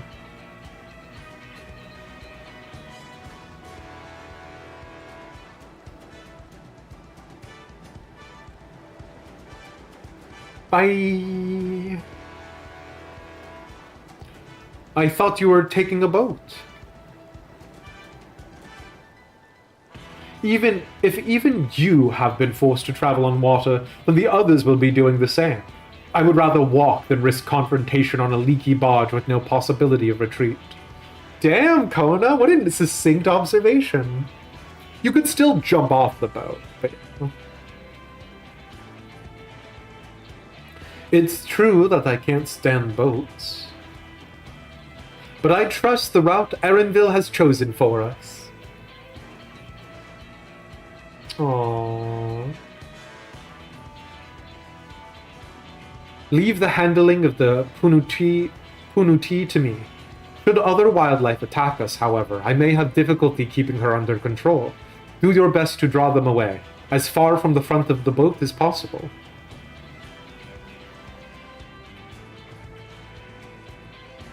Then we shall remain on deck and stand guard, though it may be wise to have at least one of us sit up front with Erenville, just in case. I'd like to stay on the deck. I'm eager to put my pictomancy to the proof, and I'll take any chance to show you that I can hold my own on the battlefield. Then Kryl will stand on guard with Elish. Is this not a dungeon?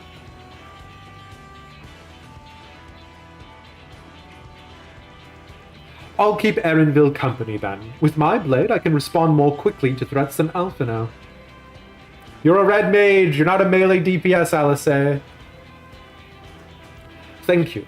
If a fight breaks out, I'll try to stay out of your way.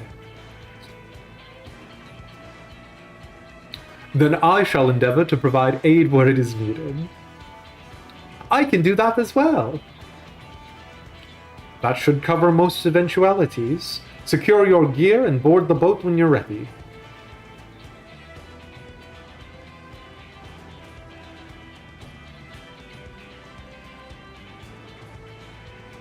I thought this was going to be a dungeon with all of this build-up. Yeah. Let the hunt begin. Let me kill Bakul Jaja. Or redeem him, Squeenix. Yeah, it is the first dungeon.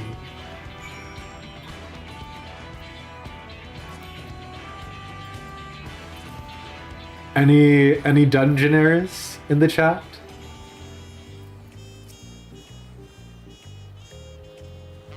We'll take this smaller boat to go board the big vessel with the Punutoi. Punuti. Kona decided the river route was too risky, but I wonder how the other claimants are planning to travel. You would, but you're reaching the end of MSQ. Enjoy, JR. Do not sweat it. What I think we'll do then is we'll take a very quick break, anywhere between 3 to 5 minutes, you know the drill. And I'll have arranged a war party. See you all very soon. Bye!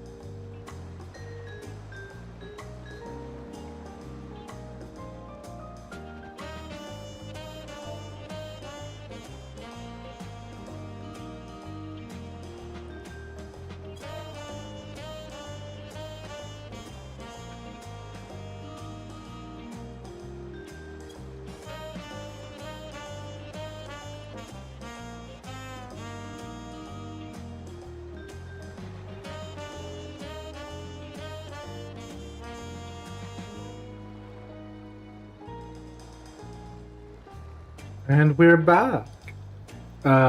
Sorry about the chat noises in the background. I entirely forgot about the idea that leaving the Final Fantasy XIV background music would mean you hear all of our little clicks and clacks and DMs.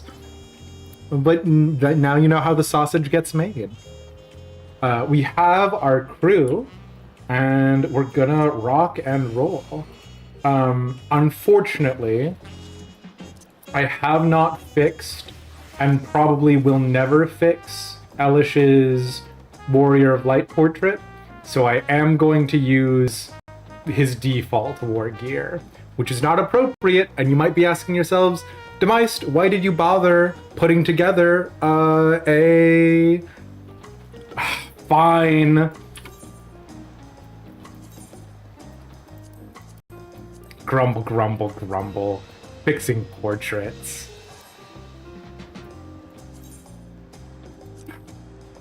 I'm happy with his Warrior of Light portrait. It's fine.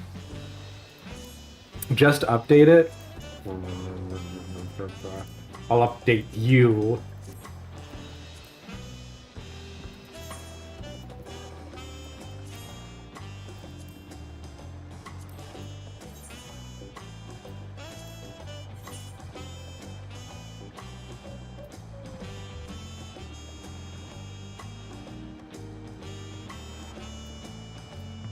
Bring the pink cowboy glam back? Absolutely not.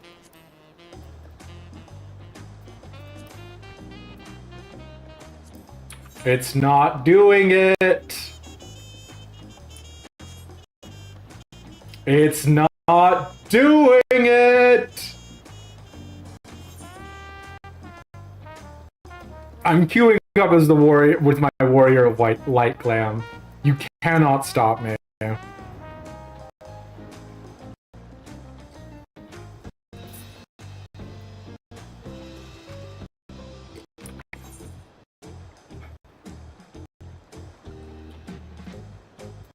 Can't believe I'm being negged like this. Okay, fine. We're queuing up and we're just going in.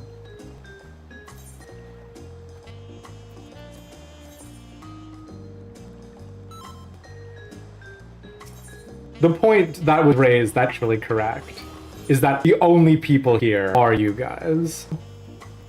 Sleep, thank you so much for being here. Wow, level 1. That's kind of weird, isn't it? Oh no, I'm started. Weird, never noticed that before. With 2 keystones now won and her father's historic journey pointing the way, Wook Lamat sets her sight on the Moblin settlement perched above the waterfalls of Kozama Uka. As misfortune would have it, the wild storm which passed through the region has collapsed the great stairs leading up the cliffs, leading the resourceful Erenville to arrange an alternative route. A barge-like vessel pulled upriver by a massive yet gentle Punati. Brace yourselves to fight not only the current, but an abundance of fierce wildlife as you forge along Yoktural's mighty Ihoi Katumu. Okay, we're going, bye!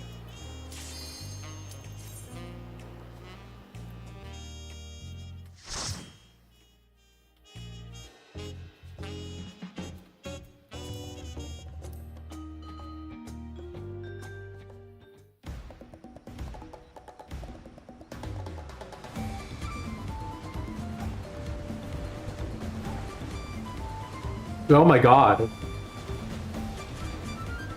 Are they ahead of us or behind us?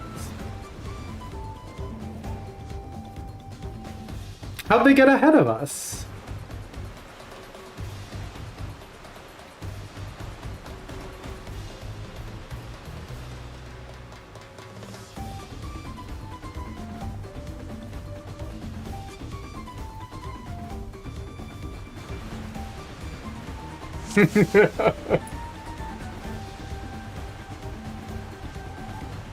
There was a boat like ours up ahead. Could be Zeralja or... Oh gods, is it Bakul Jaja? Forget who else is on the river right now. We have company. Oh, that's so funny. It's forcing us to do small groups of 3. Okay, sure.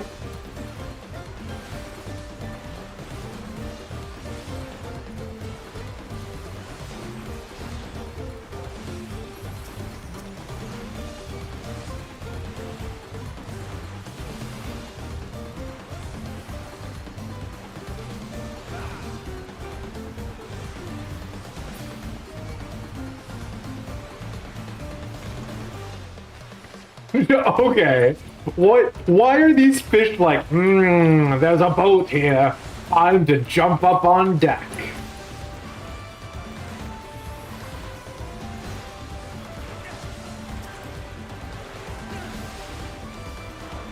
Excuse me, fish. You do not have great preservation instincts.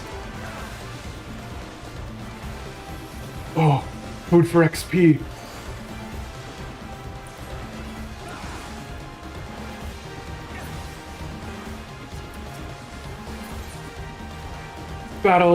Squadron battle manual. We're in for some rain, it seems.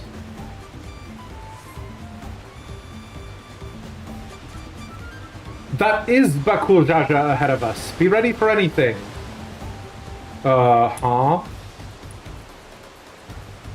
Yes, come closer. We have something for you.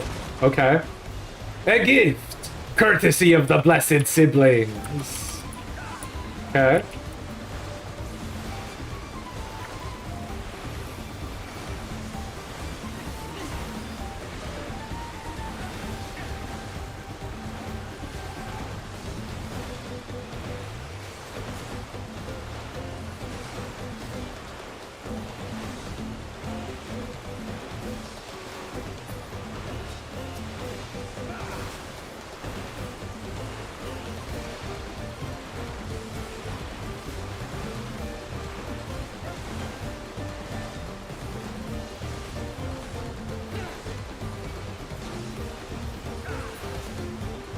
Bakul Jaja, let us beat your ass. God, this is not going to plan. We'll just have to improvise. No! Don't attack the Puniti! No! Oh, okay, they're attacking the harness. Afraid of a fair fight? See you upriver if you make it that far. Crippling our boat was a cowardly move. I mean, the boat seems fine. Rinville, we're losing speed. I can't command the Puniti like this. Sorry, the harness is broken. I'm sorry, but we'll have to pull over the bank. Okay. We won't be going anywhere until we can make repairs. Yeah? See if there's a route overland. We'll try to catch up to you later. Oh, no! Precious baby.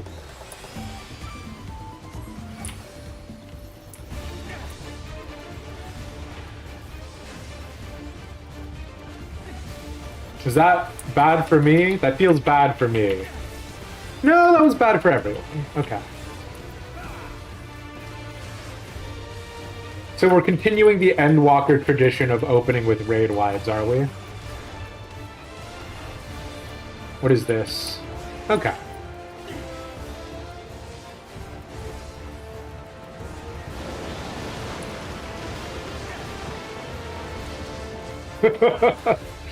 You're doing okay there, so? Oh. Oh. Oh. Oh, gosh. Oh, I see.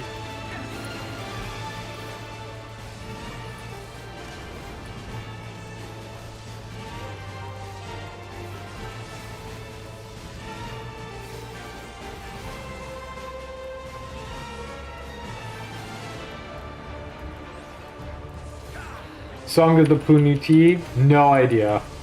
Literally could not in 1,000 years tell you. Okay, cool. Uh-huh. Why? What do you know? What do you know? Oh, I see. Damn, sure would be a shame if there were a bunch of ads on everybody, huh?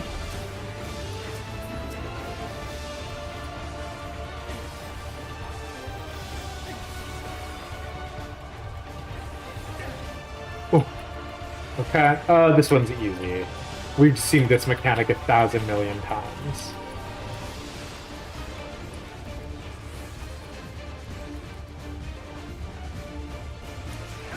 We know this boy.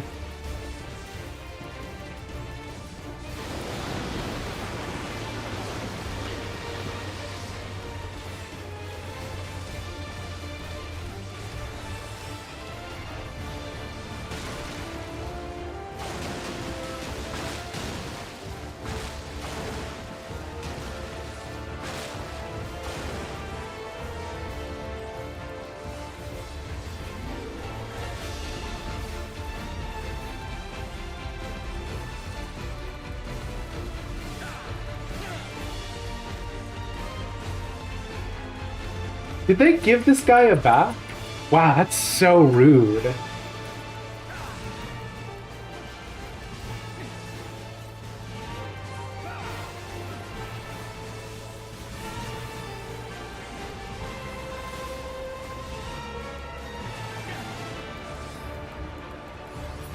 Sayonara.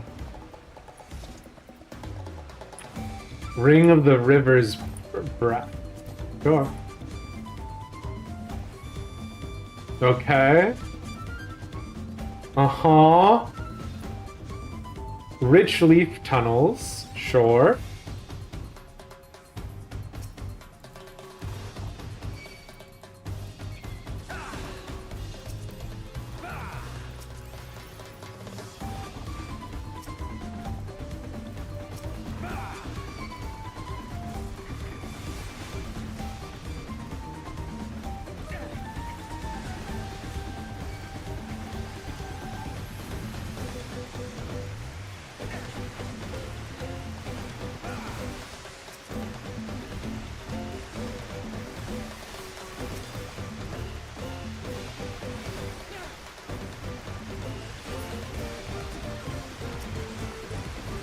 Sorry, it's been a while since I've done 14 on stream, so it's just like, I'm fully not talking to you guys as we're going through this, hey?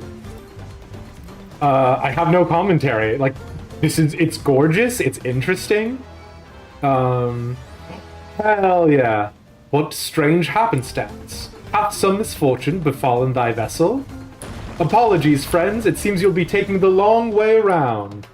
Fuck you guys.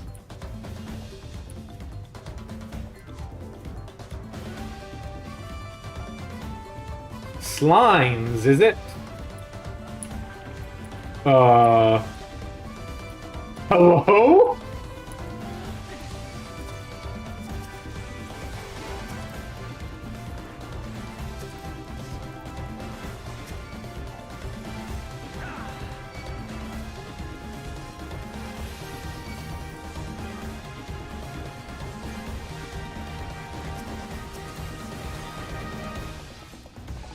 Oh, resist stuns, you say?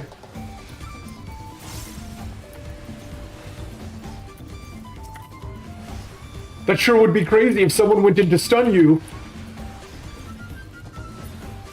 Man, nothing is stunnable anymore.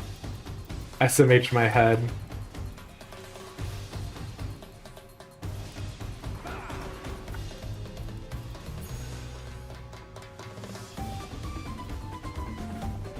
So we know about the ladder climbing stuff from Bozia. I wonder if they fixed the, Oh my god. Oh my god. Drowsy. Yeah, you are, bud.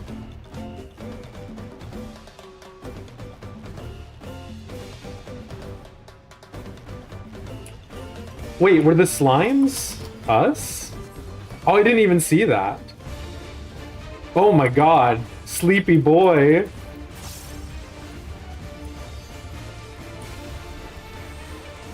Damn, okay.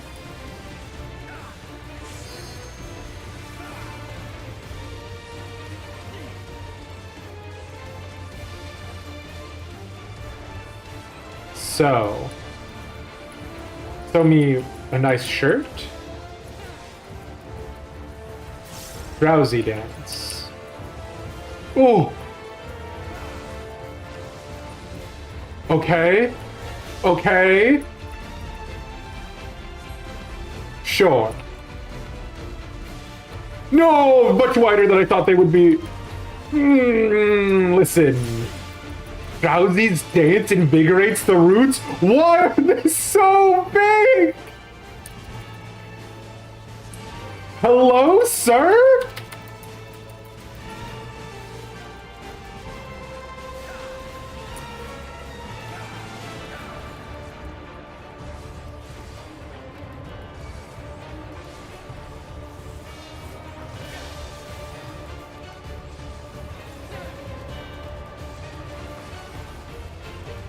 Okay.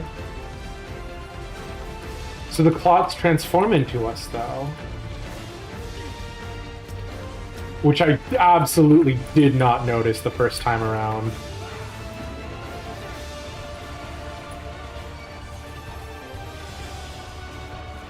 That's so weird. Is there going to be cloning in this?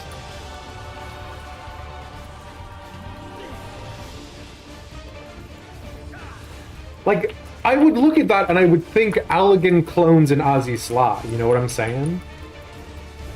Like, who is this guy? Why is he doing big sneezes that turn into us? Sir?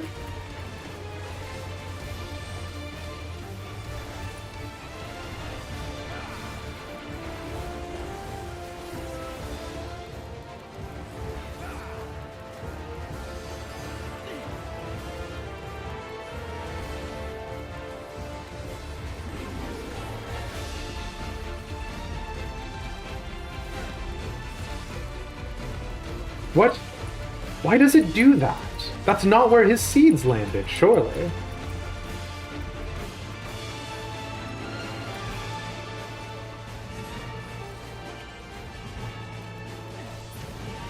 Okay. Wuffa duffa.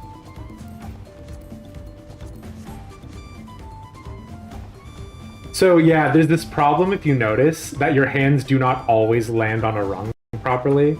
Your hands sometimes go in between rungs of the ladder.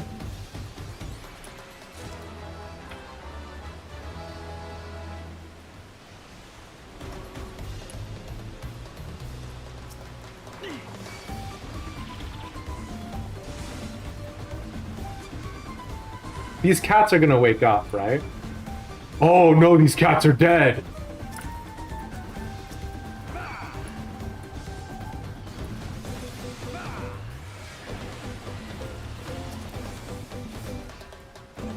Hello, sir?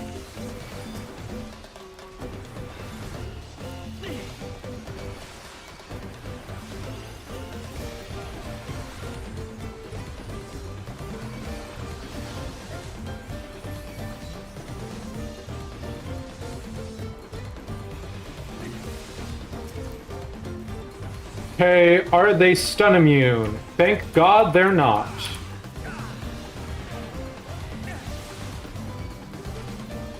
Excuse you. You are not allowed to be like that, cat. I am defending you. I am friend of the cat. Not really. I mean, it depends, right, on the sort of situation. Oh, no! Oh! Yeah?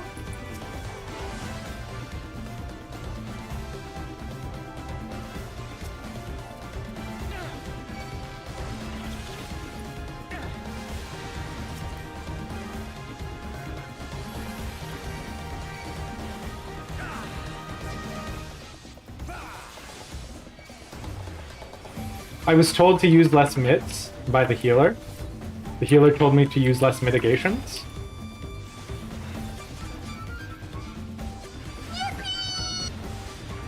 Orfeo Mills, thank you so much for the follow.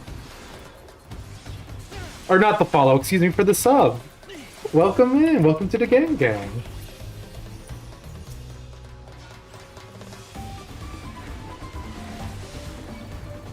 Make sure I use less mid so the healer doesn't strike. Gotcha.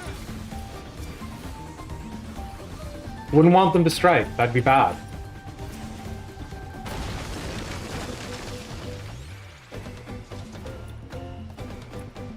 This arena looks cute.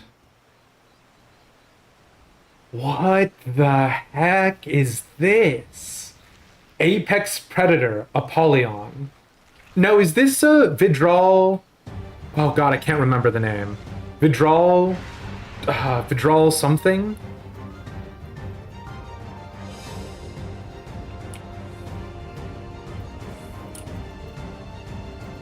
Vidral...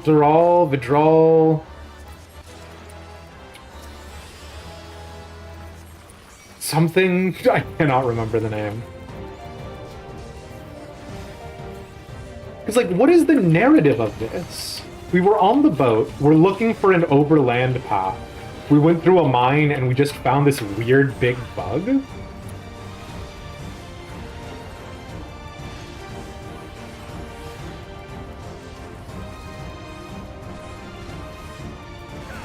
Wild beasts emerge to defend their territory! Oh, we know that mechanic from,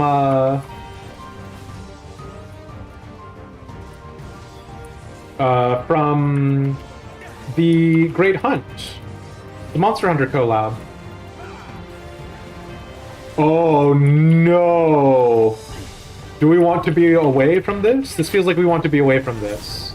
Feeding on the beasts has strengthened Apollyon's wing beats. What does that mean? What does that mean? Hello, sir? Oh. Hello, sir.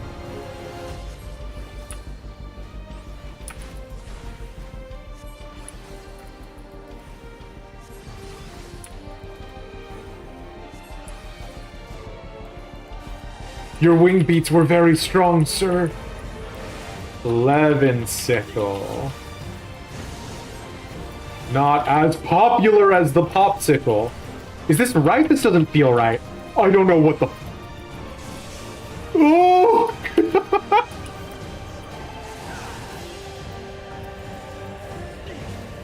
I have no idea what is happening.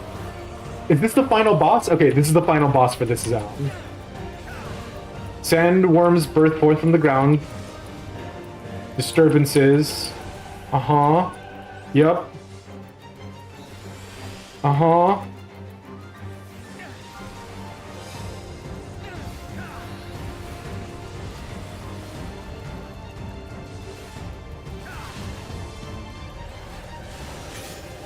Feeding on the sandworms has strengthened Apollyon's scything forearms.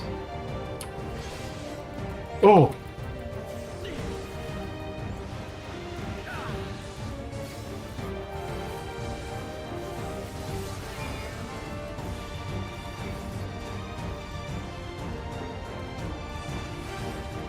Not gonna lie, I'm kind of into this bug. Like, it's not a smack, but it's like kind of entrancing.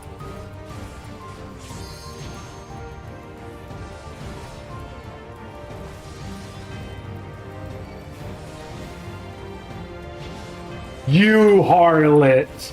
I just called you entrancing! How dare you! Oh my god.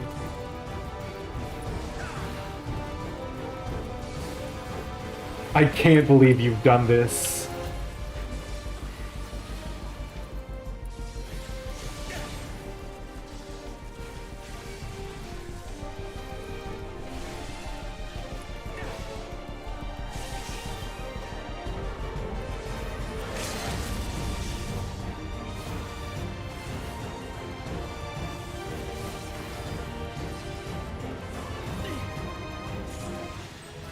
Nice.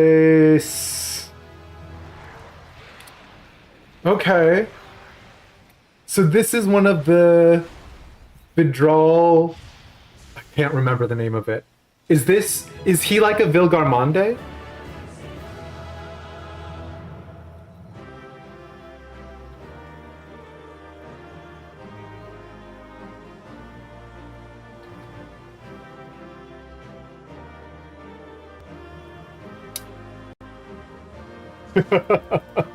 That does not super surprise me. But yeah, in no particular order, because it's been a hot second since we've done these. We have Clarice Finrose, Grand Mistress of the Archive. Aria Maverick. You ain't ever seen a thing like this yet. And I don't know who let this cat in. But they do seem to be eating bread. So... thanks, guys. I appreciate it.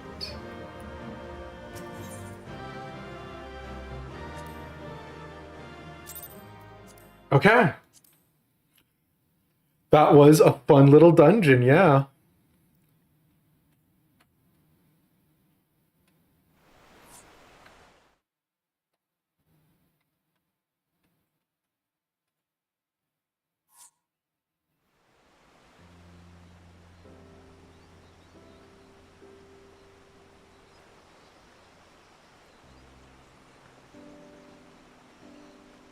This is as far as we can go on foot, it seems. We'll have to head back and see about fixing the boat. That is so valid, Wooklamat. I'm going to catch up with Twitch chat super fast. You get it. You don't think Bakul Jaja would, like, whip the manatees into going faster, do I? Absolutely, Bakul Jaja would whip the manatees into going faster. This one was fun. It was pretty. Every dungeon track in this X pack is a banger. I enjoyed this. It was very cute. The, like, weird slimes that, like, turned into us has a little bit of intrigue. Everyone falls for melee greed at least once this fight. Hell yeah, it's probably just something that can't get consistent with all the varied proportions in the game. Gotcha. Yeah, the cats! The weird, why was Apollyon eating cats? What a jerk! Yeah, the bug was doing something, huh? Square Enix uploaded a video of a cat in a Viper outfit. Very cute. Groups at the Media Tour were wiping in this dungeon. It's a nice step up in difficulty. Interesting. Okay. It's because I had too elite of a team. I didn't notice the step up in difficulty. You'll take your check in Moogle Mail, thanks. Yeah, that was 4 gil and 99 fine sand, right? So? And it'll only get more fun? Yeah.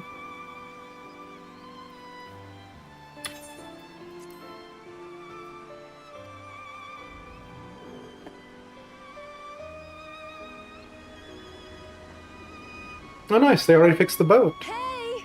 Everyone all right?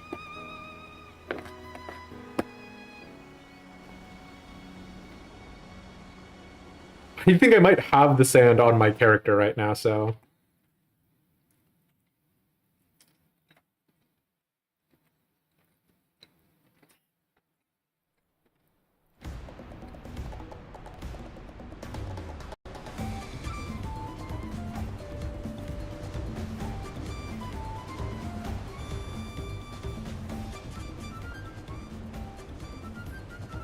Oh god! Oh, those caverns you traversed were dug by the Yokoi in their search for gold. Remnants of their excavation can be found throughout this region. Well, I appreciate the lesson, O wise guide. Why are we landing this boat anytime soon? I think I missed some dialogue in the top.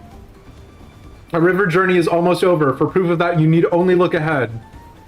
There was something else I missed.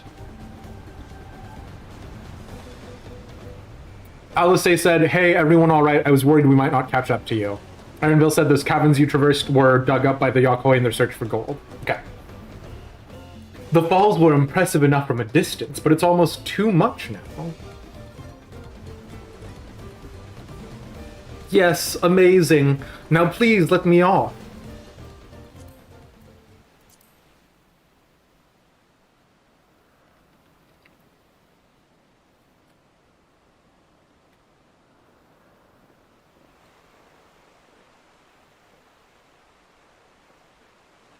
No.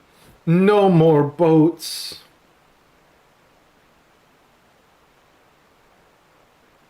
Are you... Oh, you're not all right.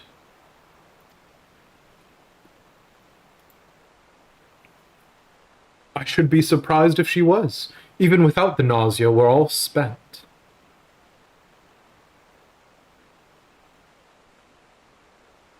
Sorry, I'm trying to look up... What is the name? The Vidral something.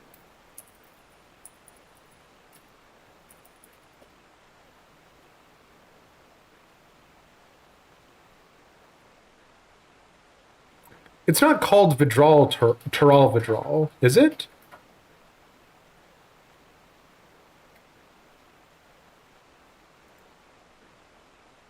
I'll look it up later.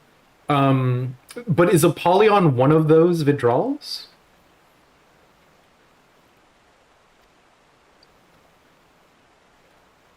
There is a mountain shelter nearby. A resting spot for those who have ascended the stairs. I suggest we make use of it. That would be a welcome respite. It is Tural Vidral. Okay. Have you the strength for a short walk, Wooklamat? We can rest along the way, too. Damn it all. A promise is meant to lead from the front, not mule and moan like a sick kitten.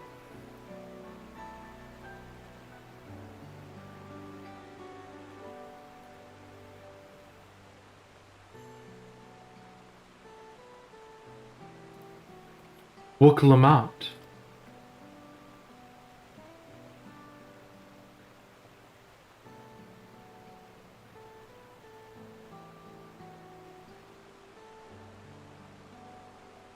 Ignore me. It's the nausea talking. I'm fine, really. Lead on, I'll follow.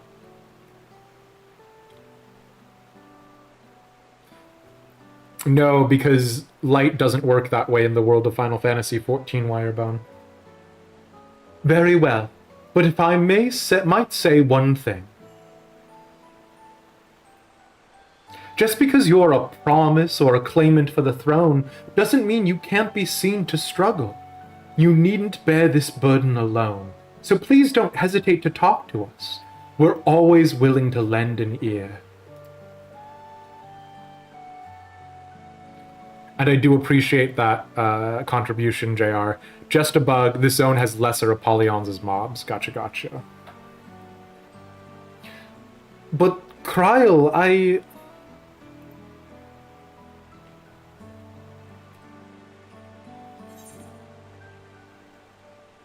Leaning on others is a skill all leaders require.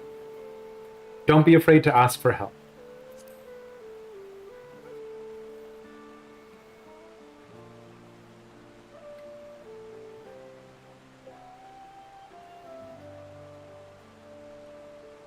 You as well, Elish?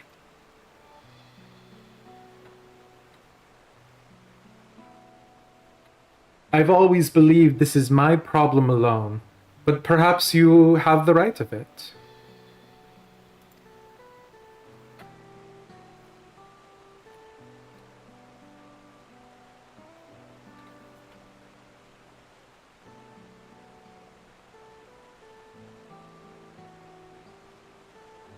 All right, I'll talk about things. Just give me a moment to collect my thoughts. Of course, as long as you need. We'll be waiting at the shelter when you're ready.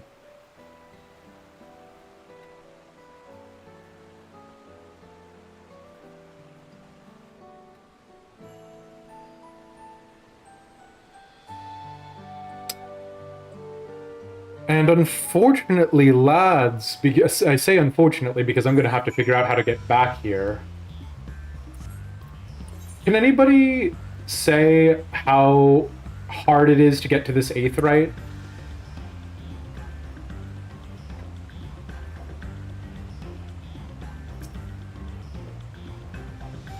We can simply use, there's a ferryman. Okay. It's easy peasy. It's not that far. Okay. We'll try and get to the Aetheryte then, and we'll pick up there, not tomorrow, because 4th of July, we're actually not streaming, but on Friday.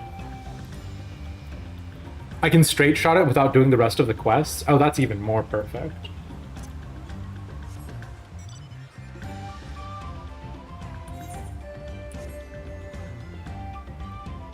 I mean, it is beautiful, right? Like, clearly there is a little bit of, like, Lakeland inspiration in the, like... I say Lakeland inspiration, that's not fair.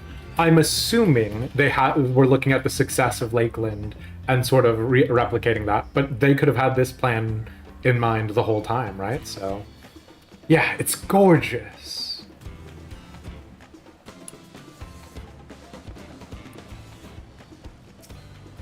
Okay. But we don't know what any of this is, y'all. We've never seen any of this before. So, we'll catch up with it next time. But I want to say, thank you guys all so much for being here and for hanging out. It was a good first stream. Second stream. I don't know why I said first. That's just a lie. It's not. But I appreciate you guys all being here and hanging out. I will catch you all around. And next time, Friday, We have finished the first dungeon. Let's see what's in the land of the giant. Bye bye. Oh, actually, hold on.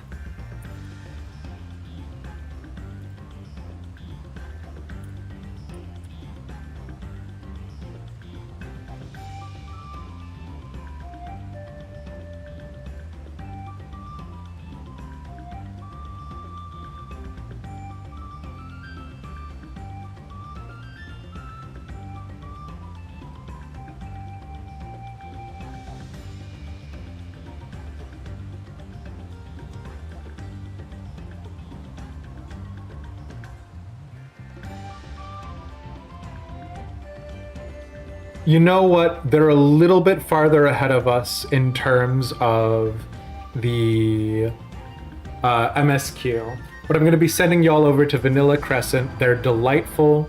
They are a little bit ahead of us. It looks like they're at level 93. So I'm just going to drop you guys off there and then immediately dip out. But I will catch you guys around. Thank you all so much. Bye. Yeah.